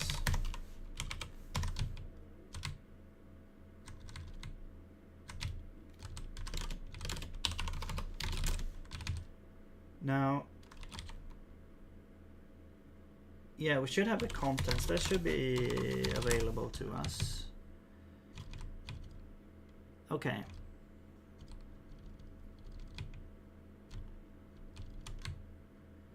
Not sure if we don't need to get the contents though. I don't think we need to get the source line actually.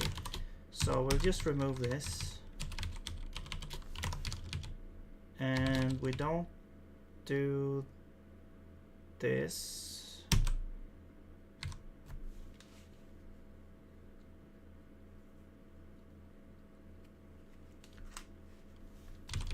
And we get the expected tokens. So here we'll just say like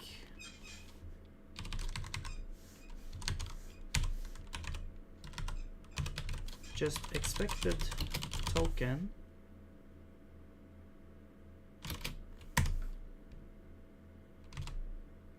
tokens.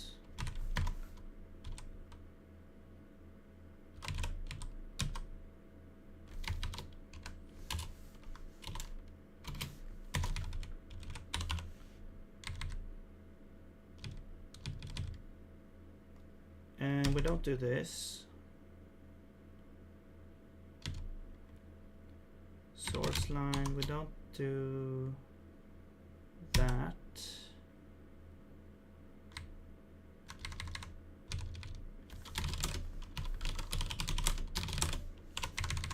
You're the writer.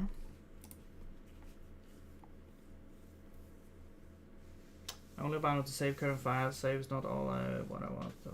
If I don't save something, Emacs and it will take yeah with me. Yeah, that is true. But I have the compulsion anyway. I don't know why. My brain is telling me that it's good to do. Okay, so expected token. So I guess we could also say like unexpected token.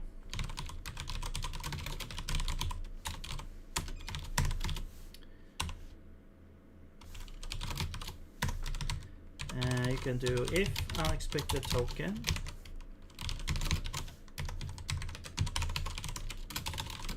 writer write all or print unexpected token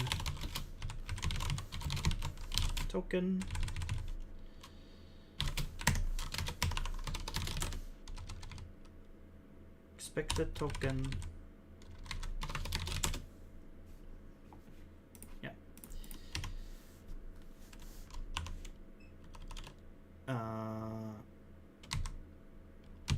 So this would be like write parse error. Right. So we would have like let's do like a message. It's going to be something like what you could do maybe.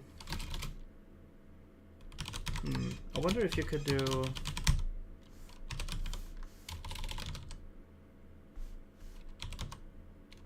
allocating.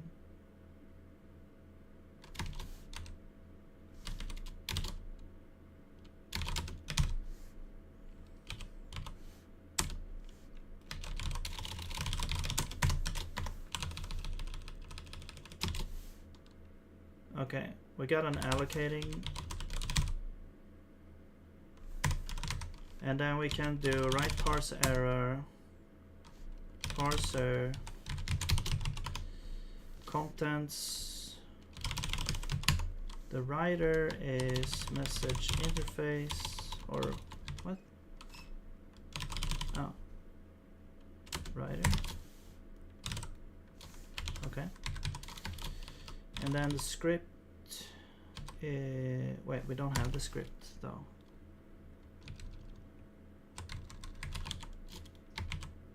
Oh, I guess we don't need it. And then the is which I'm not sure if we're using here. No, we're not. So let's get rid of that. Well, I guess it's nice to have it.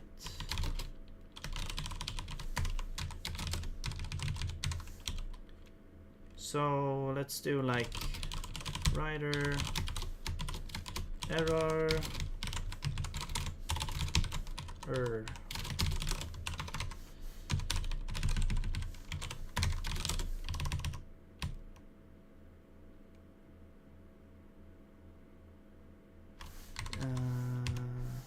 unused local constant. Okay, yeah, so we can just return this. There we go. And you are var message.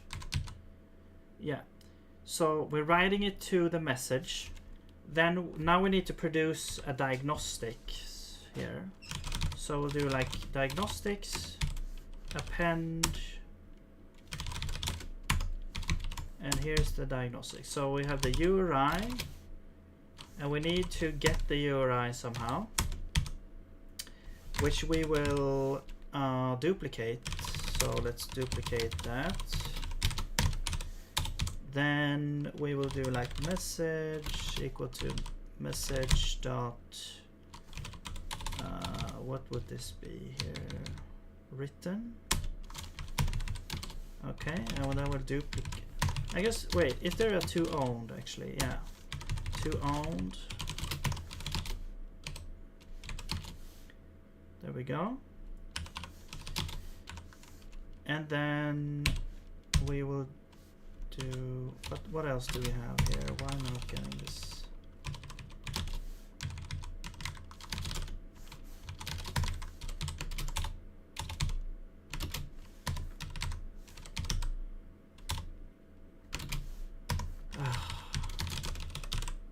Span severity, okay.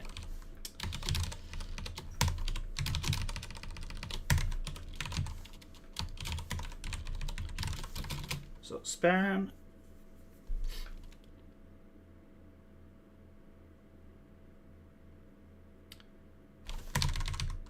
let's get more information out of this one. Let's get like expected or the token.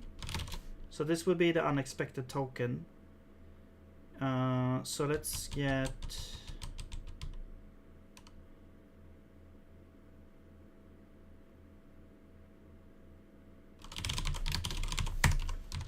that.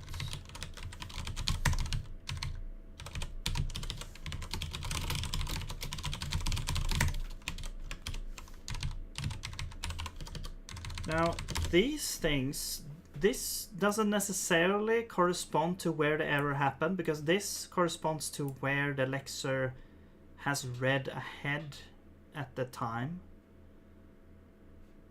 The unexpected token is where the error actually happened. Also, I'm not sure that these aren't even used here, so let's get rid of that. So we will actually get.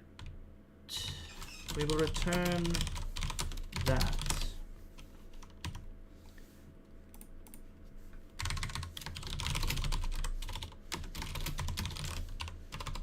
And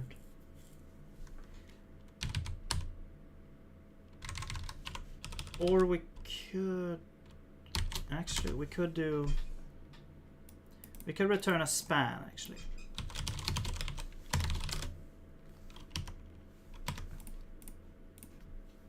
U will always be like an error, and then U will be the span.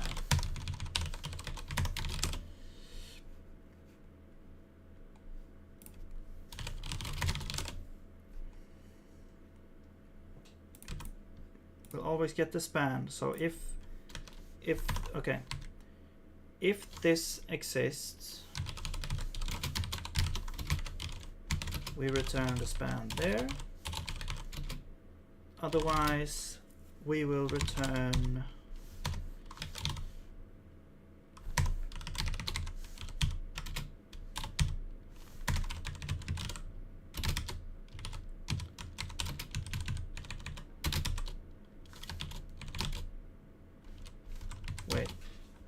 tag.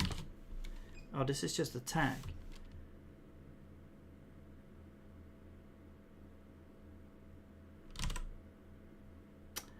Man. Okay, whatever. Then we'll just use, okay.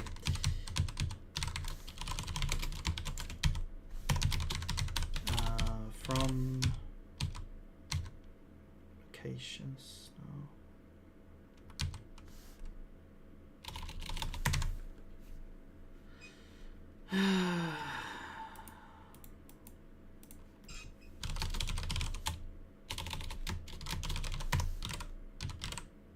Where's this token? Okay, let's do a location and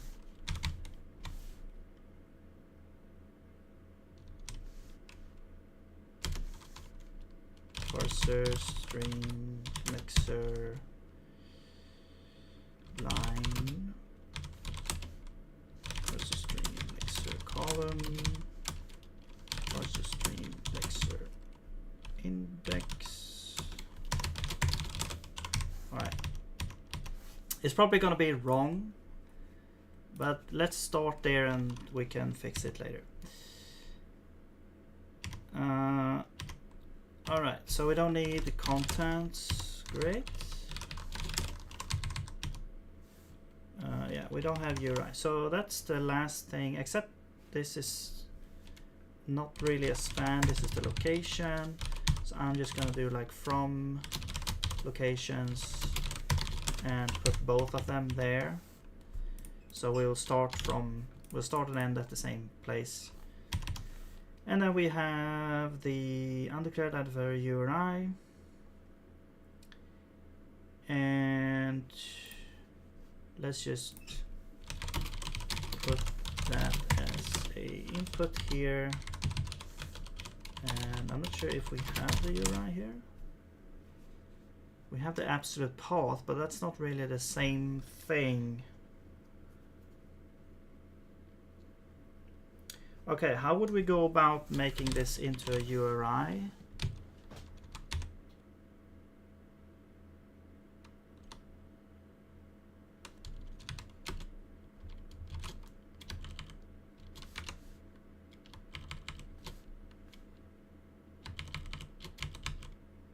Resolve URI path. I want like the other way around.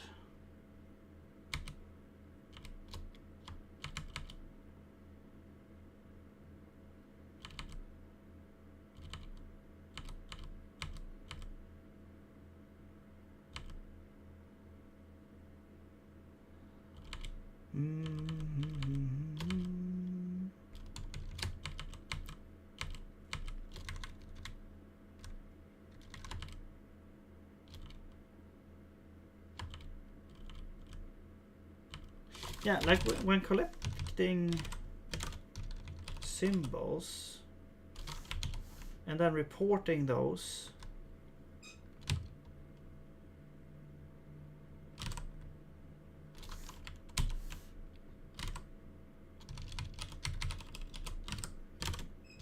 this puts it in a list of symbols. Each symbol should have a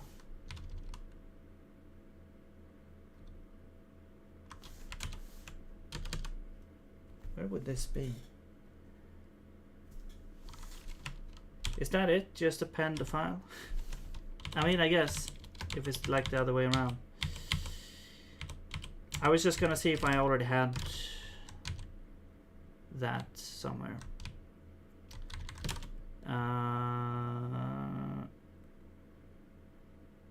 Yeah, it just removes like the thing. It also has some kind of percent decode. Absolute path. Okay.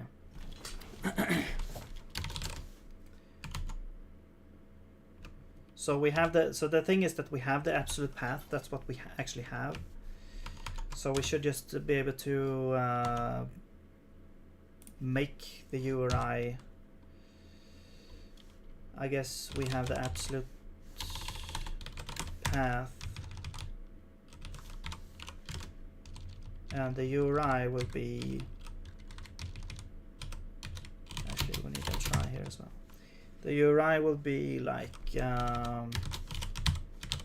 format alloc print. Format is going to be file. like this, right?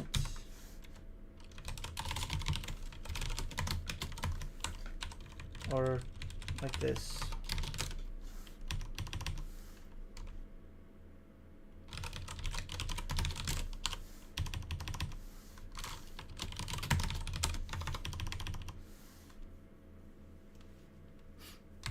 Okay. And if something goes wrong, we will not get a script here.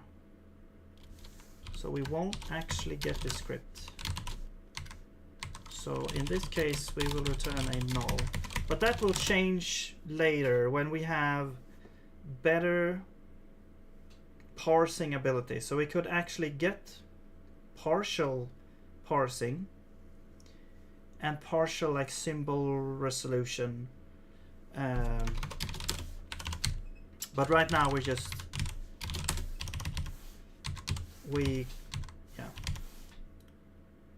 fail and quit here. In theory should be opposite. Yeah. Yeah, so like if we have the absolute path, I was just like, okay, well, how does the URI work? Well, okay, yeah, that should work. Expected type fronted AST script. Like there might be some encoding that we need to do, like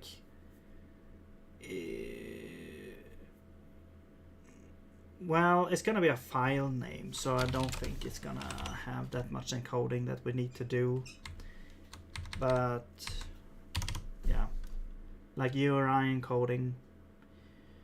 All right, expected type this, found that. Okay, yeah. So if we didn't find anything here, we should just return. Okay. So, oh, and this one, right? Rebuild symbols.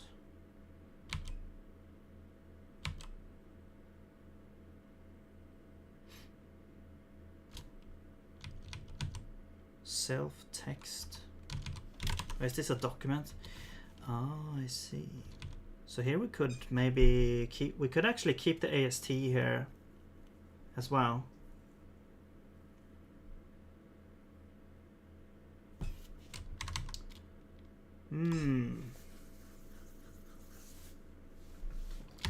Wait. Okay, so we have a separate thing for only the document.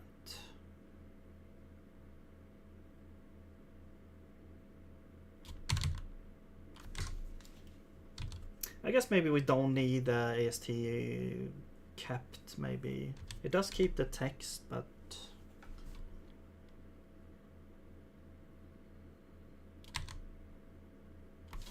Okay. It feels bad that we have two different things here. Also, we should also deallocate this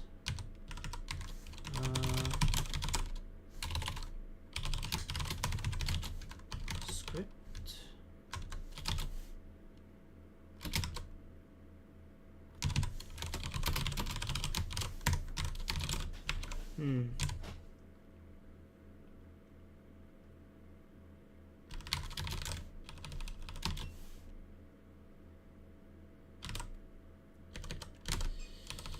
Okay, instead of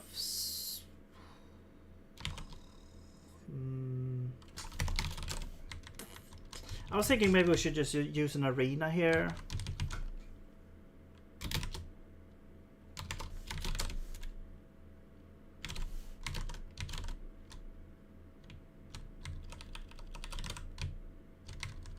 I want to check something here. When we parse this, we have the parser itself has an arena. We're parsing here. I'm fairly certain that we are actually using the arena for everything in here. So when we initialize the parser, actually we are invalidating the script, the AST as well. So So we should not deinitialize the parser until we're done.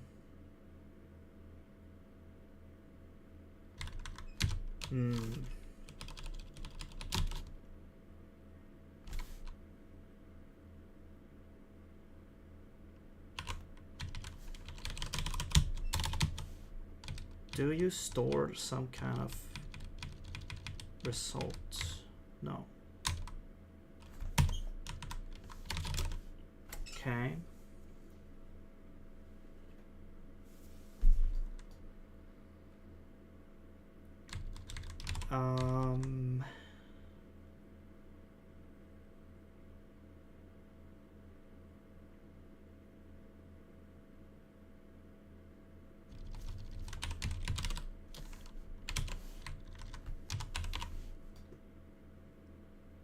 We just needed to live through here to collect the symbols. We could pass the thing in here. But I wish there was a way, better way to do this.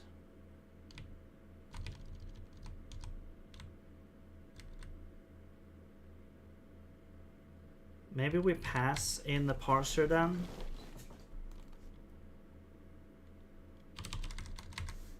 So we create the parser here. We pass the parser and we initialize it there. We pass it in here.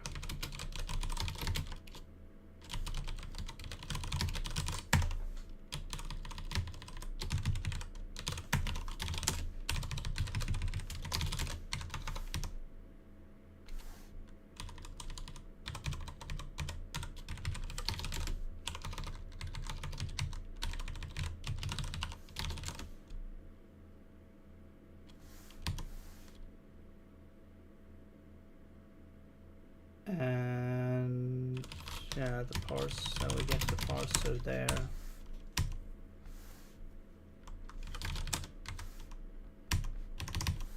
Okay. Then that should be alive at that point. We collect the symbols, then we don't need the script anymore. All right. And also the diagnostics. Okay, but this parse file, this should be separate. Like, yeah, we should have this at a separate place then, so we could gather diagnostics by a document as well. So I think if if we replace this with the diagnostics here.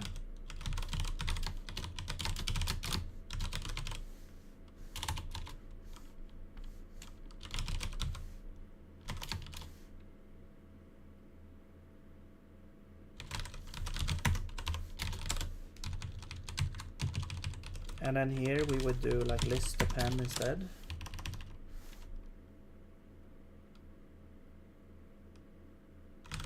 And we actually need an allocator as well.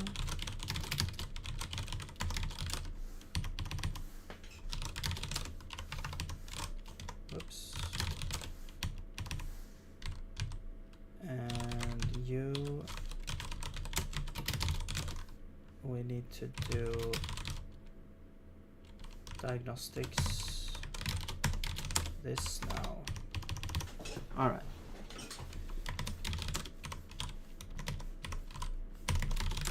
Okay, now we can move this to, I don't know, symbols, parser.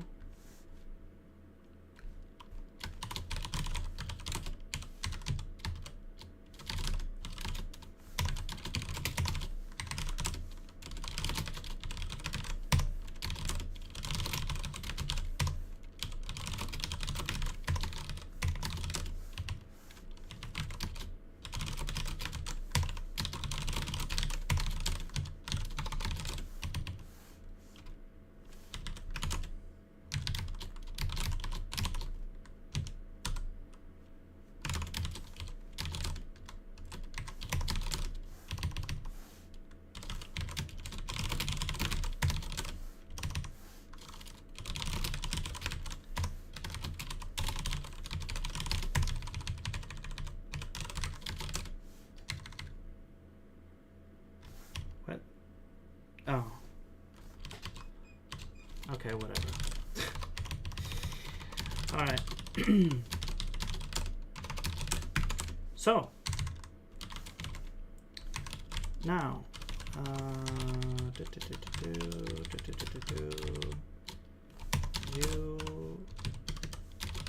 you. So this would be parse.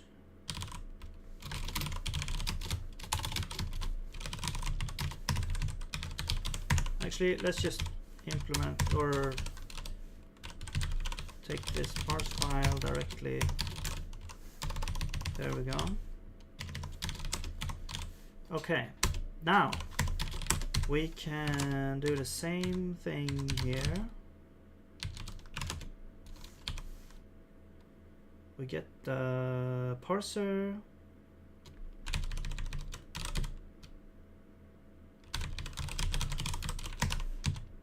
And we need to import parse file.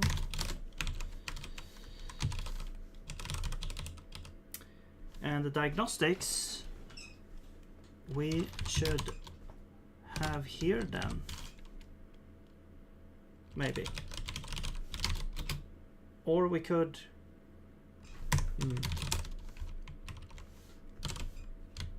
how would that work? Like, could we pass in this from somewhere else? Open or replace? Where is this happening here? Document store.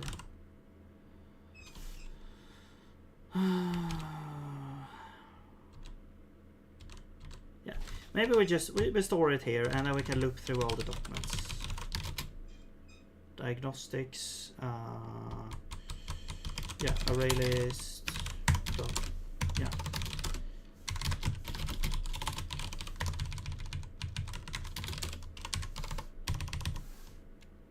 Absolute path, this would be like path.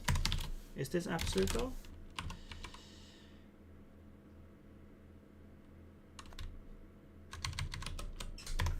Oops.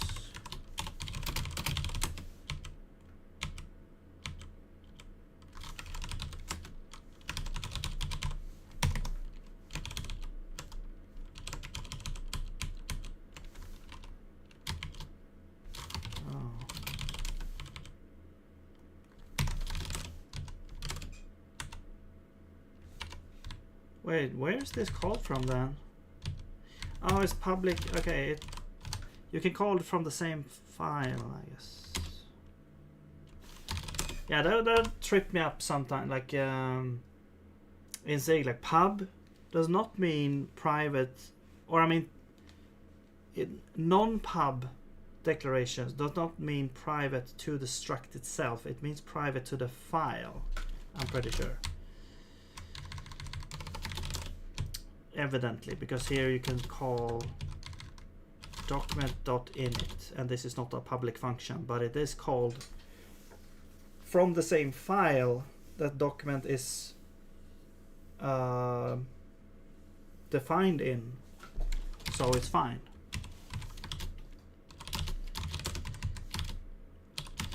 Okay, so the path, right, the path is something. Path. Right, so this should be like the absolute path. Okay. That's always like you have to check every time. Where are we now? Okay, so rebuild symbols.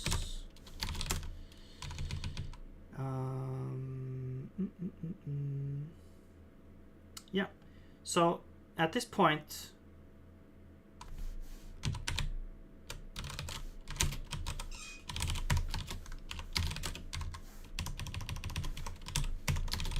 now at this point we should actually have diagnostics here and there.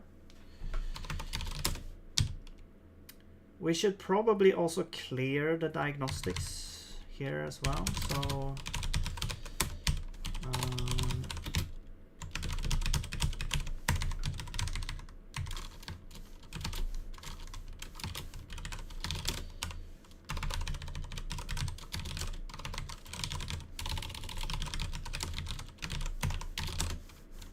all right. No more errors. Cool. Okay. So we're collecting symbols. We are doing it in a workspace context and also document context now. Now, what we need to do is we need to look. Okay, let's go to the server. We need to send these sometime as well. Here's the server. And we have the run. And here is like, okay, we receive a message. We do some stuff. We handle the envelope. If we get here, we might have now diagnostics. So what I want to do is I want to try to flush diagnostics or send diagnostics, or no, flush diagnostics down the toilet. Okay, because at this point we've already sent the first message here, like some kind of if we need to, we have sent some kind of response. So here we're saying, okay, well, we might have gotten some diagnostics, so let's just flush them out here.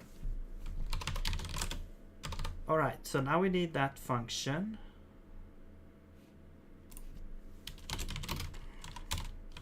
Flush diagnostics.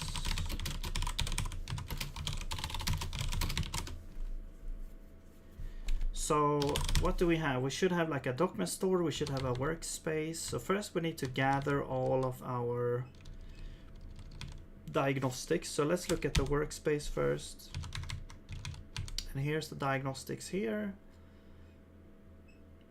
So I guess we can have a function which is like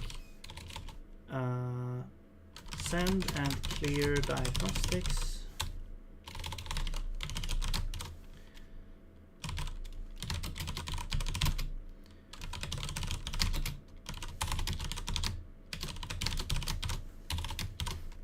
Array list.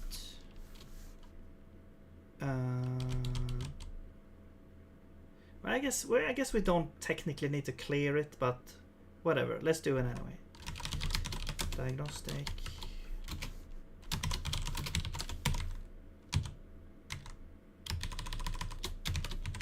Because the server doesn't really do anything. Like the next time it receives it doesn't do anything until it receives the next message, and then it should like you know, clear everything anyways.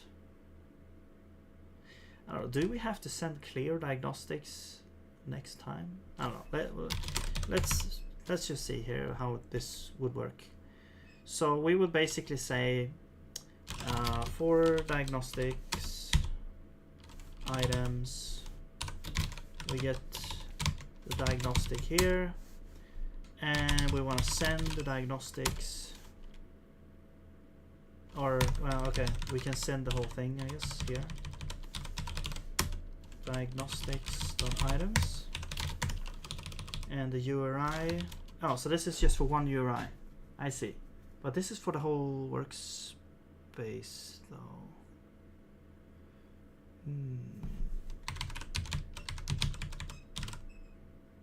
But this has the URI in it. So this doesn't make sense. We have the URI in the diagnostic.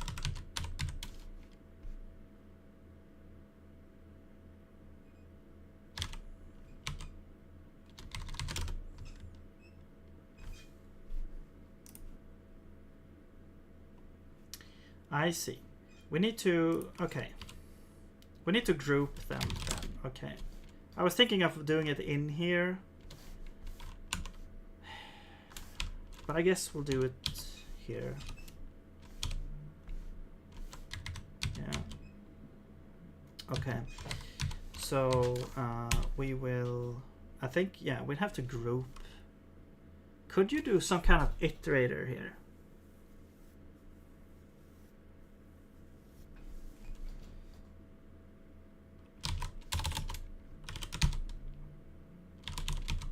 Is there like a group iterator? No. That would be too convenient.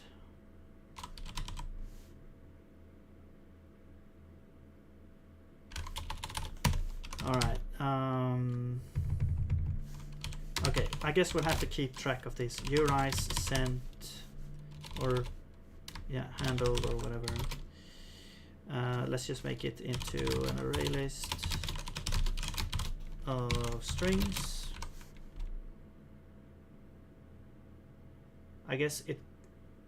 You could make it into a set. There's a way to make a set, but I don't remember how. Using like hash maps with like void values.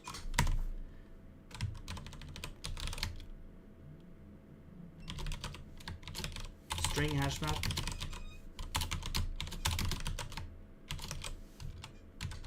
String hash map with void values.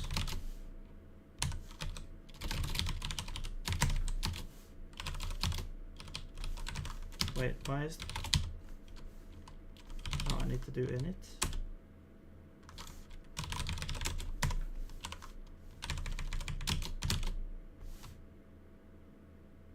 Okay.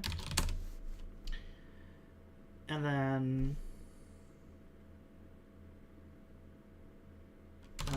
then we would, so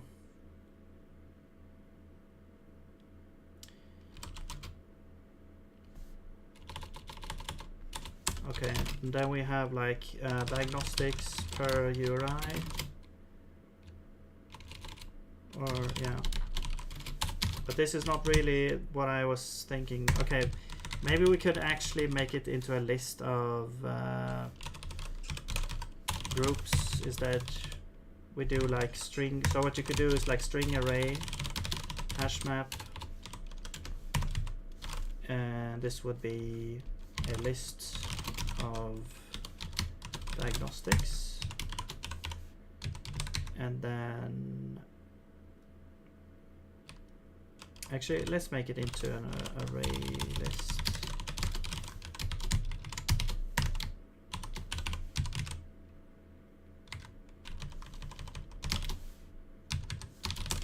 There we go. Defer groups, initialize. All right. Now we will go through all of the diagnostics. Actually, this should happen at further up. This should happen over here. We should have the groups here. Yeah. Because we were gonna gather everything here, I think.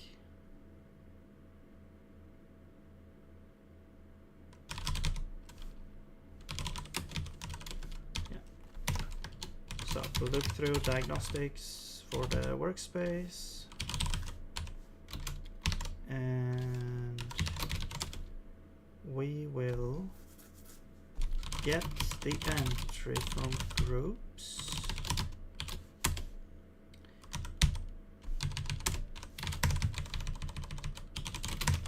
So we'll do that.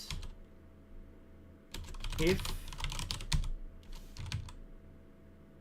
we didn't find an existing, we need to initialize the value into empty.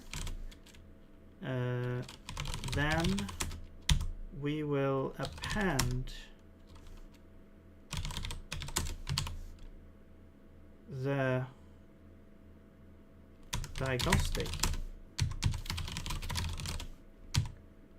Okay, so at the end here we should have now groups.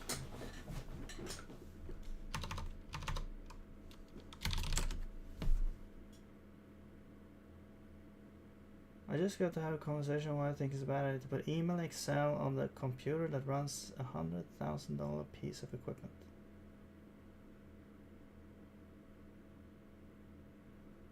Yeah, it sounds very specialized.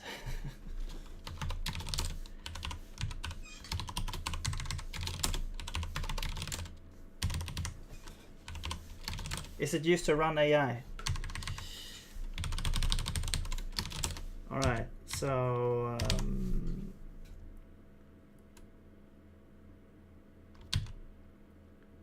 let's see.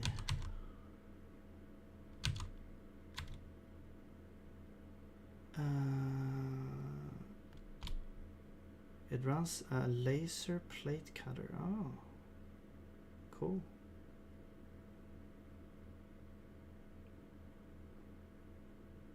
Nice.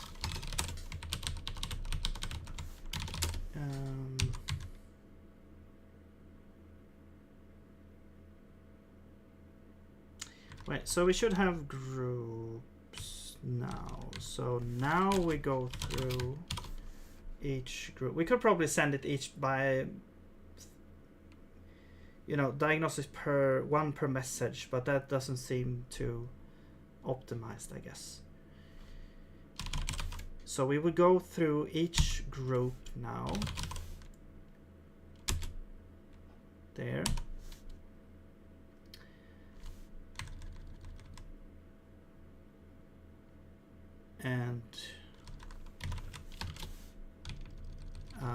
And then we would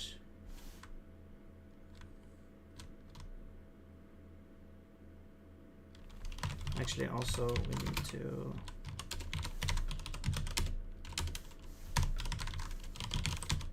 groups values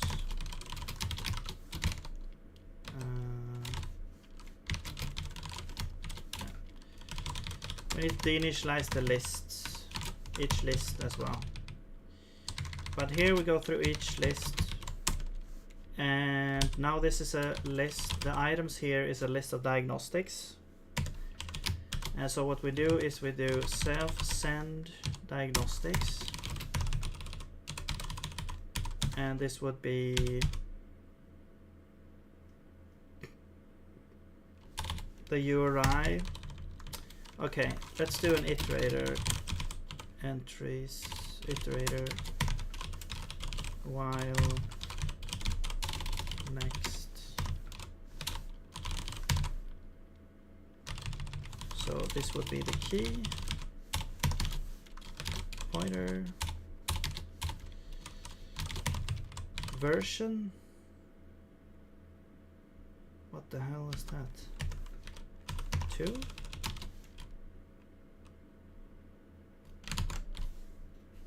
Version.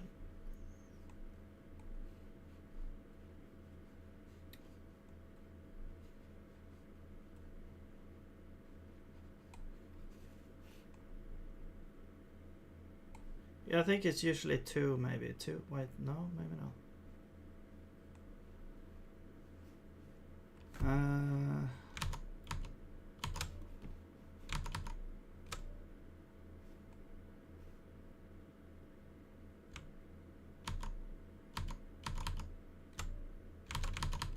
Where is the thing? Where's my...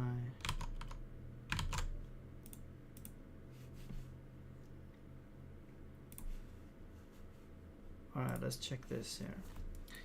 Sorry about the flash of light here. So version, like diagnostic version, what is that? Oh, we got tags as well. Cool. Source, you can actually include source. Oh wait, okay, that is like the what has reported the thing. Message tags, related information, an array of related when symbol names within scope collide. Okay. Code, diagnosis code, severity range. Wait, what about version? What the hell?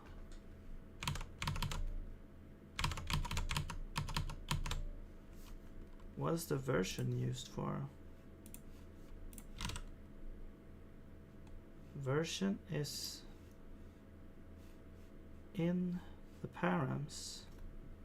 Oh, it's outside of the diagnostics. Okay.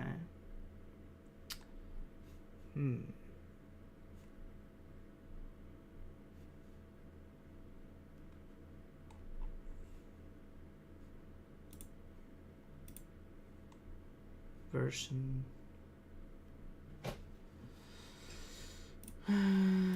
Message. Okay, let's just search for version.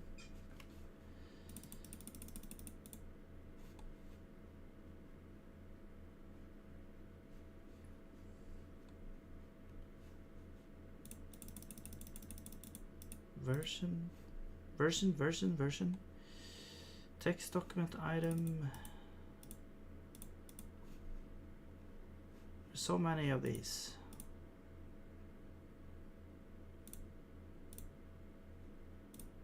No. Content part.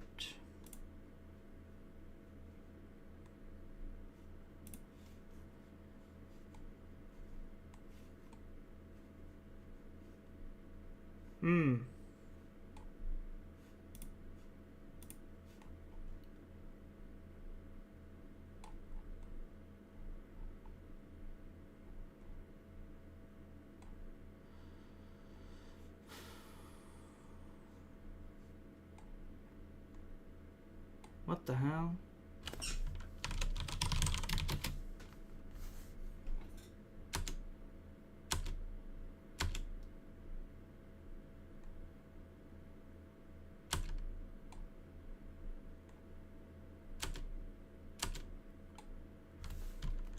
I don't know. Workspace full diagnostic.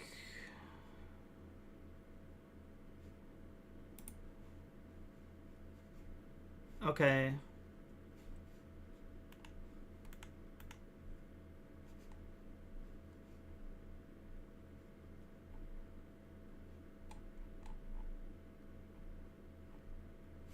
Where did it go? No. Workspace full document diagnostic report version or null. The version number for the diagnostic report. The document is not marked as open. Null can be provided. I think I might have angered the LSP gods. I was complaining on no diagnosis. Now the whole file is one big error. Alright, I don't know where we would get the version.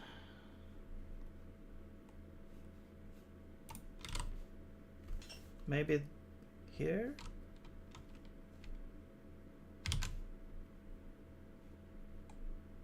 Maybe?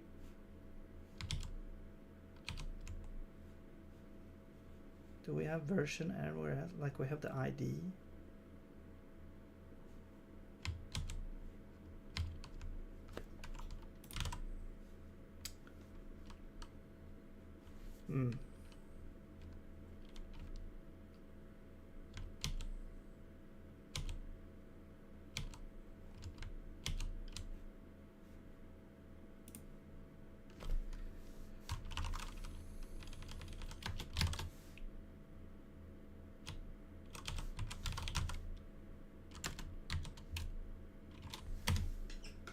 What the hell?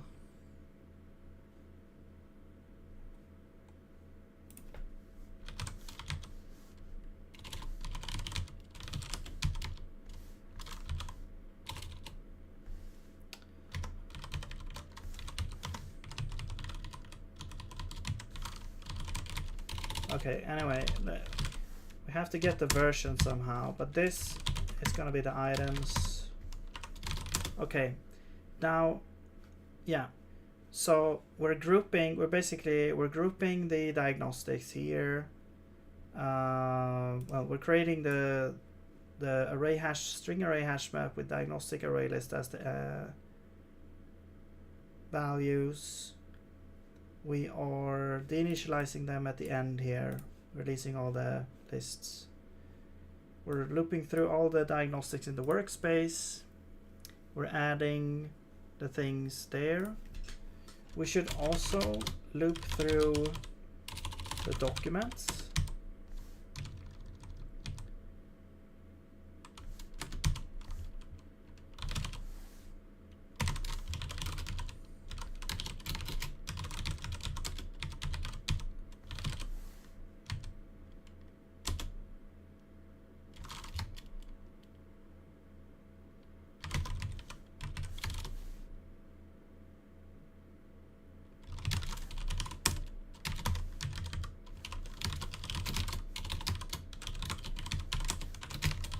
We get the entry here. We do the same thing here.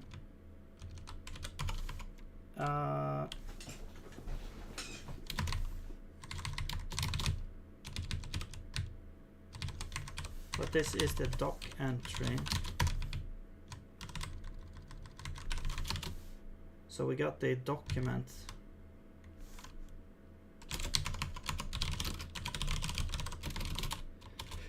And then this would be the value diagnostics items.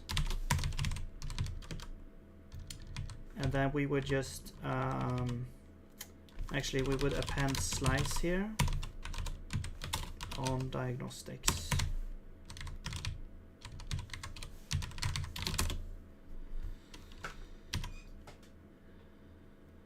And this one would be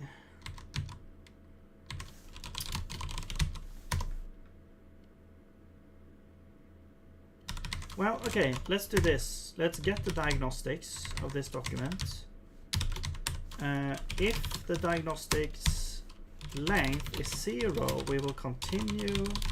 Otherwise, we should get the URI from the first, like this.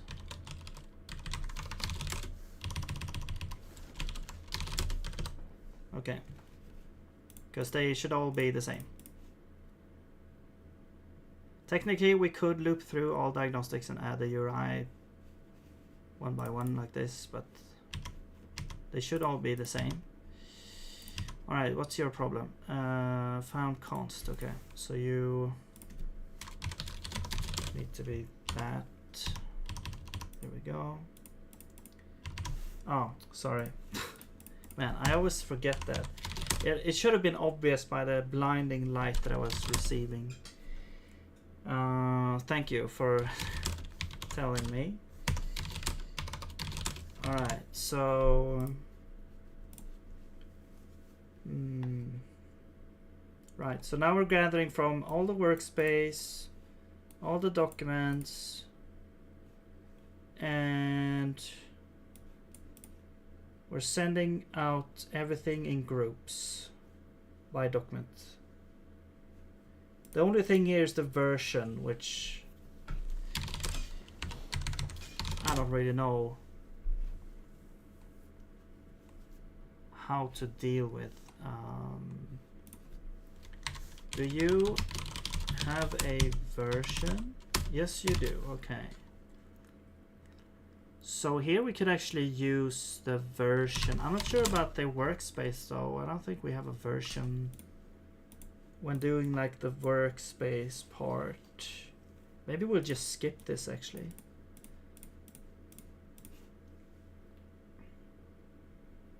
Or we'll use the same version as the okay, let's do this.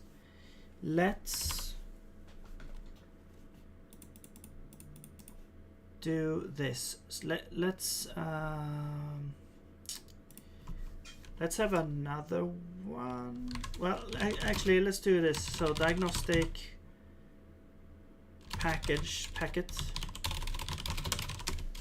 is going to be diagnostics.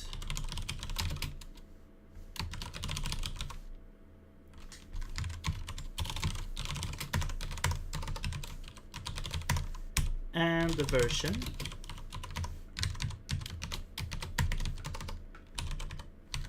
And then you would be, instead of this, you would be a diagnostic packet instead. And then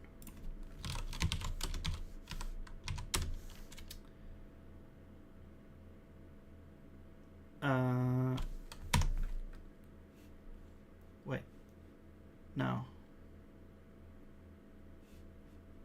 No, you are array list.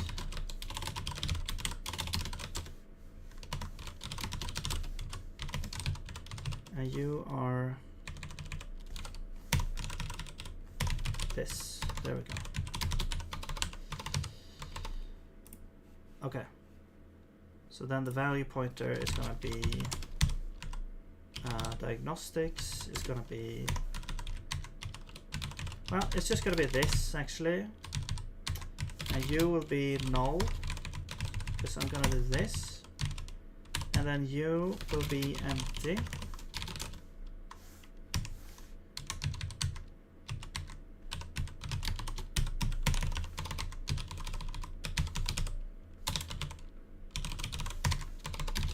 There we go. So basically, I want to have the version available here. Now the workspace, we don't really know the version, so I'm just gonna set it to null. But when we go through the documents, they have versions. So I'm gonna populate version wherever I can, and then I'm gonna go through all the diagnostics that has versions and send those. But those that doesn't have a version, I'm gonna send null, I think. So yeah.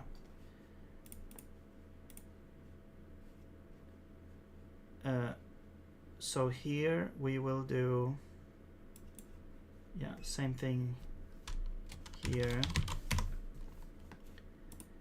And then you will be diagnostics, append slice. We will also set the version to the document version. Actually, we could just do it here. We just need to do it one time. We don't need to do it multiple times. There we go.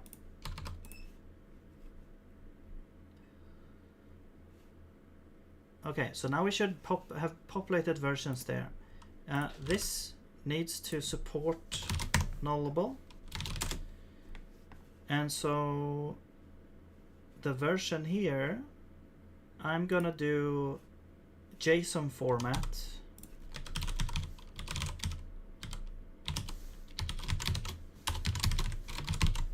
which will print null if it's null, and it will print the value if it's the value with JSON like compatibility. So that should be good. Okay, and then hello Pillars, have a nice day yourself. Thank you. Let's see, how you doing? So this will be, what's happening here? No field, deinitialize. Okay, let's just add a deinitialize function here for, well, yeah, sure, let's just add it here for convenience. And we need, well, we don't need, well, we need we need this. Diagnostics, deinitialize. Wait, allocator. Oh, so we do need the allocator. All right. Shadows. Okay, fine. Well, let's just put this thing out here then, so we don't have to worry about that.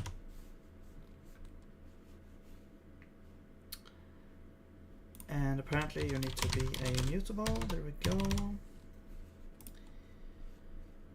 Right. So what's going on here now? Well, let's just see here. So yeah, that should be fine. Where that should be fine. Here, getting the URI, we are doing this version. We're appending the slice. Yes. Then we go through all of the groups that we've gathered. We send the diagnostics one by one. Here we should just do then entry value pointer version. So we could also do it like this. We could do like URI equals to entry key pointer version, entry value pointer version, diagnostics, entry value, diagnostics, items.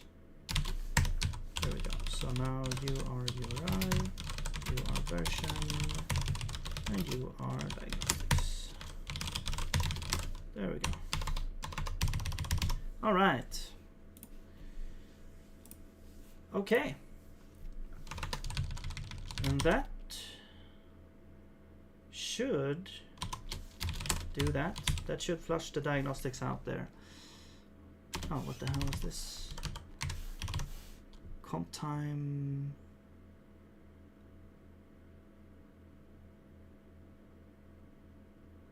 Oh, you have to make a. I'm just gonna do U8. You have to put a type there, so it doesn't think it's com time. Yeah. Okay. Cool. I wish it would like infer the type to some runtime type that could cover these cases here. Maybe. I don't know. Anyway. Okay. So should we try this now? This should, in theory, send a bunch of diagnostics now. So if we go over here, yeah, we get a whole bunch of diagnostics. Holy crap. Cool. Hey, it works. Okay, so we do get this diagnostics here. Cool. Awesome. And then if we do some weird syntax here, we don't get anything. Is this legal here? What if we do like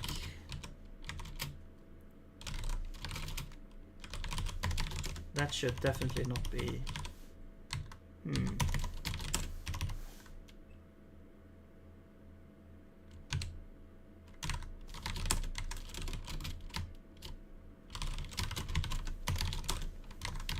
What about this?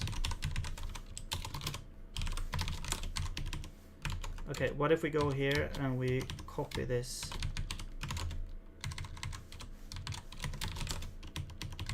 No? What the hell? We get, okay, we get the thing, like the errors in the other files, but not in the one we're editing. Oops. Okay, now we get it. Okay, maybe we should update. Maybe it should be like updated more. So we got like did change.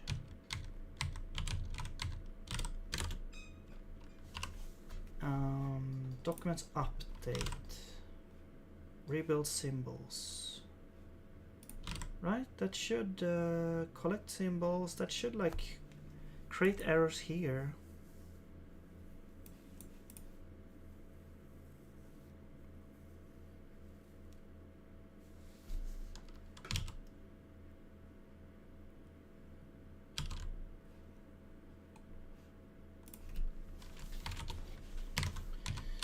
And then when this is done, it should go and flush the diagnostics here.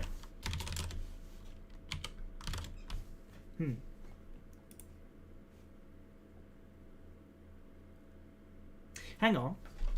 I think I know what's going on. So when we do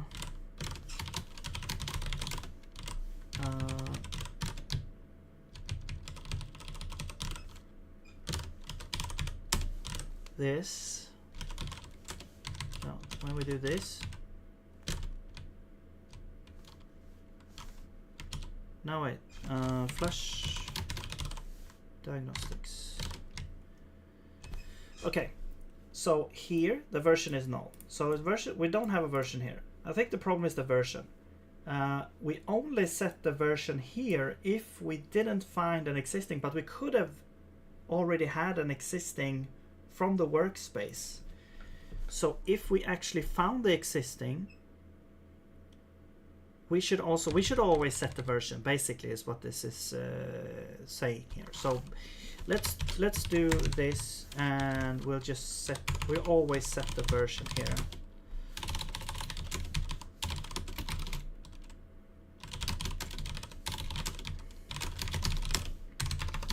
Okay.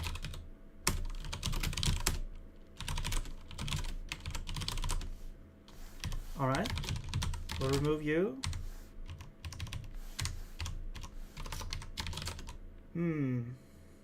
Okay, is there a way to, like, do we have to send clear diagnostics or something?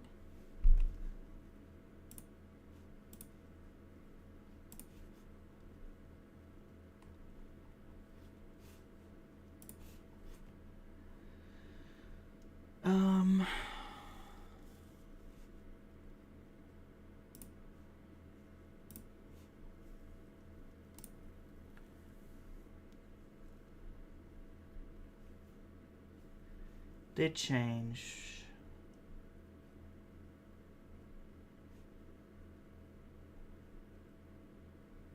Okay. Or are we, did we forget to clear it actually?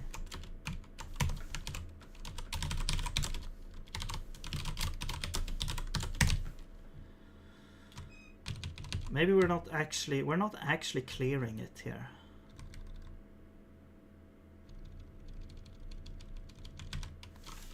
I think here we actually, yeah, we're not clearing.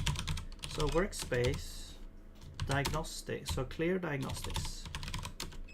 Or wait. Yeah, we should have like, this should be, wait, no, clear diagnostics. This should be public.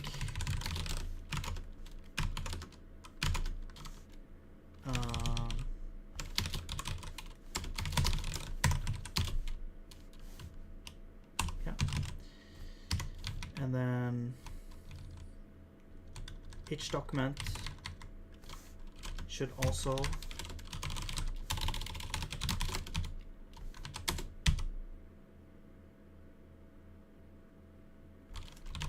clear diagnostics.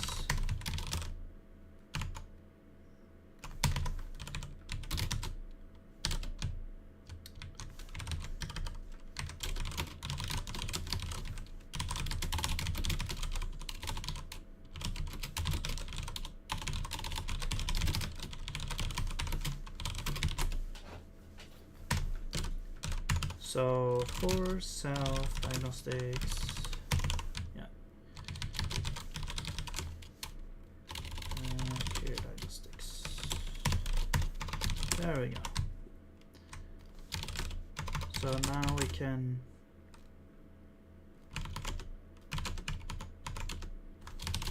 man, it always trips me up, but document is in server.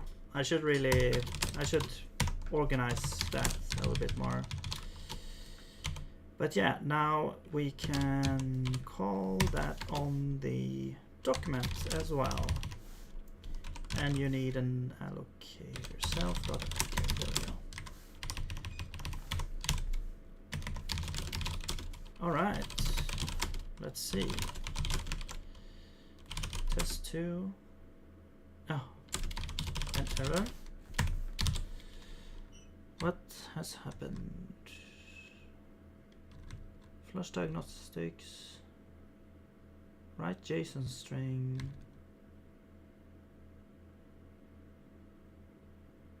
Oh, the URL.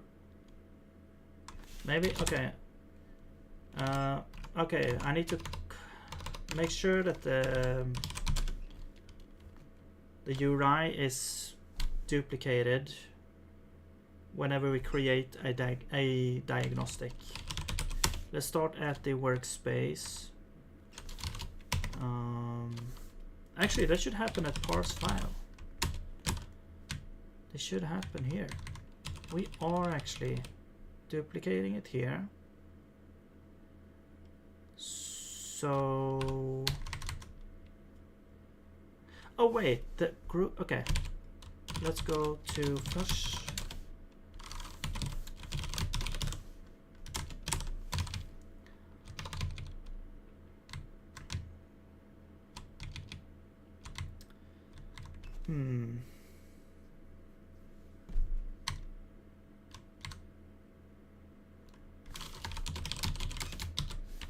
Wait.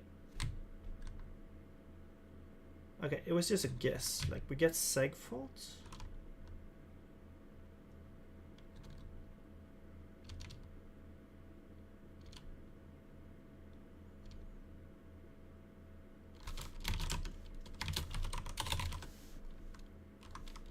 The URI. Yeah. So it has been invalidated. The URI has been validated. Oh, because we're clearing it here. Okay. So we'll clear. Okay. So we have to clear it afterwards.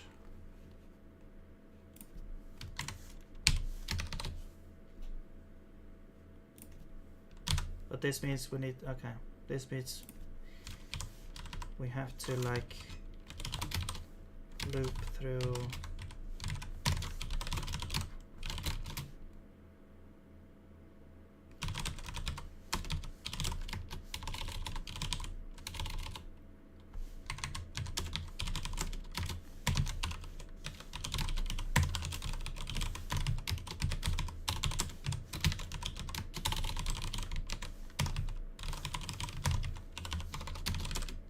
Yeah. All right, so we'll do it at the end there instead.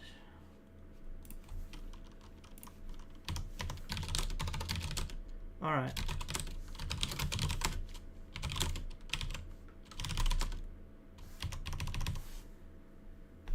And so now if we do like function hello, we should get,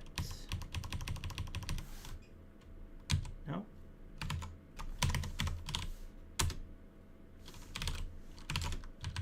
What if we do this? No?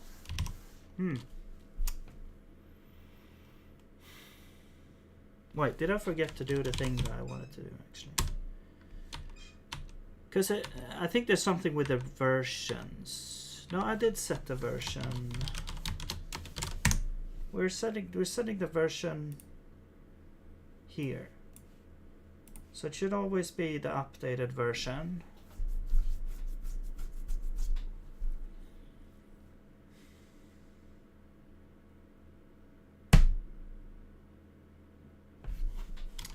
Maybe there's not something we're missing here.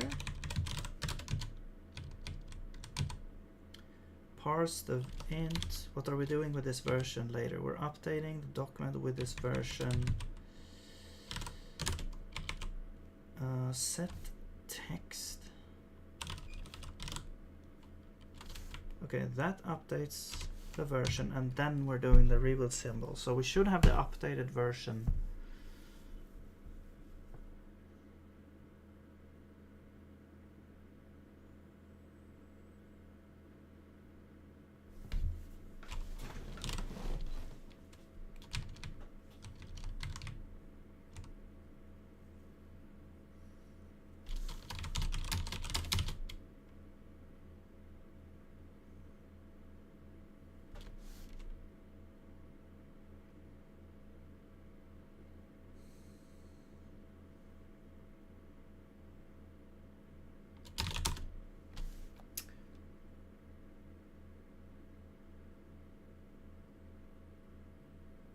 All right, we'll try to fix this last thing, and then I have to leave here.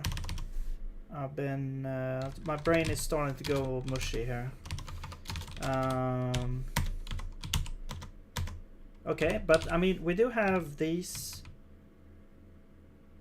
However, it looks, yeah, okay. I mean, it works. It's just it doesn't work. So that's pretty cool. We get the unexpected token. We should really stringify that. Expected tokens, expected identifier, got function. Okay, so we don't actually need to say unexpected. Well, I guess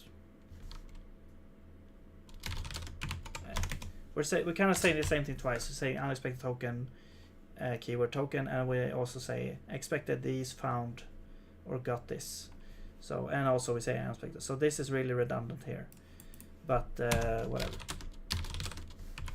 Okay, but why?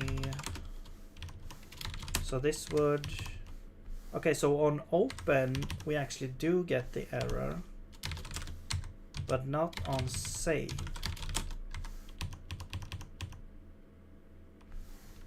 Like if I remove this, we still have the same. So what kind of message did you get now? Text document changes did change, and that's the file name. Yeah.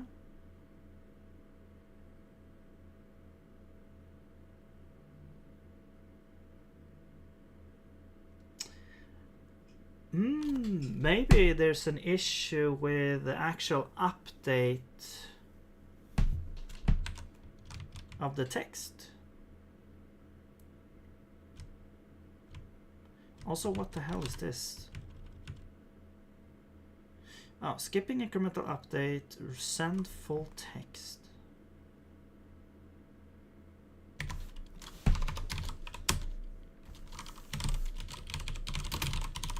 Yeah, maybe we're working with like the old text.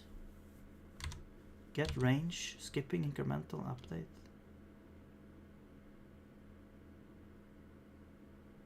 What the hell? Okay. I mean, we could implement this.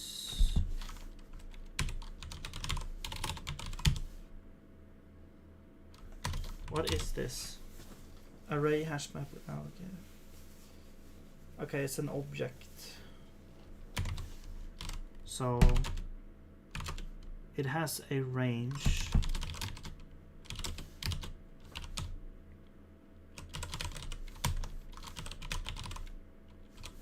So range, it has like these things: start, end, character, line.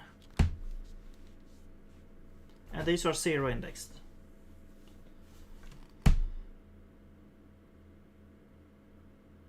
So, okay, and the text that was replacing this is empty. Range length is 55. Okay, interesting. So we could implement a handler for that. Let me just copy that. Copy this entire range thing. I'll just do it straight up in here. Whoops.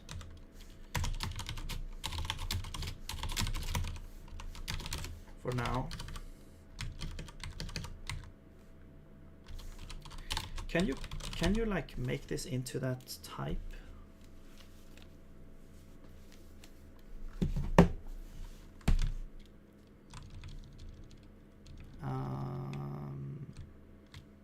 No, maybe not.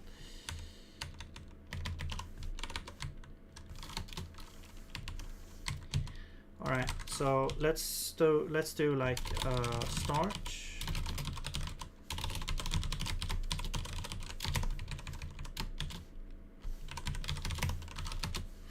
And that's a value, and that is going to be an object.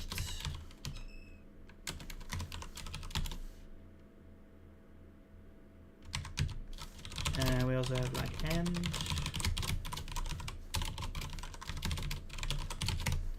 Now this might not always be there. I'm not sure. We would have to look at the definition of these things. Actually, we could look at that right now because we might get some issues here. Range. Oh, we always have like start and end. Okay, but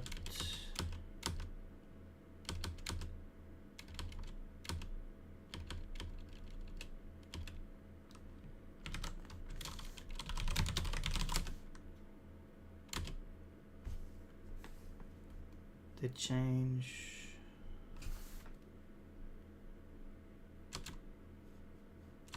Configuration.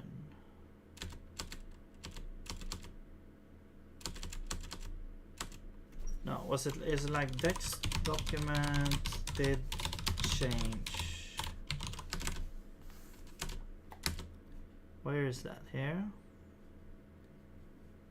Content changes. Oh, it's a list.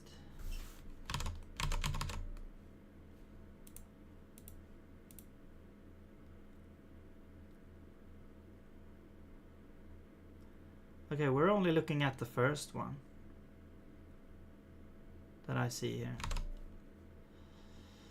But okay, So we have a bunch of content changed events. Now what you could do instead of this, you could actually use the JSON formatting library, the standard JSON formatting library, to like read in this JSON string as a zig object instead. And that will make it way easier to work with using zig constructs instead of,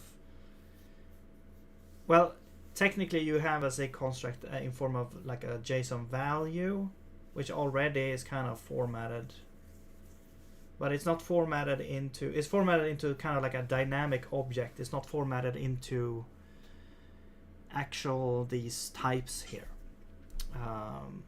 which could be helpful to get these types as zig types. But yeah, so this is the change event. So we have like range length, and text. So this is always the case, except when we only have text, and then that's the whole document. Okay, so I guess that's what we're checking. Either we have range or we don't have range. If we don't have range, we have a new whole new document text. Otherwise, we need to replace the range with this text here. Okay. Now let's do that. We're only looking at the one change here. So I guess we only support one change. That could also become an issue. But okay. Maybe that's a capability or something that you could. I don't know. We'll see. So let's see. We get, so if we get range, we always get like the start and the end, except this is like the range here. So this would be from range actually. Range value, no, object. All right. And then these would always be, well, these are these things. You have character and line. So start column is going to be start get character, and then this is a number. What number string? Oh, it's an integer, I guess.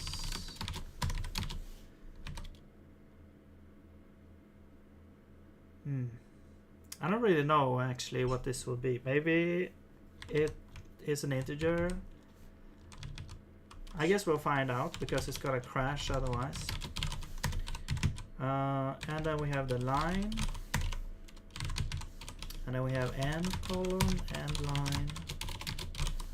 All right, and this will be like end here. Okay, so we got all this crap here. We have the range length, which is good to have, because then we could just find out where we start. We get the offset here, which is way easier to work with, to be honest. We get the offset from this, and then we just remove 55 from that, and we're basically, yeah, we're removing 55 characters from the start index. We take the text and replace it there, or insert it there. So we don't skip anything, and we do an else as well, and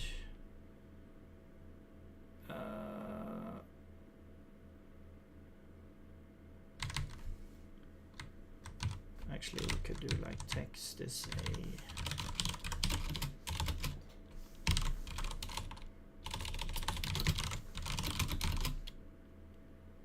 string.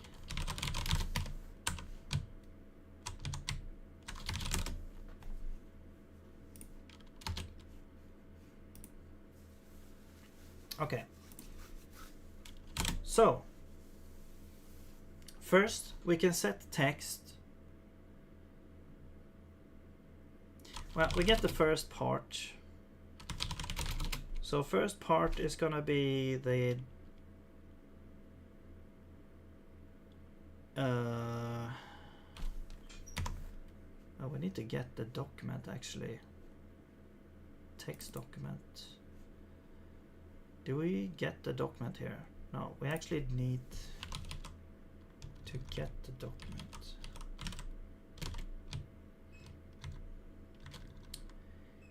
You know what? Maybe we'll just put this. Okay, a better way to do this, I think, yeah, is to get like to do like an update struct here, or actually this is like an enum union enum. So either we have like a text, oops, which is just that, or we have a range, which is what we have here. So this would be actually let's make a range like this, and this would have, I guess we could call this a location, which has like character and line,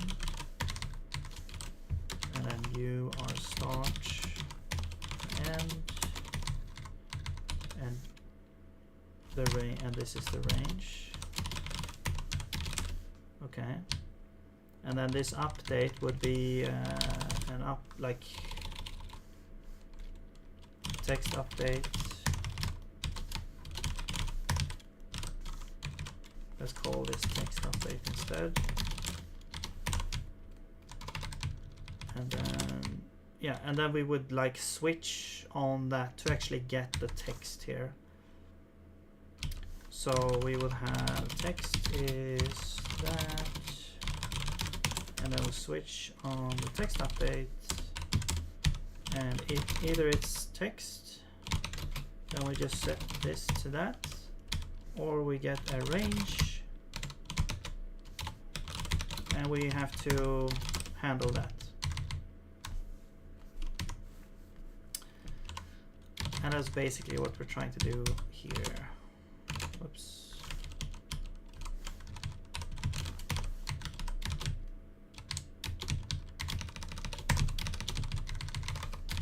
All right. I think it's a little bit easier to do it like this.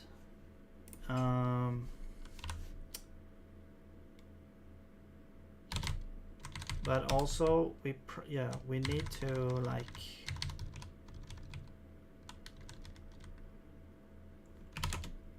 we actually need to create this thing here. So I will copy this here anyway. We'll do, this is the text update. It's gonna be a document text update.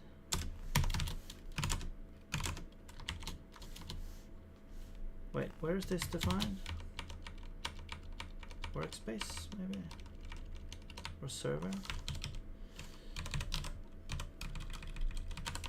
Alright, so we, oh, where is it defined? Document store. Okay, so document store text update. There we go. We could just put it outside anyway, but whatever. So that's the text update. Here we'll say text update is equal to text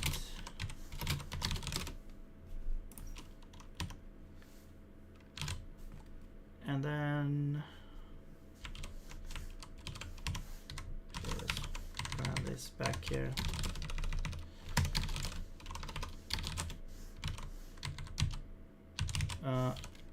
Text update, so now we can populate this. We can say that the text is going to be change.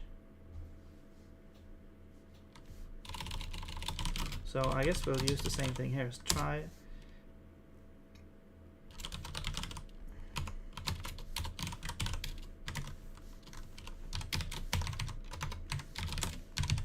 All right. Well, okay, except this is a range. But we still have like, the range should have text in it.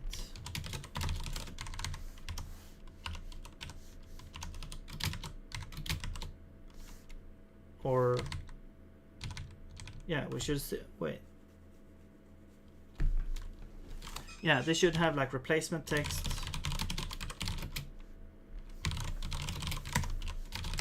And replaced length, or whatever it was called. Range length, okay.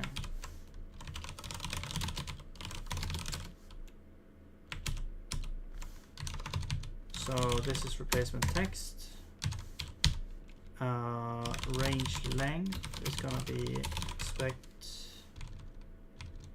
Okay, so we don't have like a number field.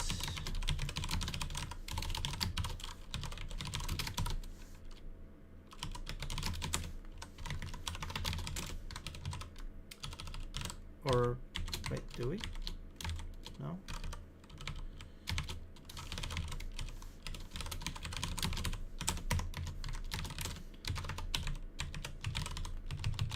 Let's do integer, I guess. Integer view size here. You could also provide like a type that it would become, I guess. Oh, expect integer. No.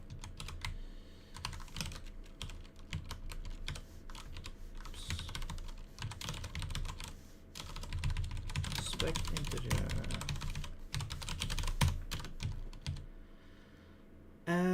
So this would be like integer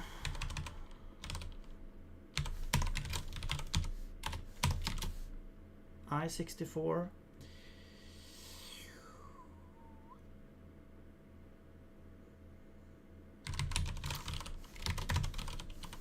Sure.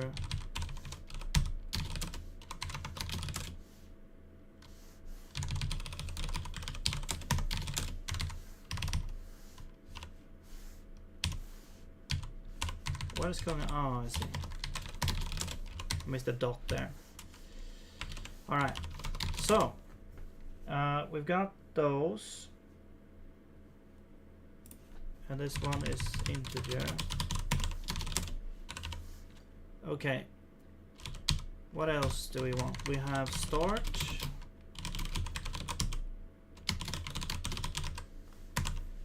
No, this would be like location field or something like that.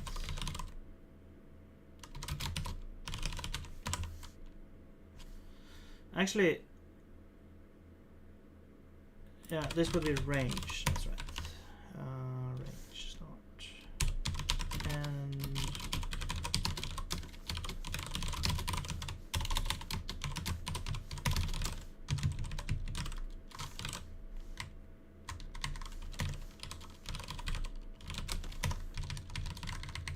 and this would be document store, text update, range, location.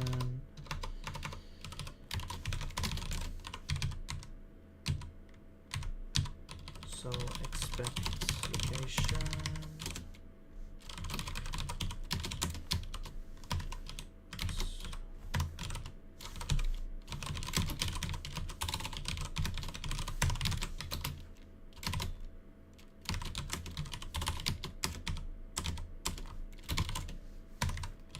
Alright.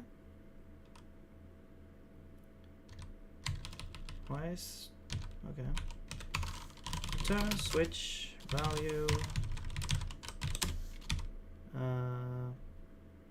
This needs to be an object.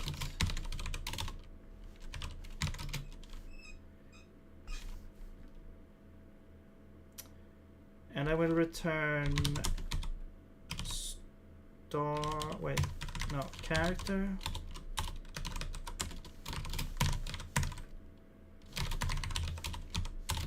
Is expect integer field on this object character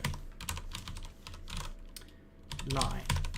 Now this is a very manual way to do this. Normally I would just create this, I would just like instead of doing this I've never actually done this value stuff, but instead of doing this, I would just take the whole JSON string, as I said before, and just I will create the struct types that looks exactly like the JSON interface values, and then I would just use the JSON deserialize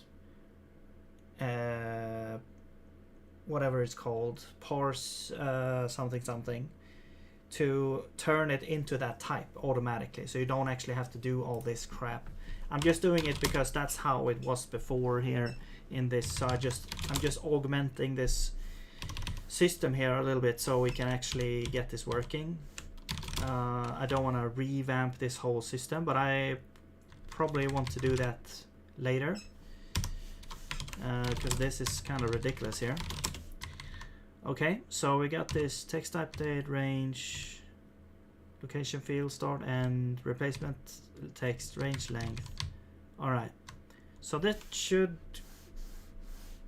work there. The only thing that I don't know if this integer field is going to work, because I'm not sure what JSON will actually convert this into. But if it doesn't convert this into integer, when will it convert things into integers is my question. But okay, so let's then go here. So here's the range, right? So how do we get the first part? Now we should have, now we should have all these things here. So the first part is gonna be the document text,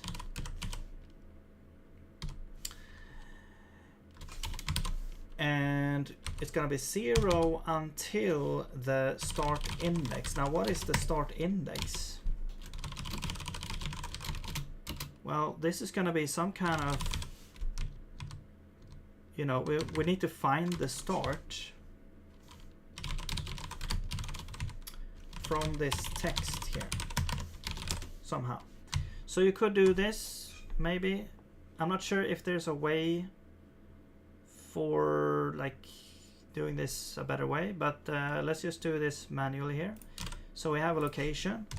I'm gonna make a function called find index so we have a location, and then we have a source, and then we're gonna provide an index like that.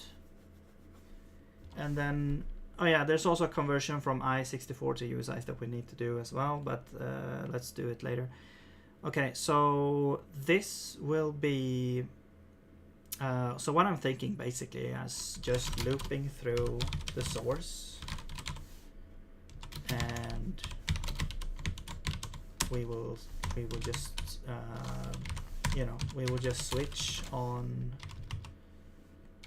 the character, and well, if this is a new line, this will be, so if this is a new line, what we need to do is we need to set, so let's do like column is 0 and line is 0,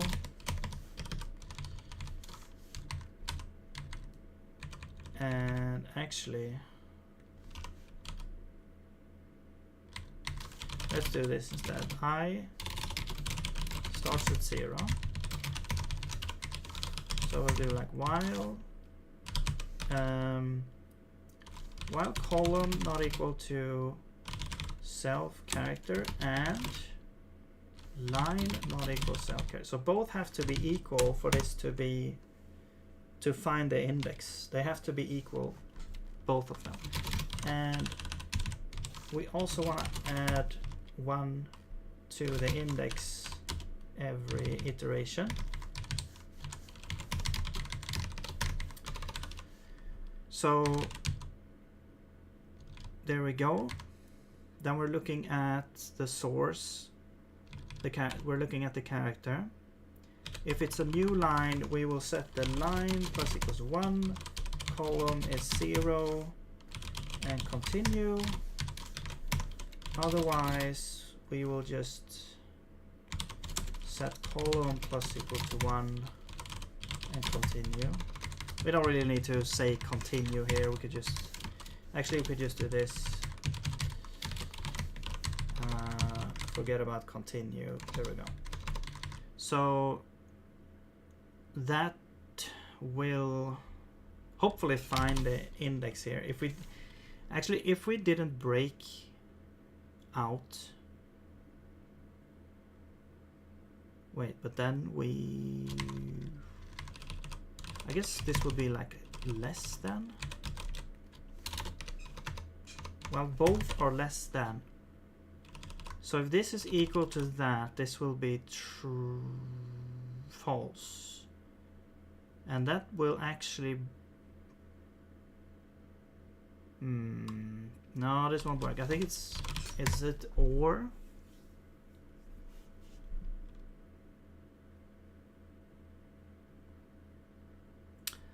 Hang on. These things always trip me up. Okay, so we are less than this. So when this equals this, this should be false.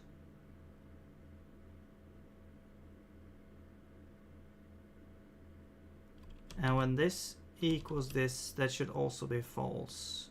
So that then, if both of them are false, then we go out of the while. But if one is still lower, we should go on. Here we could check if this is that and this is that. If that's not the case, there we couldn't find it, I guess. So if these are both true, we should return the index at this point.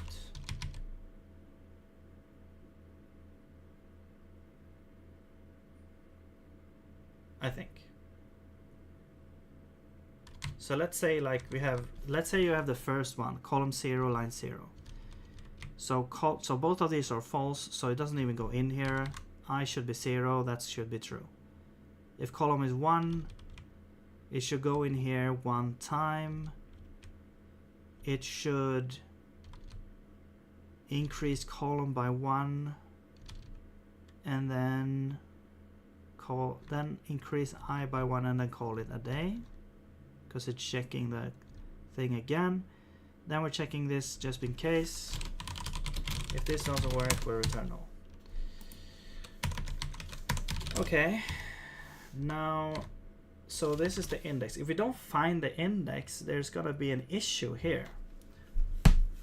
So I think in that case, I will just return here or create some sort of error.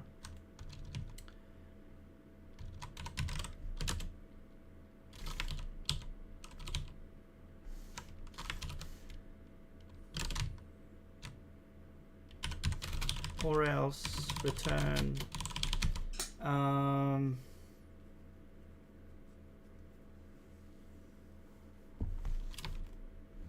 did not find good. Okay, range not found.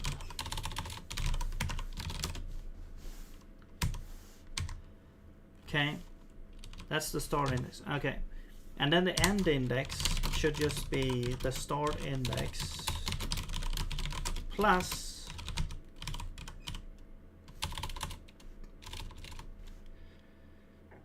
the range length, right?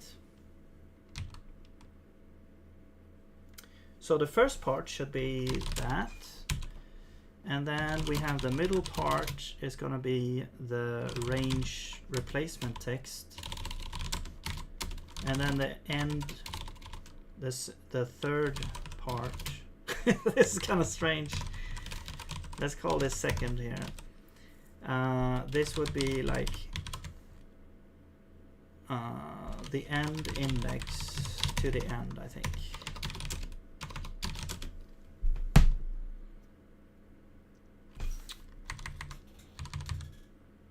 Yeah.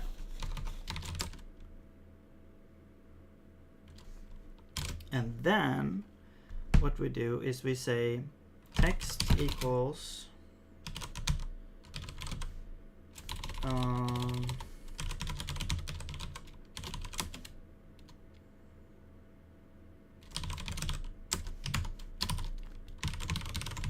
three strings, first, second, third. So we have to like reallocate the whole thing, even though it's just an update. We do this allocation here. All right, and then we set the text there. What does this actually do? Like, does it duplicate? Okay, so this actually duplicates as well. The thing is here is that here we need to deinitialize this text. I'm not sure about this part. This comes from the JSON. I think that should be like deinitialized. But maybe we'll just duplicate this actually to make it the same here. So we'll duplicate that, and then we'll defer. Here we'll defer free text. A little bit unnecessary duplication sometimes, but whatever. Okay. Okay, so then we don't need to do all this crap here. We can keep this for reference, I guess, for now. And then you would be the text update. Now, range. Expected this, found that. I see, so this would be like dot object.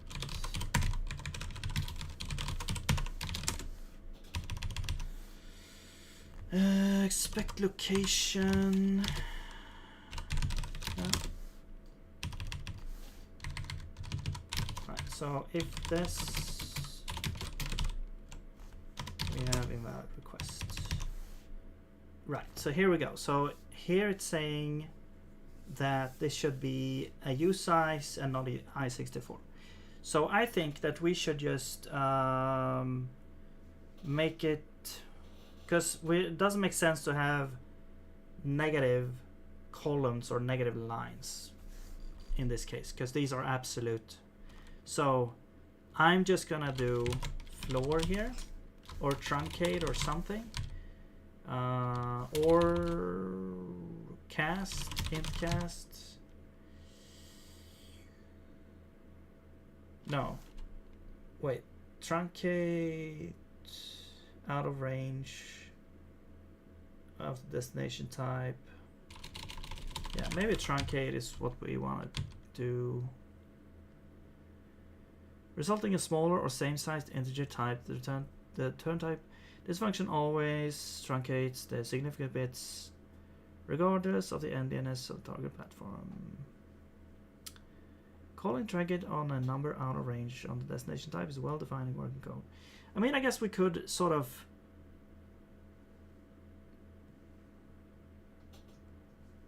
try to.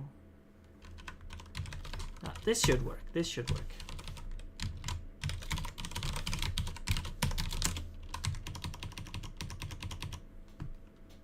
Oh, it expects an unsigned. Okay, so what about this? Attempt to convert a number which is out of range, results in a safety check in equal behavior, truncate significant bits. Hang on. What about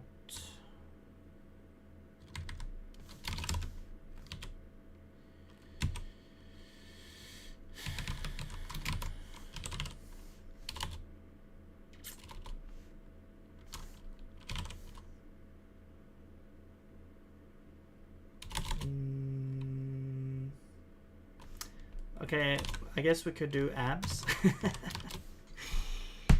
first, just to make sure. No, we wouldn't get like negative numbers here. It's just that this. Okay, whatever. Let's just do an int cast.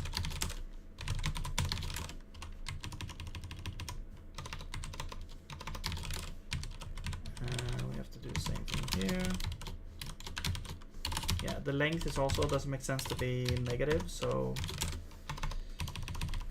there we go. Are we done?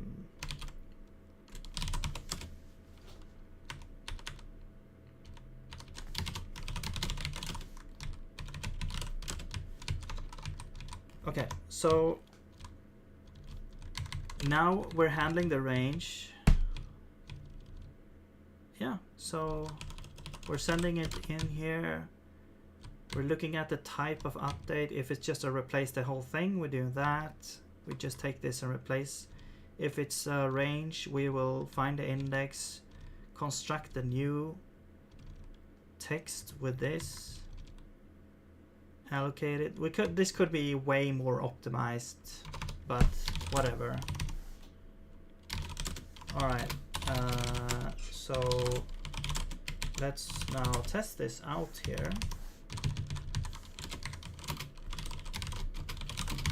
Oh, we got a crash, of course.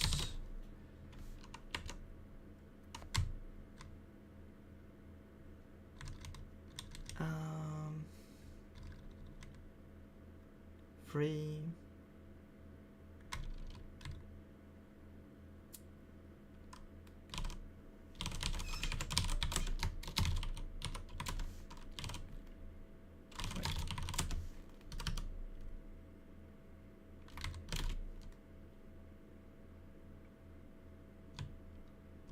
But this one duplicates it, right? Oh, it's freeing it. Okay, it's okay. We're so we don't need to free it here. So we're already freeing it out there. Okay, cool. Okay, now we get this, and now we delete. No. God damn it. Why?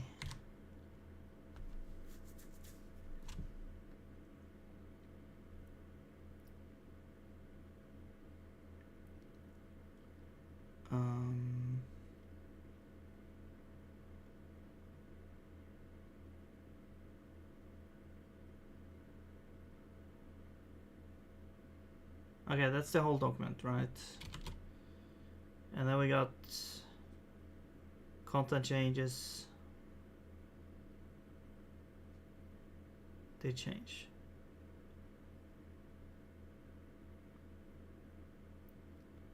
So,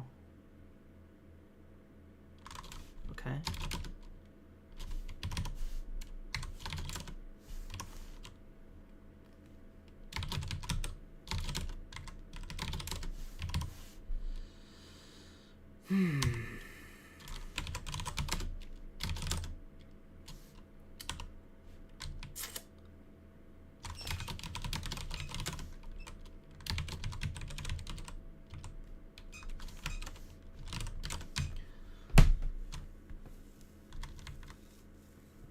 And it didn't crash, so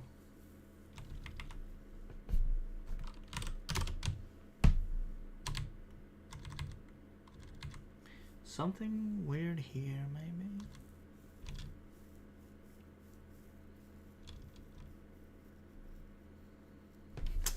I'm just gonna log out the update here. New document text.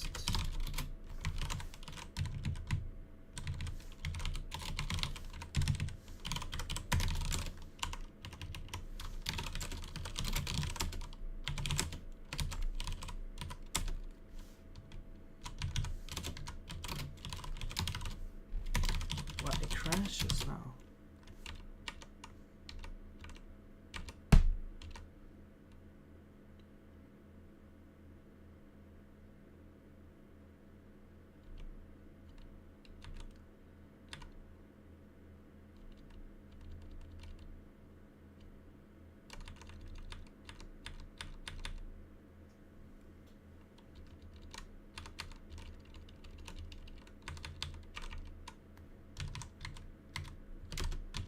Okay, here it started.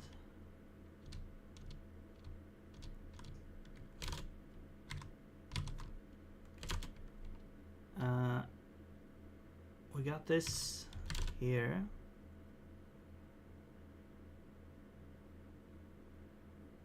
It changed. New document text, yes.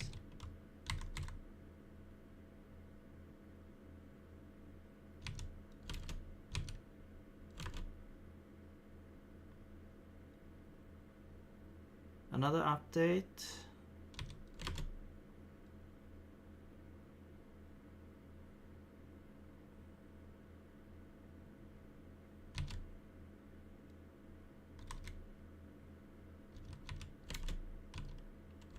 Okay, so where's the error? So here we can see new document text function. So we do get this thing here. Cool. But then here something goes wrong. We get a leak report for some reason.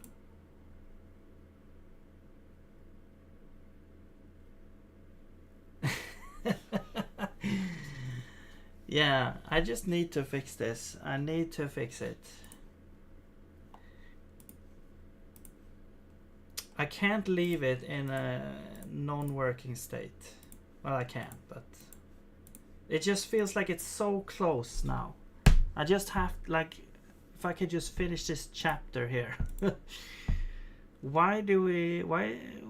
Okay, so it starts to report leaks here all of a sudden. Which means it's like exiting.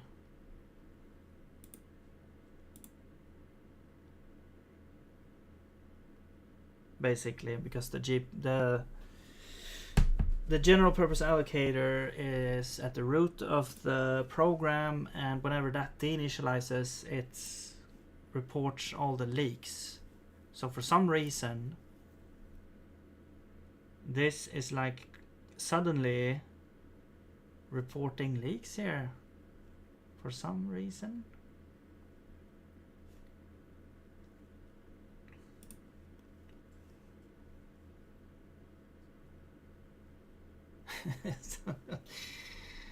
Yeah.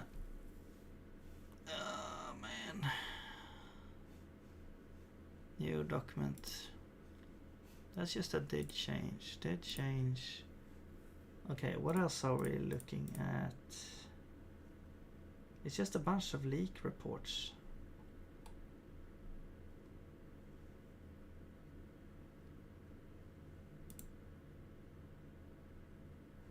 Wait, range not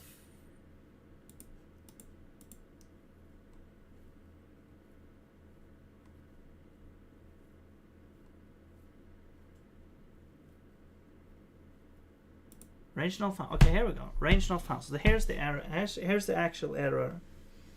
I see. Okay. Good. We got somewhere. Range not found.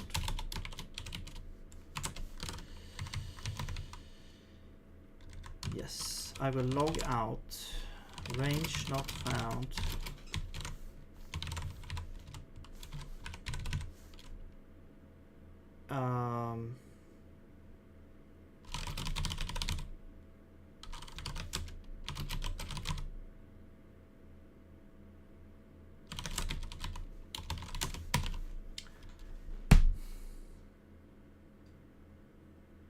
Which is strange.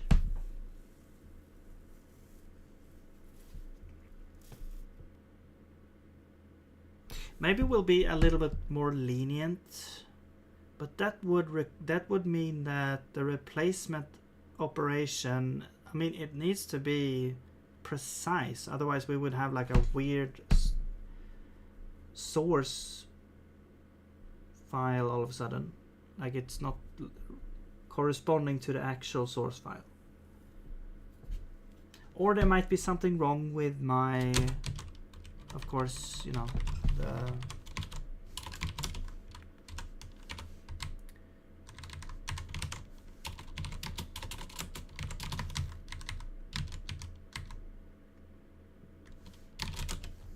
with my algorithm here.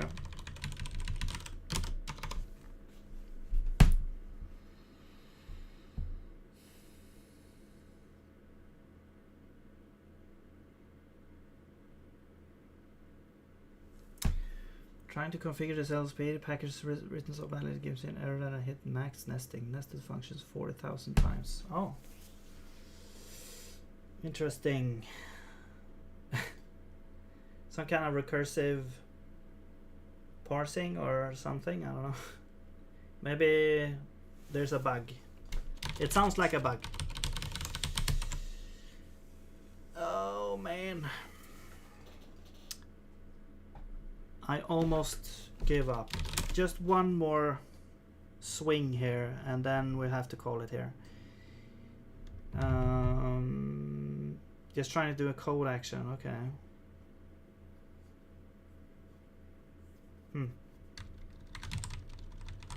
Is it a large project?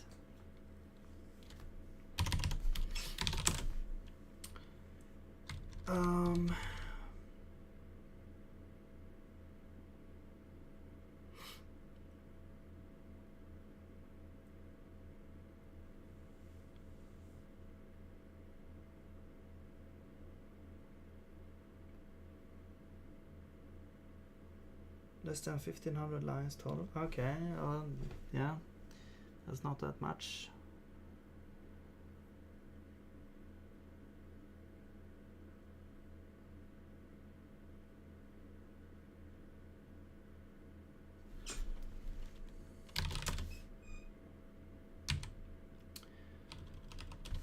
Okay, maybe we should do this. So they are not equal. And this is not equal. So if both are equal, it exits, and then we should always find it. What I wanted to do was, like in the case where we don't find it, this will basically, it will skip over the column and line. This will be like forever. Like let's say maybe we can add an if here. If column is more than character and line is more than line, then we've skipped it over it.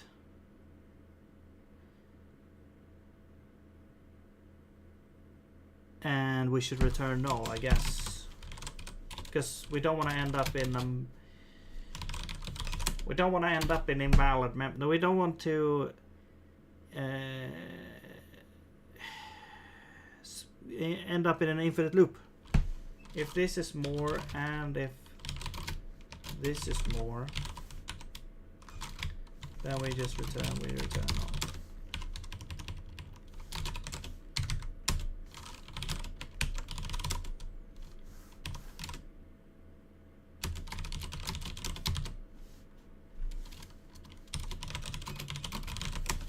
Zero 7.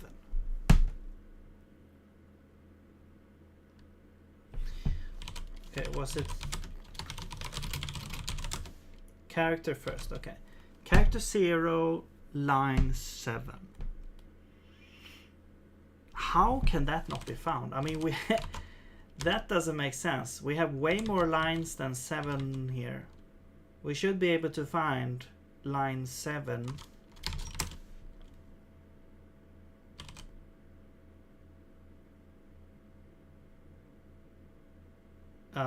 Okay, so let's do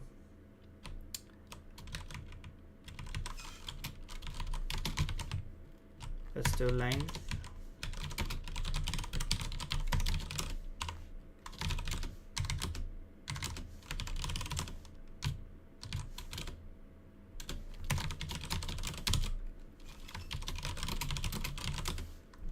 Yeah, this does not make any sort of sense to me. There has to be something wildly wrong with the algorithm here.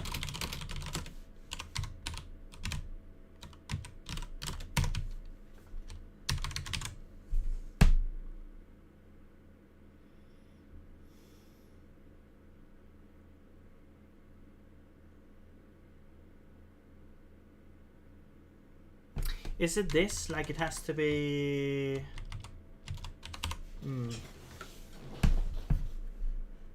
What about /R?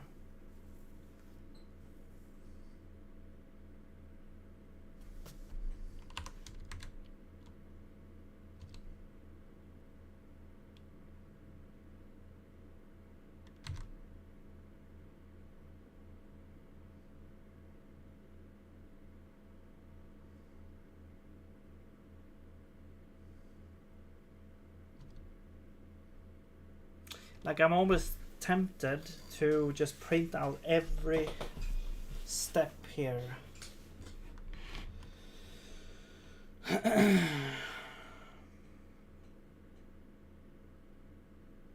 Character should be 0 indexed and line as well, from what I gathered. This should, I mean, and the character is 0, so it should find it.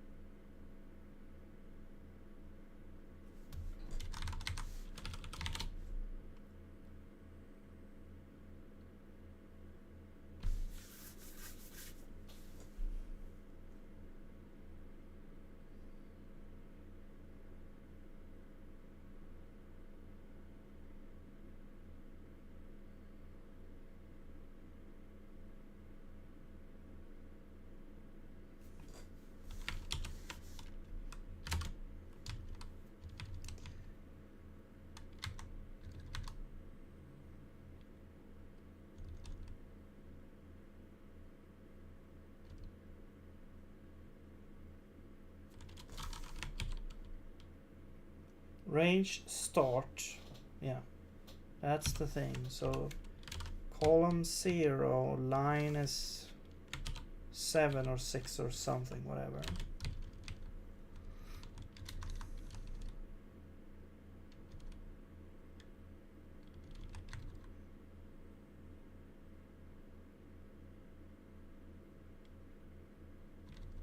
I mean, okay, maybe if we reach this, should we just skip it? But this still doesn't make sense. We still should reach it.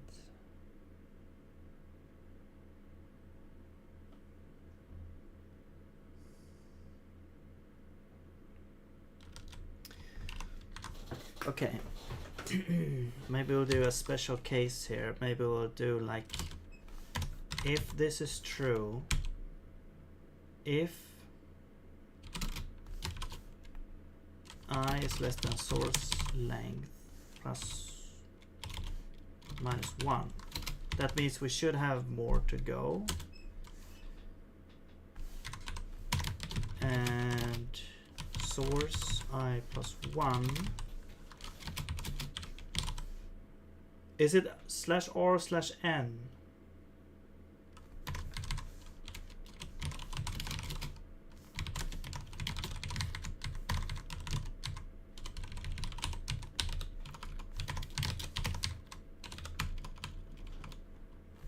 Then we do this.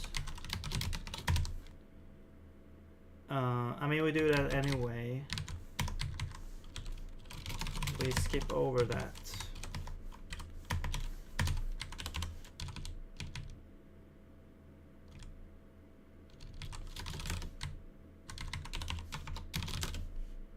I guess just in case, I'm gonna add that as well. Okay.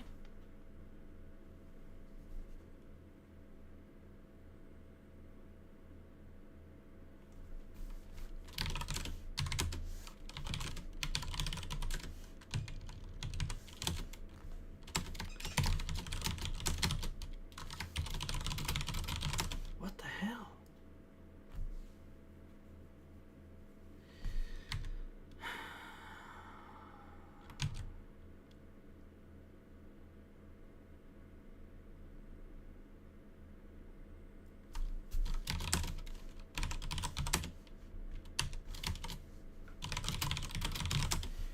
/R/N can be remembered as registered nurse. Okay, that's actually good.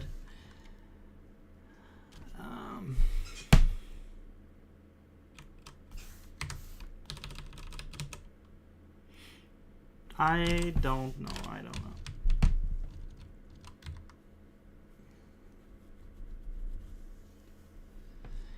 Maybe like we're not, it feels like we're not encountering the lines properly here. Maybe, is it like encoded or something?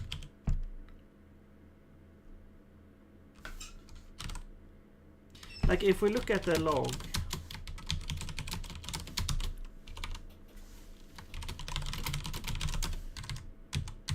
and we're looking at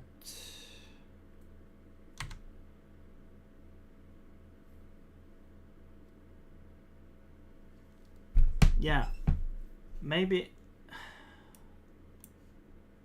it's like encoded here. Okay, let's support that as well, I guess. But that doesn't make sense. Then the parsing shouldn't work.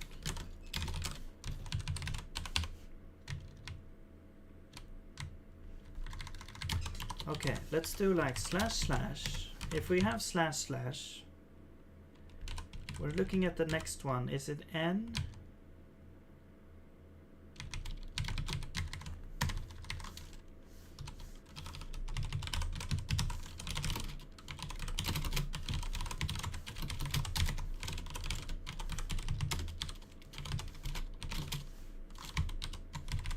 Or R? We're doing this.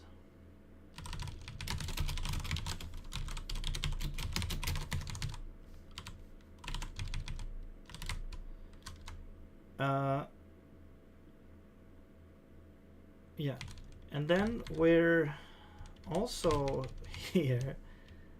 Oh man.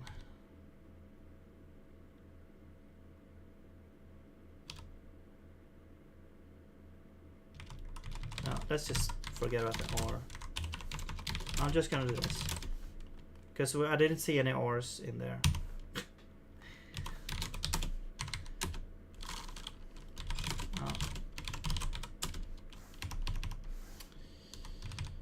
Alright, so if it's anything else, we're just gonna do colon +1.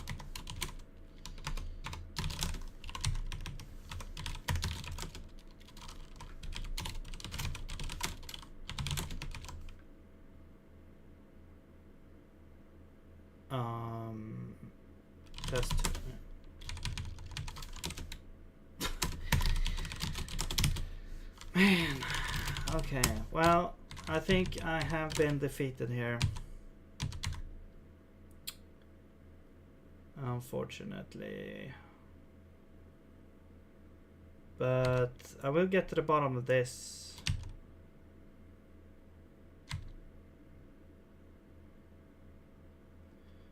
So, okay, maybe... Yeah, maybe we do need to like decode this somehow. I'm not sure actually. Or maybe it just looks like this because it's encoded in the logging or something. I don't know. It does look... I mean, it doesn't log the actual /ns here. This is a JSON actually. But it has to be decoded. Yeah, anyway, it's gonna work at some point. So yeah, I can't work more now because I can't think. So yeah, but thank you very much for joining me here, and I'll yeah, I guess I'll see you later. So have a nice day. Bye bye.